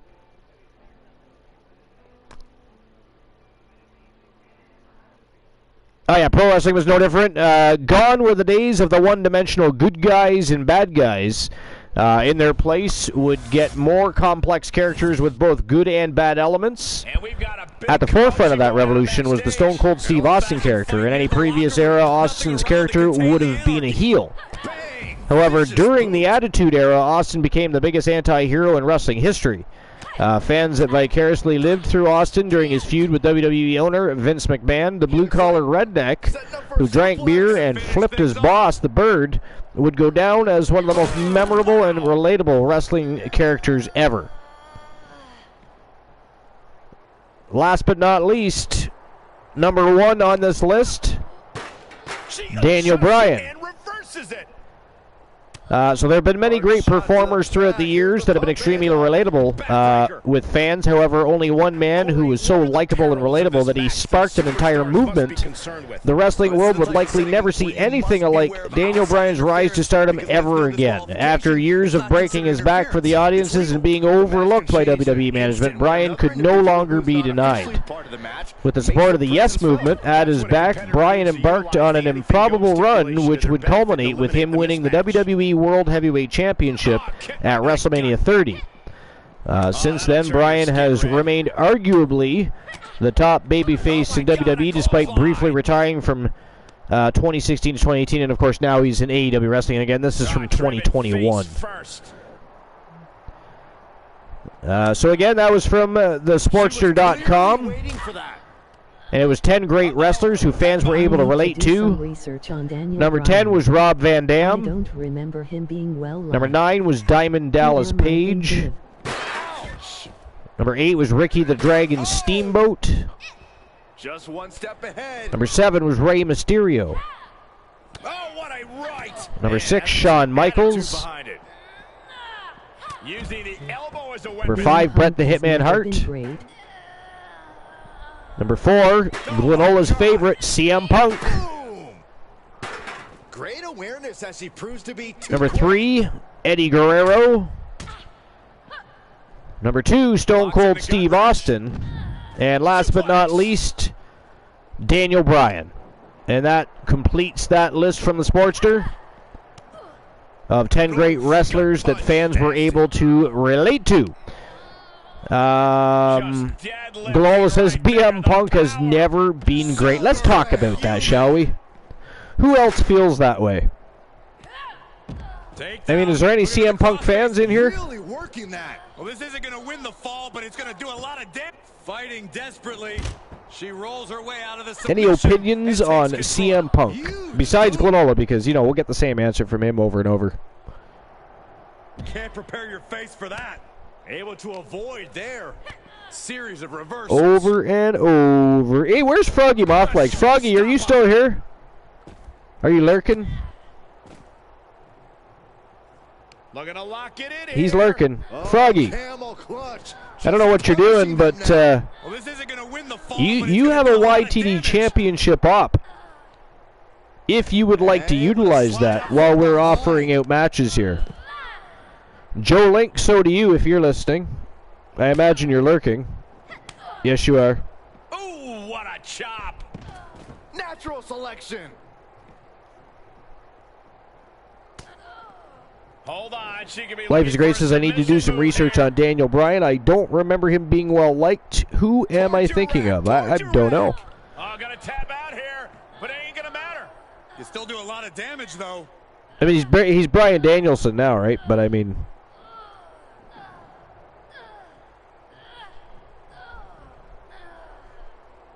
punching her way out and breaks the hold. but I'm not sure. I mean, Daniel Bryan was the guy that used to float down the ramp, I don't know. you know, chanting yes. That knee knocking the wind out of him. Got the front face lock applied. Oh, man. Nice suplex. But other than that, I'm not sure. Come on, there's no fair play in that. I mean, initially, when Daniel Bryan or Bryan Danielson started his run, people just saw him as a really great independent wrestler. But after the S movement, I mean, looking to bridge up in moments. Here it comes. It just elevated him to a whole new level. Wow, look at that. Ladies and gentlemen, the winner of the backstage brawl, apparently by submission, the Viking Rose Brewer from Team Distinct Cone. Congratulations to both. All right. Now, we have a last man standing matchup. This matchup was, again, from Team Glenola.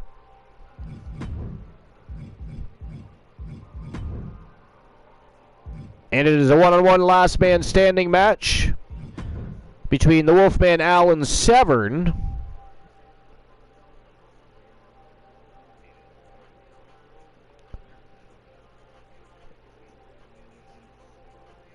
and Mitchell No Name, if I'm not mistaken. It was Mitchell Vaughn, right?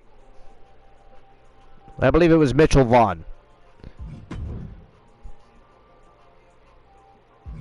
Yeah.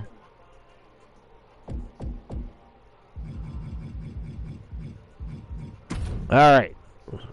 Mitchell Vaughn from Team Dogface also represents the Weapons of Mass Destruction.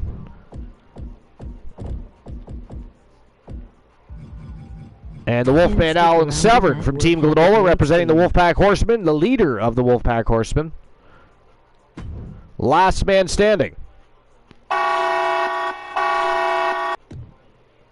The new jackpot number for a chance to Let's win go. Channel redemption of your choices, 019. All right. The number to win a YTD championship match is 0. No response from Froggy Mothlegs or Joe Link. Can't stick around. I'm at work. Have a great stream. Who do you want to throw against the Goon? All right, Soul Embers. By the way, Soul Embers, you really want to watch the VOD and watch Big Bubba Bruno in that tournament. We had 2 tournaments. One for the WCW World Championship, and then we had a tournament for the WCW World Tag Team Championship. I haven't re-inked Carino Farmer yet. I'm actually working on that.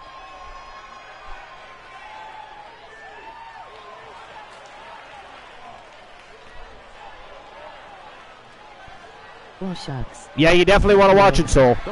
You definitely want to watch it. To become someone else for the day. Making his way to the ring, representing Superstar and become a different superstar each day you visit. from Birmingham, England, weighing in at 261 pounds, Mitchell Vaughn. You know what we could do is we could have a contract case matchup. Bubba in his second attire for a With match. this competitor. They fight too hard. They're always on the attack. They're crazy. Those are all good things. You're crazy.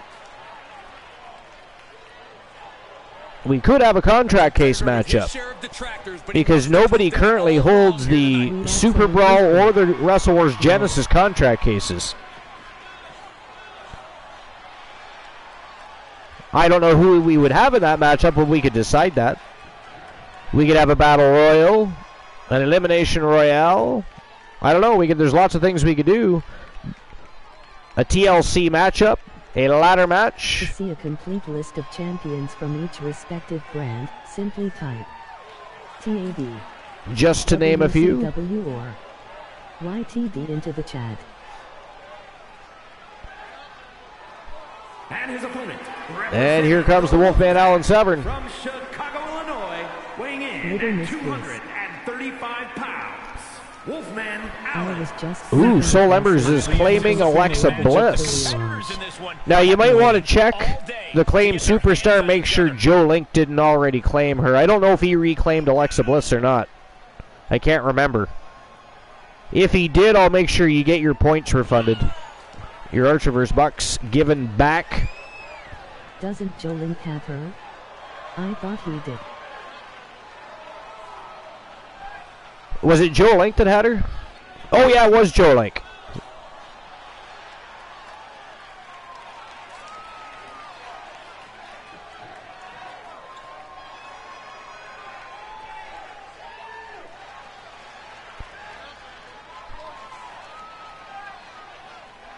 You were thinking of wrestlers we haven't seen a lot of with relaunch?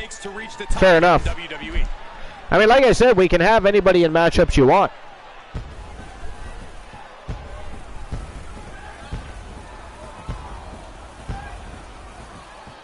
But we could, in fact, have a contract case match. We could make that happen. It could be one-on-one, triple threat, fatal 4, fatal 5, 6-man elimination royale, a battle royal, could be a ladder match. I mean, there's lots of options. That's true, Michael. Kendo sticks, chairs, tables, steel. Mitchell Vaughn, got kicked right in the face. Never mind. Not where I was going with that, but that's where it ended up. This match will have some ups and downs, some ebb and flow. The superstar that's looking good early could struggle late, and vice versa. We'll have no idea who the winner is until... All right, life is great. I'm going to need you to tell a couple of jokes. I'm just going to run and grab a new drink. I'll be right back. I won't even be probably 2 or 3 minutes. BRB. Aggression to do something like that. That sounds good. Big time powerbomb. That powerbomb was absolutely worthy of both halves of its name. Bam! Down he goes. He's able to sidestep there. Carefully measuring. Oh, look at the well-placed elbow right on the mark. Oh, what a clothesline. Not finished just yet. And another. Adding insult to injury a third time? Wow. Look out. Slingshot sent on to the outside. Just a devil-may-care attitude on full display. Going for broke. Oh, look at this. Well, this isn't going to win the fall, but... In trouble here. And... Oh, what a great counter. That'll break it up. Why can't you trust the king of the jungle? He had it scouted.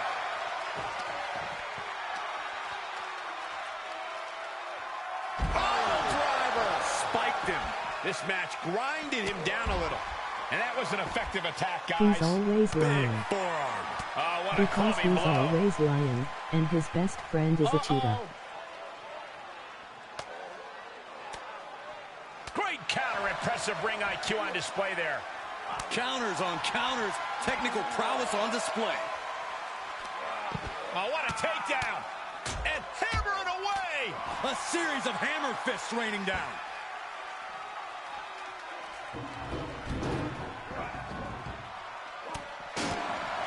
ooh, stiff punch.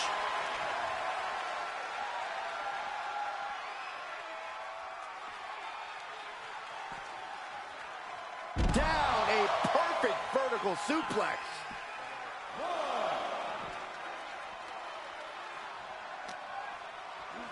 Would you mind checking? My phone is messing up.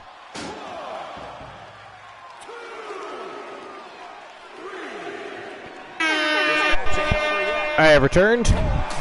All right, I see Alan Severn and Mitchell Vaughn still right in the heat of battle. Ooh, wow.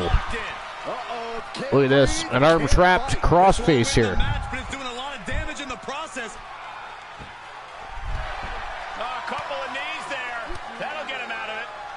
And Mitchell Vaughn craftily gets out. Soul Ember says, why would you mind checking? My phone is messing up. I did check the Discord. He doesn't have her this year? Okay. He doesn't have her this year. All right, so just make sure you go to Claim Superstar and put her in there under your name. We may need to clarify. No. He's piling up the damage now.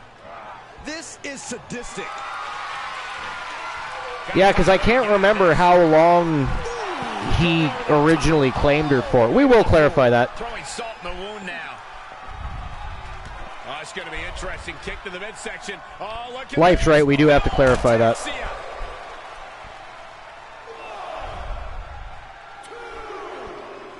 He's heading back to the ring.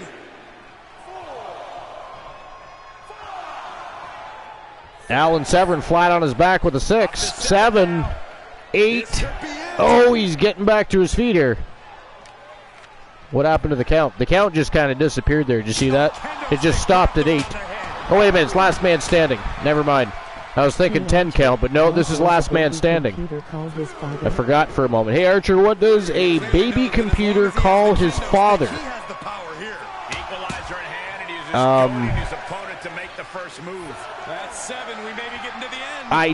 I don't know. What does? Saving us from having to sit through that. Monitor. Lights out. You can count to 100. Data.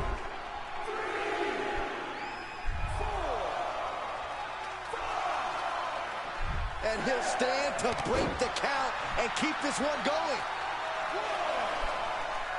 Data. Yeah, you know, I was going to say that, but I thought it was too obvious. I should have known. I should have known. That's right, I booed it.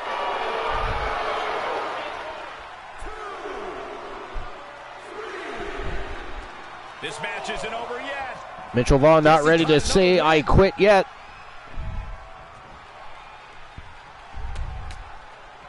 Too bad the mother won't on board. Too bad the mother Thunderous clothesline. He may be in a bad won't on board. And we're deep into this Wasn't on board. match now. What was that supposed to read there, Soul? To stay off the ground. And that was offense with a hurtful purpose. Now, come on. This is just too much. Soul originally said monitor. Because Glenn knows them all. My jokes aren't funny because Glenn knows them all. Wasn't. Oh, I say, okay. Too bad the mother wasn't on board. Gotcha. Number for a chance to win a channel redemption of your choices. 019. The number to win a YCD championship match is 0. Kendo in hand. That means he's hardcore. He'll take them all on. Alan Severn might be down and out for the count this time. Just took a beating from that kendo stick.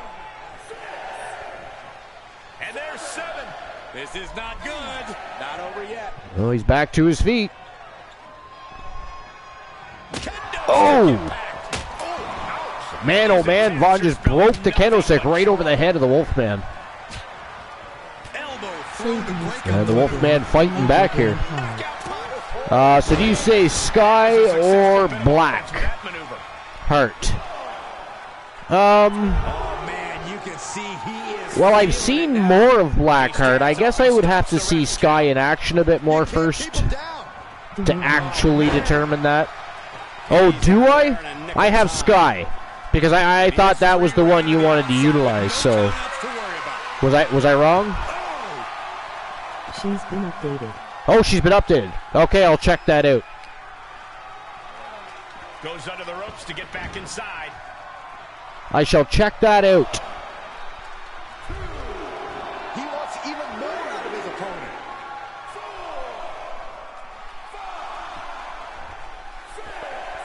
I also have to plug in my phone. There we go. Dig deep. Short arm clothesline. Ether or Blackheart has had a massive improvement. All right.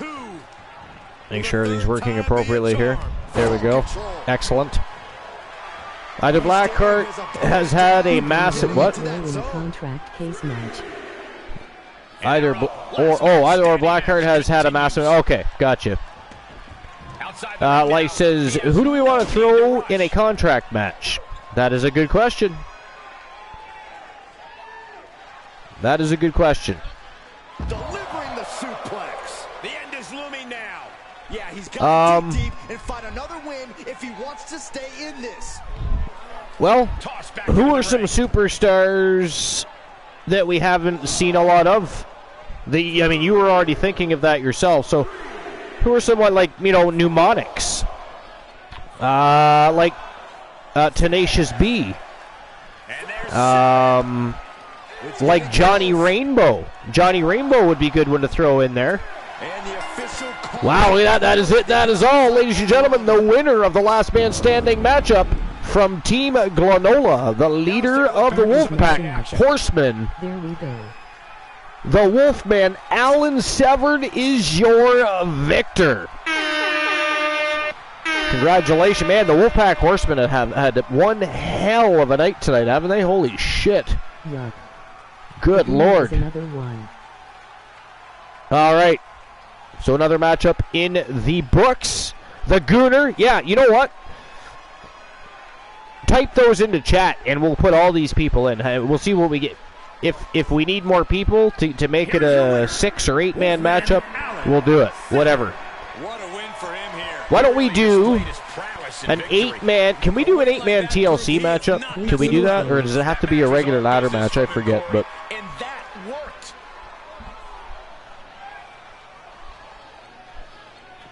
All right, here we go. One more match for the We evening. have weapons. Gabriel Graves. Yeah, okay, so. Let's make it. What do I have? Do female.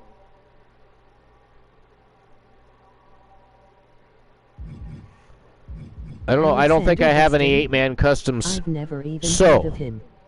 Lol.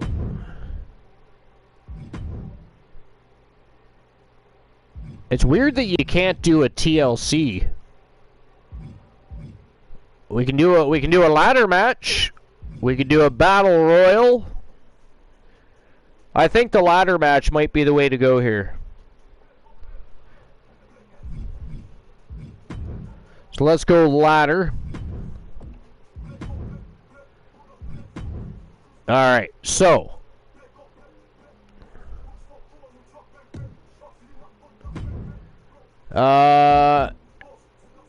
Alexander Dustin, I believe, wasn't he replaced with Jack Quad? Do we have Goon and Thug Rhyme? Hold on. Yeah, he's Jack Quad now. But we could toss him in, though. We'll toss him in. So Jack Quad, we got the Gooner, you said, right? You said the Gooner?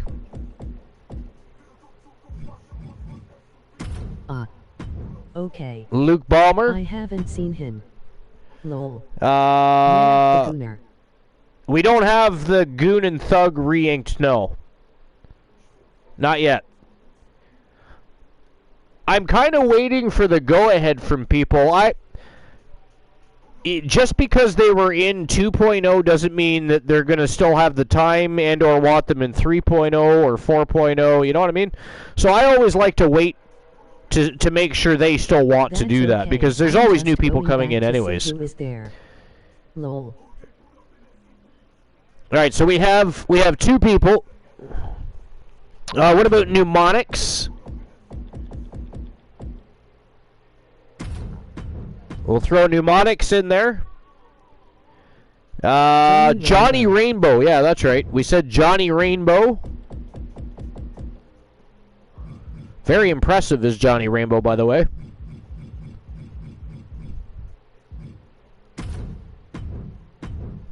So Johnny Rainbow is in there. Oh, what about Kenny Jackson? Kenny Jackson would be a good one to throw in there. He could use a little bit of a boost, an opportunity. Kenny Jackson. You are following the very best in fantasy wrestling excellence bar. Okay, 3 more. Welcome to the Wolves Den. Bean Clean 2 years. Bean Clean 2 years. Welcome in. Welcome to episode number 457. Welcome to the Archiverse TV.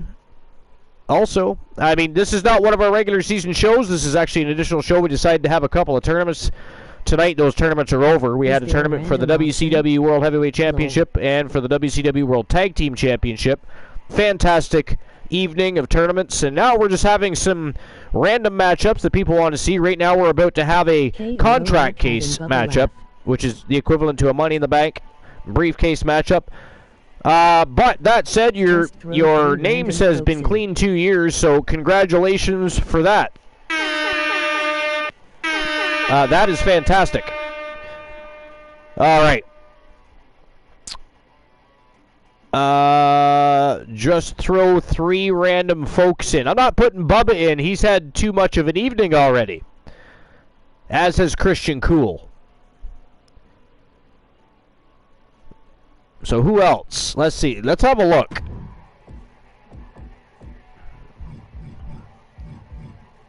Tony.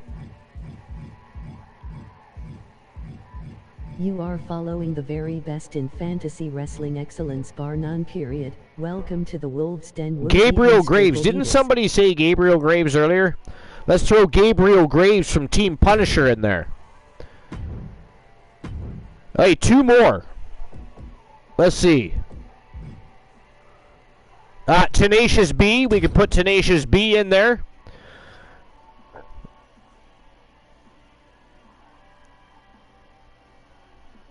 Oh, hey, look. Woozy Stalker's back. Woozy has triple D-tits. Actually, Woozy's lost a whole lot of weight and is looking more like a Brahma bull these days than he is a Michelin tire man, if you will. You're behind the times, Monsieur Stalker. Woozy's not here either, for that matter, so it's kind of just, you know. It's just kind of, you know. Oh, no! I didn't get to finish my conversation. Ah! Life whooped that ass. Bye. Sorry about that. I mean, not really, but no, it's okay. He had to go. All right, so Tenacious B is in the match. 1 more. Let's see who we got.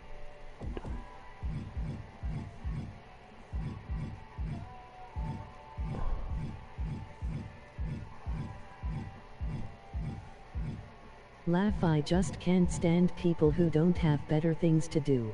Well, we could throw Kareem Key Woods in there. We haven't seen the villain of the Archerverse in action in a bit. You want to throw Kareem Key Woods in there? For a chance to win a channel redemption of your choices. Yeah, okay, let's do that. The number to win a YTD championship match is 0. That would be. All right, we're going to put a Money in the Bank. You are following the or very a best contract case on the line. Excellence bar none period. Welcome to the Wolves. And seeing how tomorrow is WCW Super Brawl, I think it's only fitting that we have the Super Brawl contract case on the line. Archer, I leave it 1 to you. And here we go.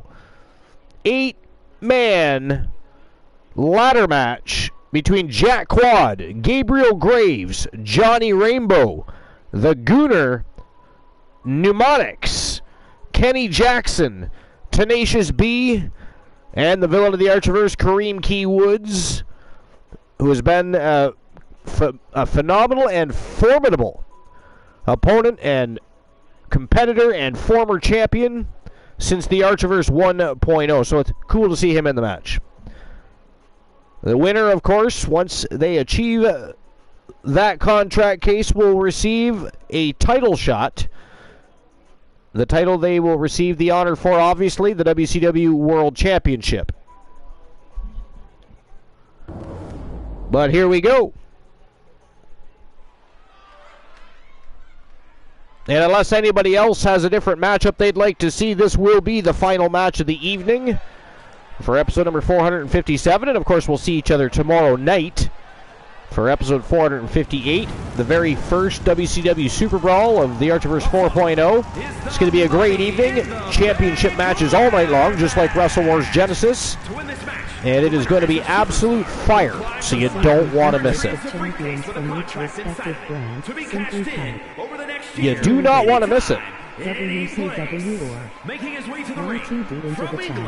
But depending on how long this matchup goes, I am willing to do one more match. But if not, this will be the main event of tonight's special edition of the Archerverse TV.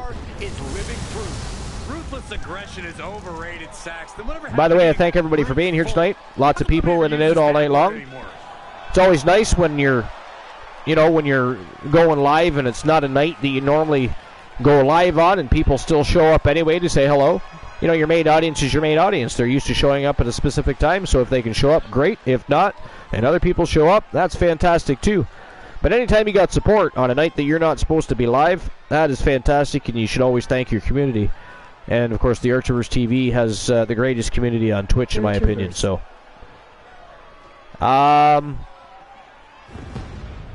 yes, Life? And from Venice Beach, California, weighing in at 240 pounds, Dave. I have no idea what that name is. We're just going to call you Let's.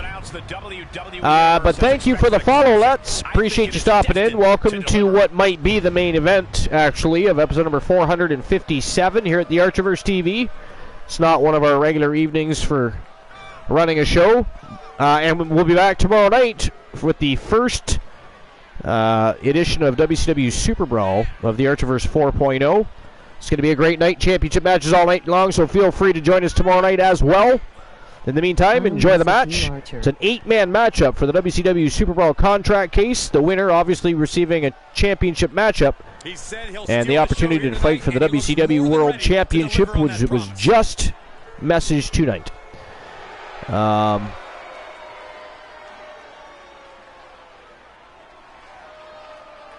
But anyways, so far looking like the main event. And then perhaps we'll invade somebody.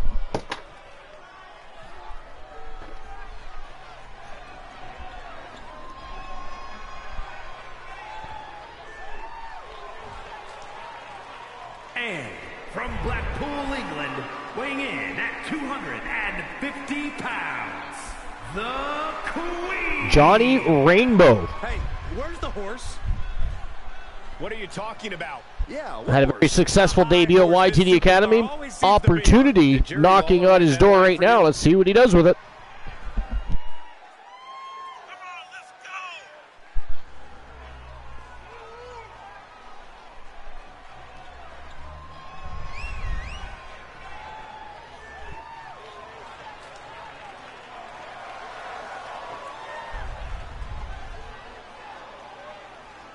He's physically and mentally prepared for the task at hand in this big-time match. I'm just checking Life's message on Discord.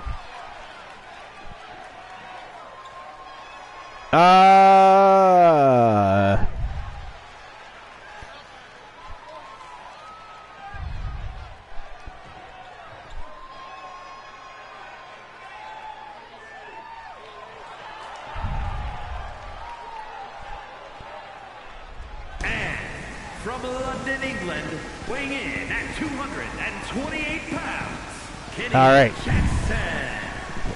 Just a brief conversation between Life and I. And now to do what needs to be done. Oh my gosh, jealous much, Corey? Also, have some guts and unfollow if they bother you so much.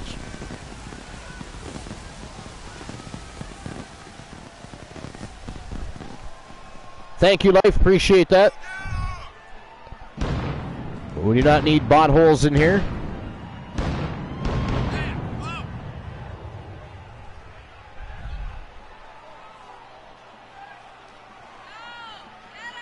All right. Kenny Jackson didn't have such a great debut himself. I mean, put up a good fight. It was a great match, but ended up losing his debut matchup at YTD Academy.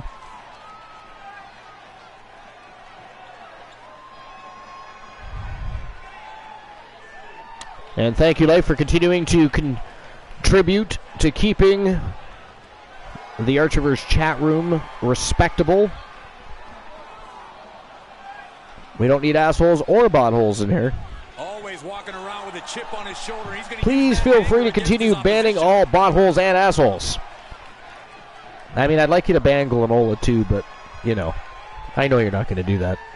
But I do think of things like that from time to time, you know. Tickles my fancy. Would like to see Glenola banned. Be fun. Entertaining, intriguing. It's happened before in history anyways. It's the superstar who's a lock to be on top of WWE for years to come.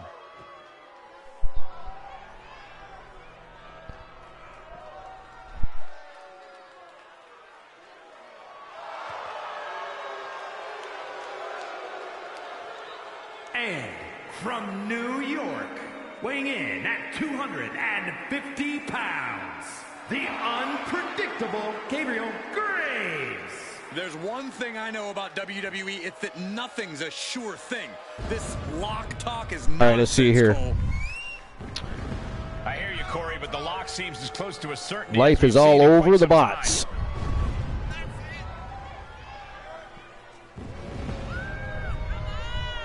Appreciate you, Life.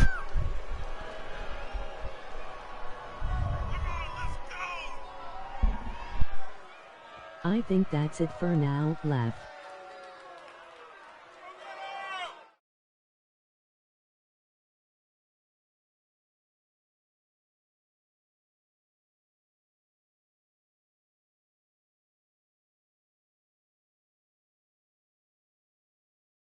Those are just some well-known ones that attract unwanted company. Switching CO trollers.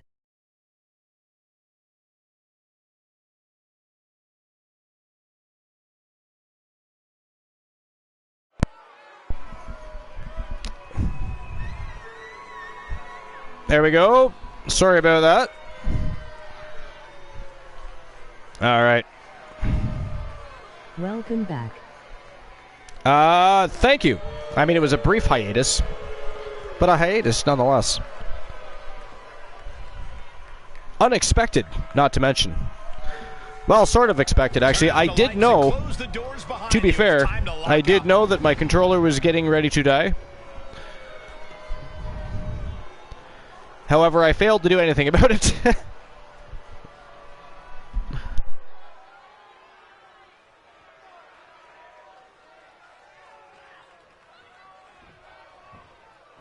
This guy is ready for a fight.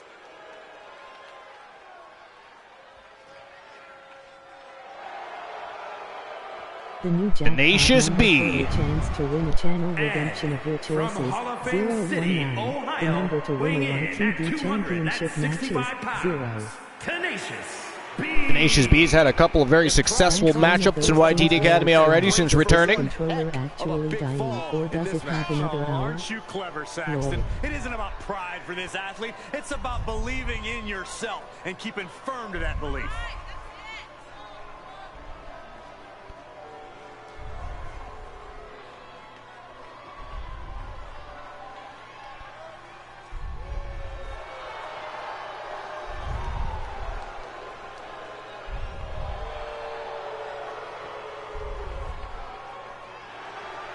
He says it's all about dominance tonight and plans on showing why everyone backstage should be scared.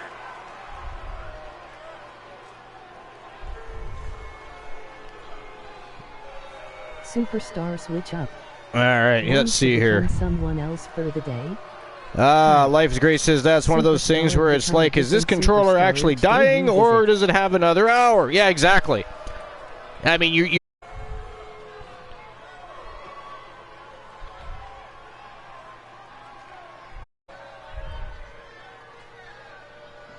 And here comes one of my favorites. And from Poland, weighing in at 298 pounds, the relentless Jack. Well, I think we all know what to expect from this competitor. A hard-fought match with no and Jack Quad, also endless efforts of trying. of course, replaced Alexander Dustin on the roster, which was an odd movement because Alexander Dustin was very successful. He even picked up a championship. I believe he was the hardcore champion in 3.0, sorry. And then all of a sudden, his management team pulls him from the roster, and suddenly Jack Quad shows up on the scene. It was very strange.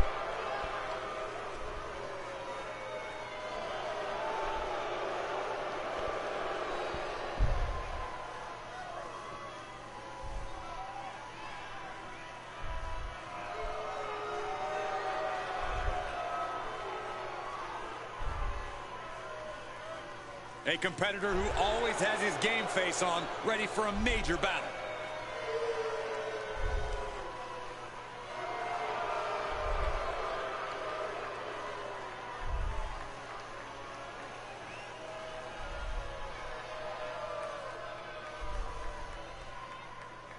All right. can talk about is how much And there's the WCW Super Brawl contract case hanging above the ring.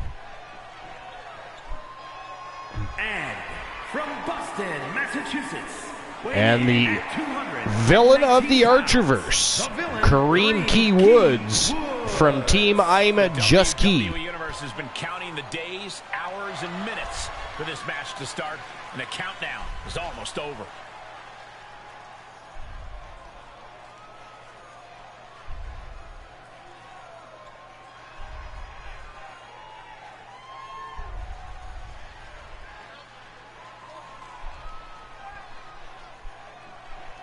All right.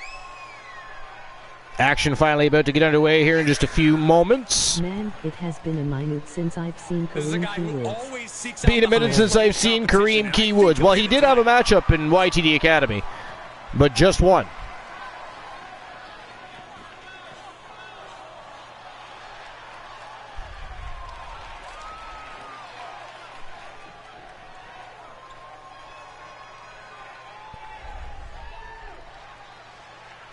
All right, here we go. Let the action begin. The winner of this match earns a guaranteed contract for the title of their choosing, anytime, any place within the next year. That's right. With the money. Do you follow I'm Just Key?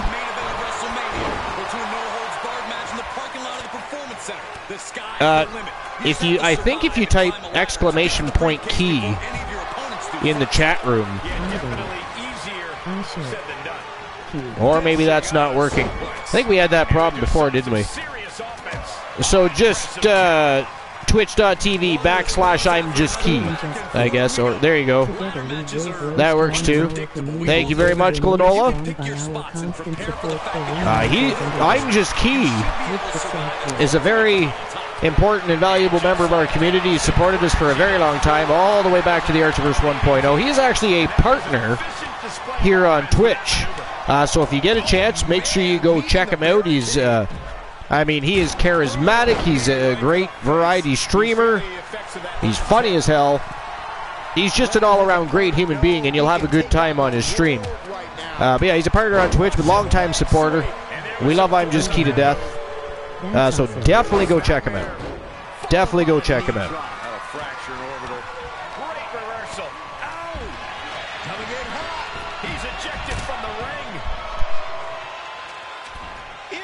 Spot to be setting up the ladder, guys. Yeah, tell me about it. One night stand. No thanks. He's setting up the ladder for something, guys. Yeah, the question is, what is that something? Ooh, just relentless. Oh, had that well scouted. Saw it coming. Ooh. Oh, what a neck breaker. We need to set up a... He could also give him the other shout-out. The / shout-out. I'm Just Key. Now that I think about it. A 30-man rumble, then call it a night, she says. Uh-oh. Reigns down an elbow in retaliation. Back suplex. You gotta wonder what he's thinking here, guys. I don't know what he is thinking. And an impactful display of offense we just witnessed there.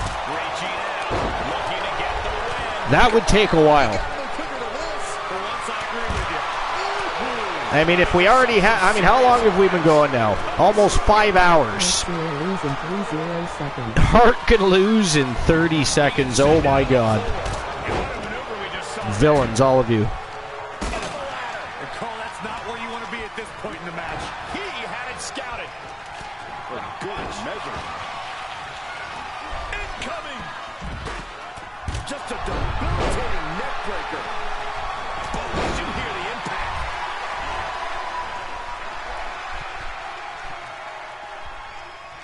Kenny Jackson going for a ride. Pneumonics. Sends him to the outside. And a well-executed move we just saw there. Neck breaker. And that was a precisely measured attack. Oh. On the way to the top of the ladder. Oh, how stable it looks, Michael. And well-timed maneuver there. Back and forth, looking for the advantage here. And he wants nothing to do with any of that. And that toss got some hang time. He's looking a little worried now. This has been an absolutely punishing Money in the Bank match. Who does everybody have winning this match, anyways? That was the best one I've ever seen.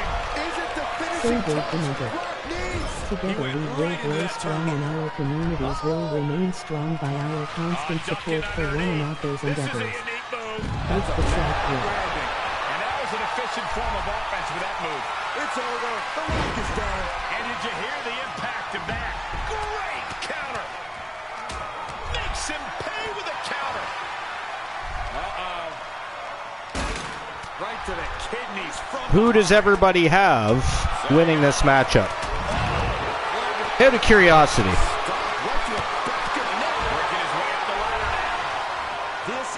Yo, Dave Dimension, what's going on, my friend? Welcome in. What's new and exciting? Dave Dimension, also a longtime supporter of the Archivers TV, and actually, he and I go 20 years back when we were still e-fetting on the internet, typing things up and competing with people from, across the globe, much like we do now. Just instead of watching it and enjoying the evening, we were stressing ourselves out by typing up role plays and shows and matches, and I don't know how we found the time for any of it, but we've been doing it a long time. We also did podcasts before podcasts were really even a thing. So we've had some good times, and Dave Demented, also a variety streamer, streams a variety of things on his channel. So if you'd like to check it out, make sure you jump on over, click that follow button, and check out his content. Life is Great says, let's go for Rainbow. I love a good underdog. Just working on your YouTube wrestling channel? Nice. Anything new and exciting going on over there, Dave? The new jackpot number 40 chance to win eternal redemption of your choices, 019. The number to win a YTV championship matches, 0. What's new and exciting over on your wrestling channel? Haven't been there in a spell. Just producing weekly content? Nice. Yeah, so am I.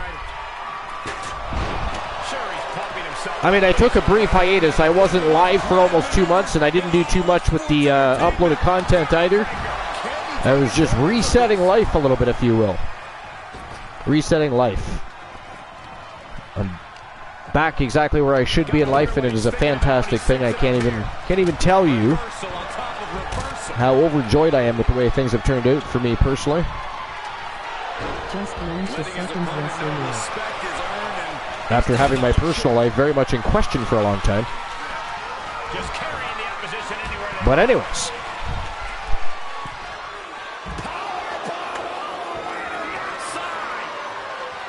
The admiration for these superstars is just launch a second wrestling org. You just launched a second wrestling organization? Nice.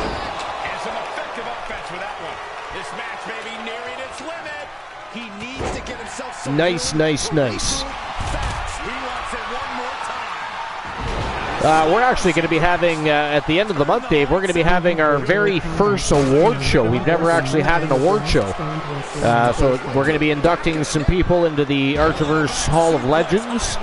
Some very deserving streamer teams that have been around since the Archiverse 1.0 and had a great time with the community, won championships, formed tag teams, alliances. So we're going to induct some very deserving people. It's going to be a good time. Virtual Combat Wrestling on Fridays. And new one is Last Stand Wrestling on Thursday. Excellent. Dave, can you put your YouTube channel link into the chat room, please? Can leave you Dave's. Oh, God. Oh, man, you can see he is feeling it now. The DDT to follow. Any more hits in that area could leave him dizzy. Cradle pop. Sure, he's pumping himself up, but he's also giving his opponent a chance to recover. So glad I bet on him to win. Using the ladder as a weapon. Ouch. And that lands hard with him on the receiving end. And he might need to find space to regroup. Go to the top here, guys. Looking to finish it. All right. Face first into the ladder. There we go, Dave Demented's YouTube channel. So feel free to click that link and subscribe to his YouTube channel. Subscriptions on YouTube are free, obviously. And he's delving deep in himself to pull off that offense. You have to be impressed with the result. And make sure you check out his content over there as well as his content here on Twitch. It's not Archer Burst, that is something I am enjoying doing. Well, that's all that matters. If you're having a good time and you're creating content and people are watching it, really at the end of the day, that's really all that matters. I appreciate the compliment, though. I do appreciate the compliment. We do work hard with the Archerverse TV, but I mean, it's nothing I do alone. I mean, there's a vast sea of us that, you know, week in, week out, make sure things run smoothly and things stay as they should be, but I certainly don't do it alone. Yeah, life is right.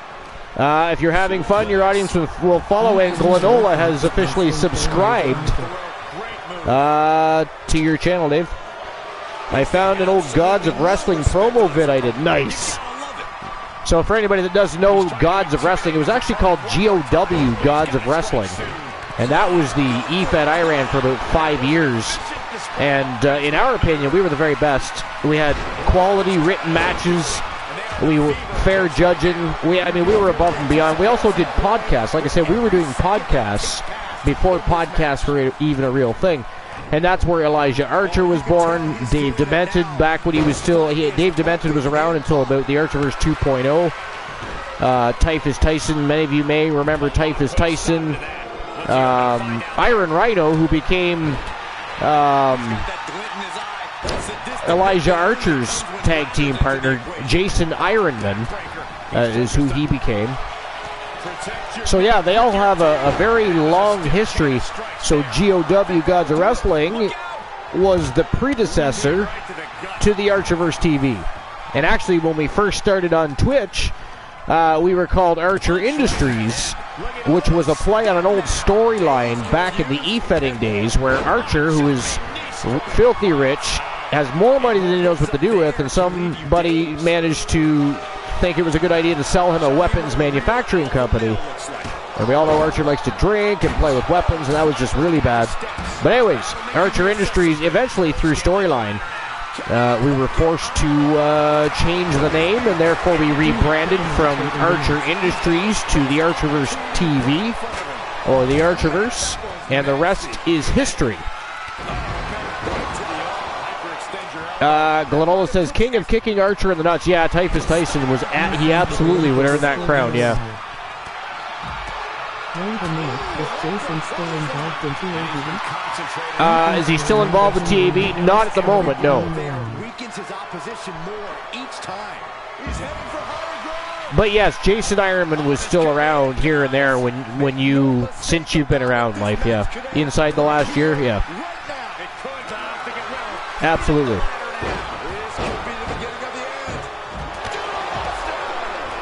Absolutely. I gotta tell you, this is a fucking war over this contract case. My God.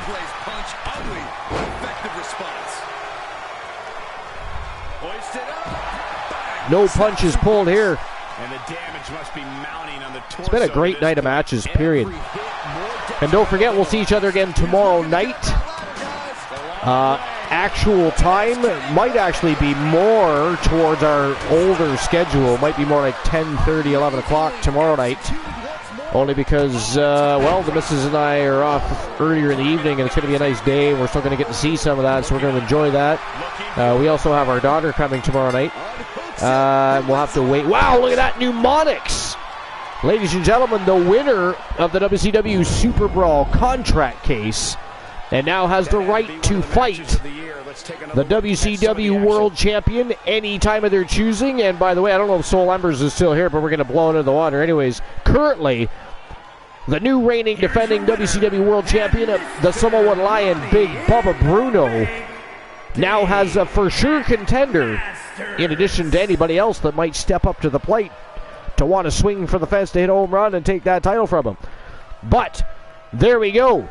That is it. That is all for episode number 457. But again, we're going to be back tomorrow night probably around 11 o'clock, 10:30, 11 o'clock, for the first edition of WCW Super Brawl of the Archiverse 4.0. Championship matches all night long. Exactly what the plan is, I don't know. I have not gotten together with Team Glenola or anybody else involved that make the booking decisions there, but I'm sure they have something up their sleeve. It will be a great night, great matches, great conversations with great people, and as always, it is a pleasure to be here all the time, week in, week out with you guys. Especially nights like tonight where people were in and in all night. It's not a regular evening, so it was really great that you guys still stopped by and enjoy the show on a night that we're not, you guys are not used to us being live on a Thursday night, so I appreciate it.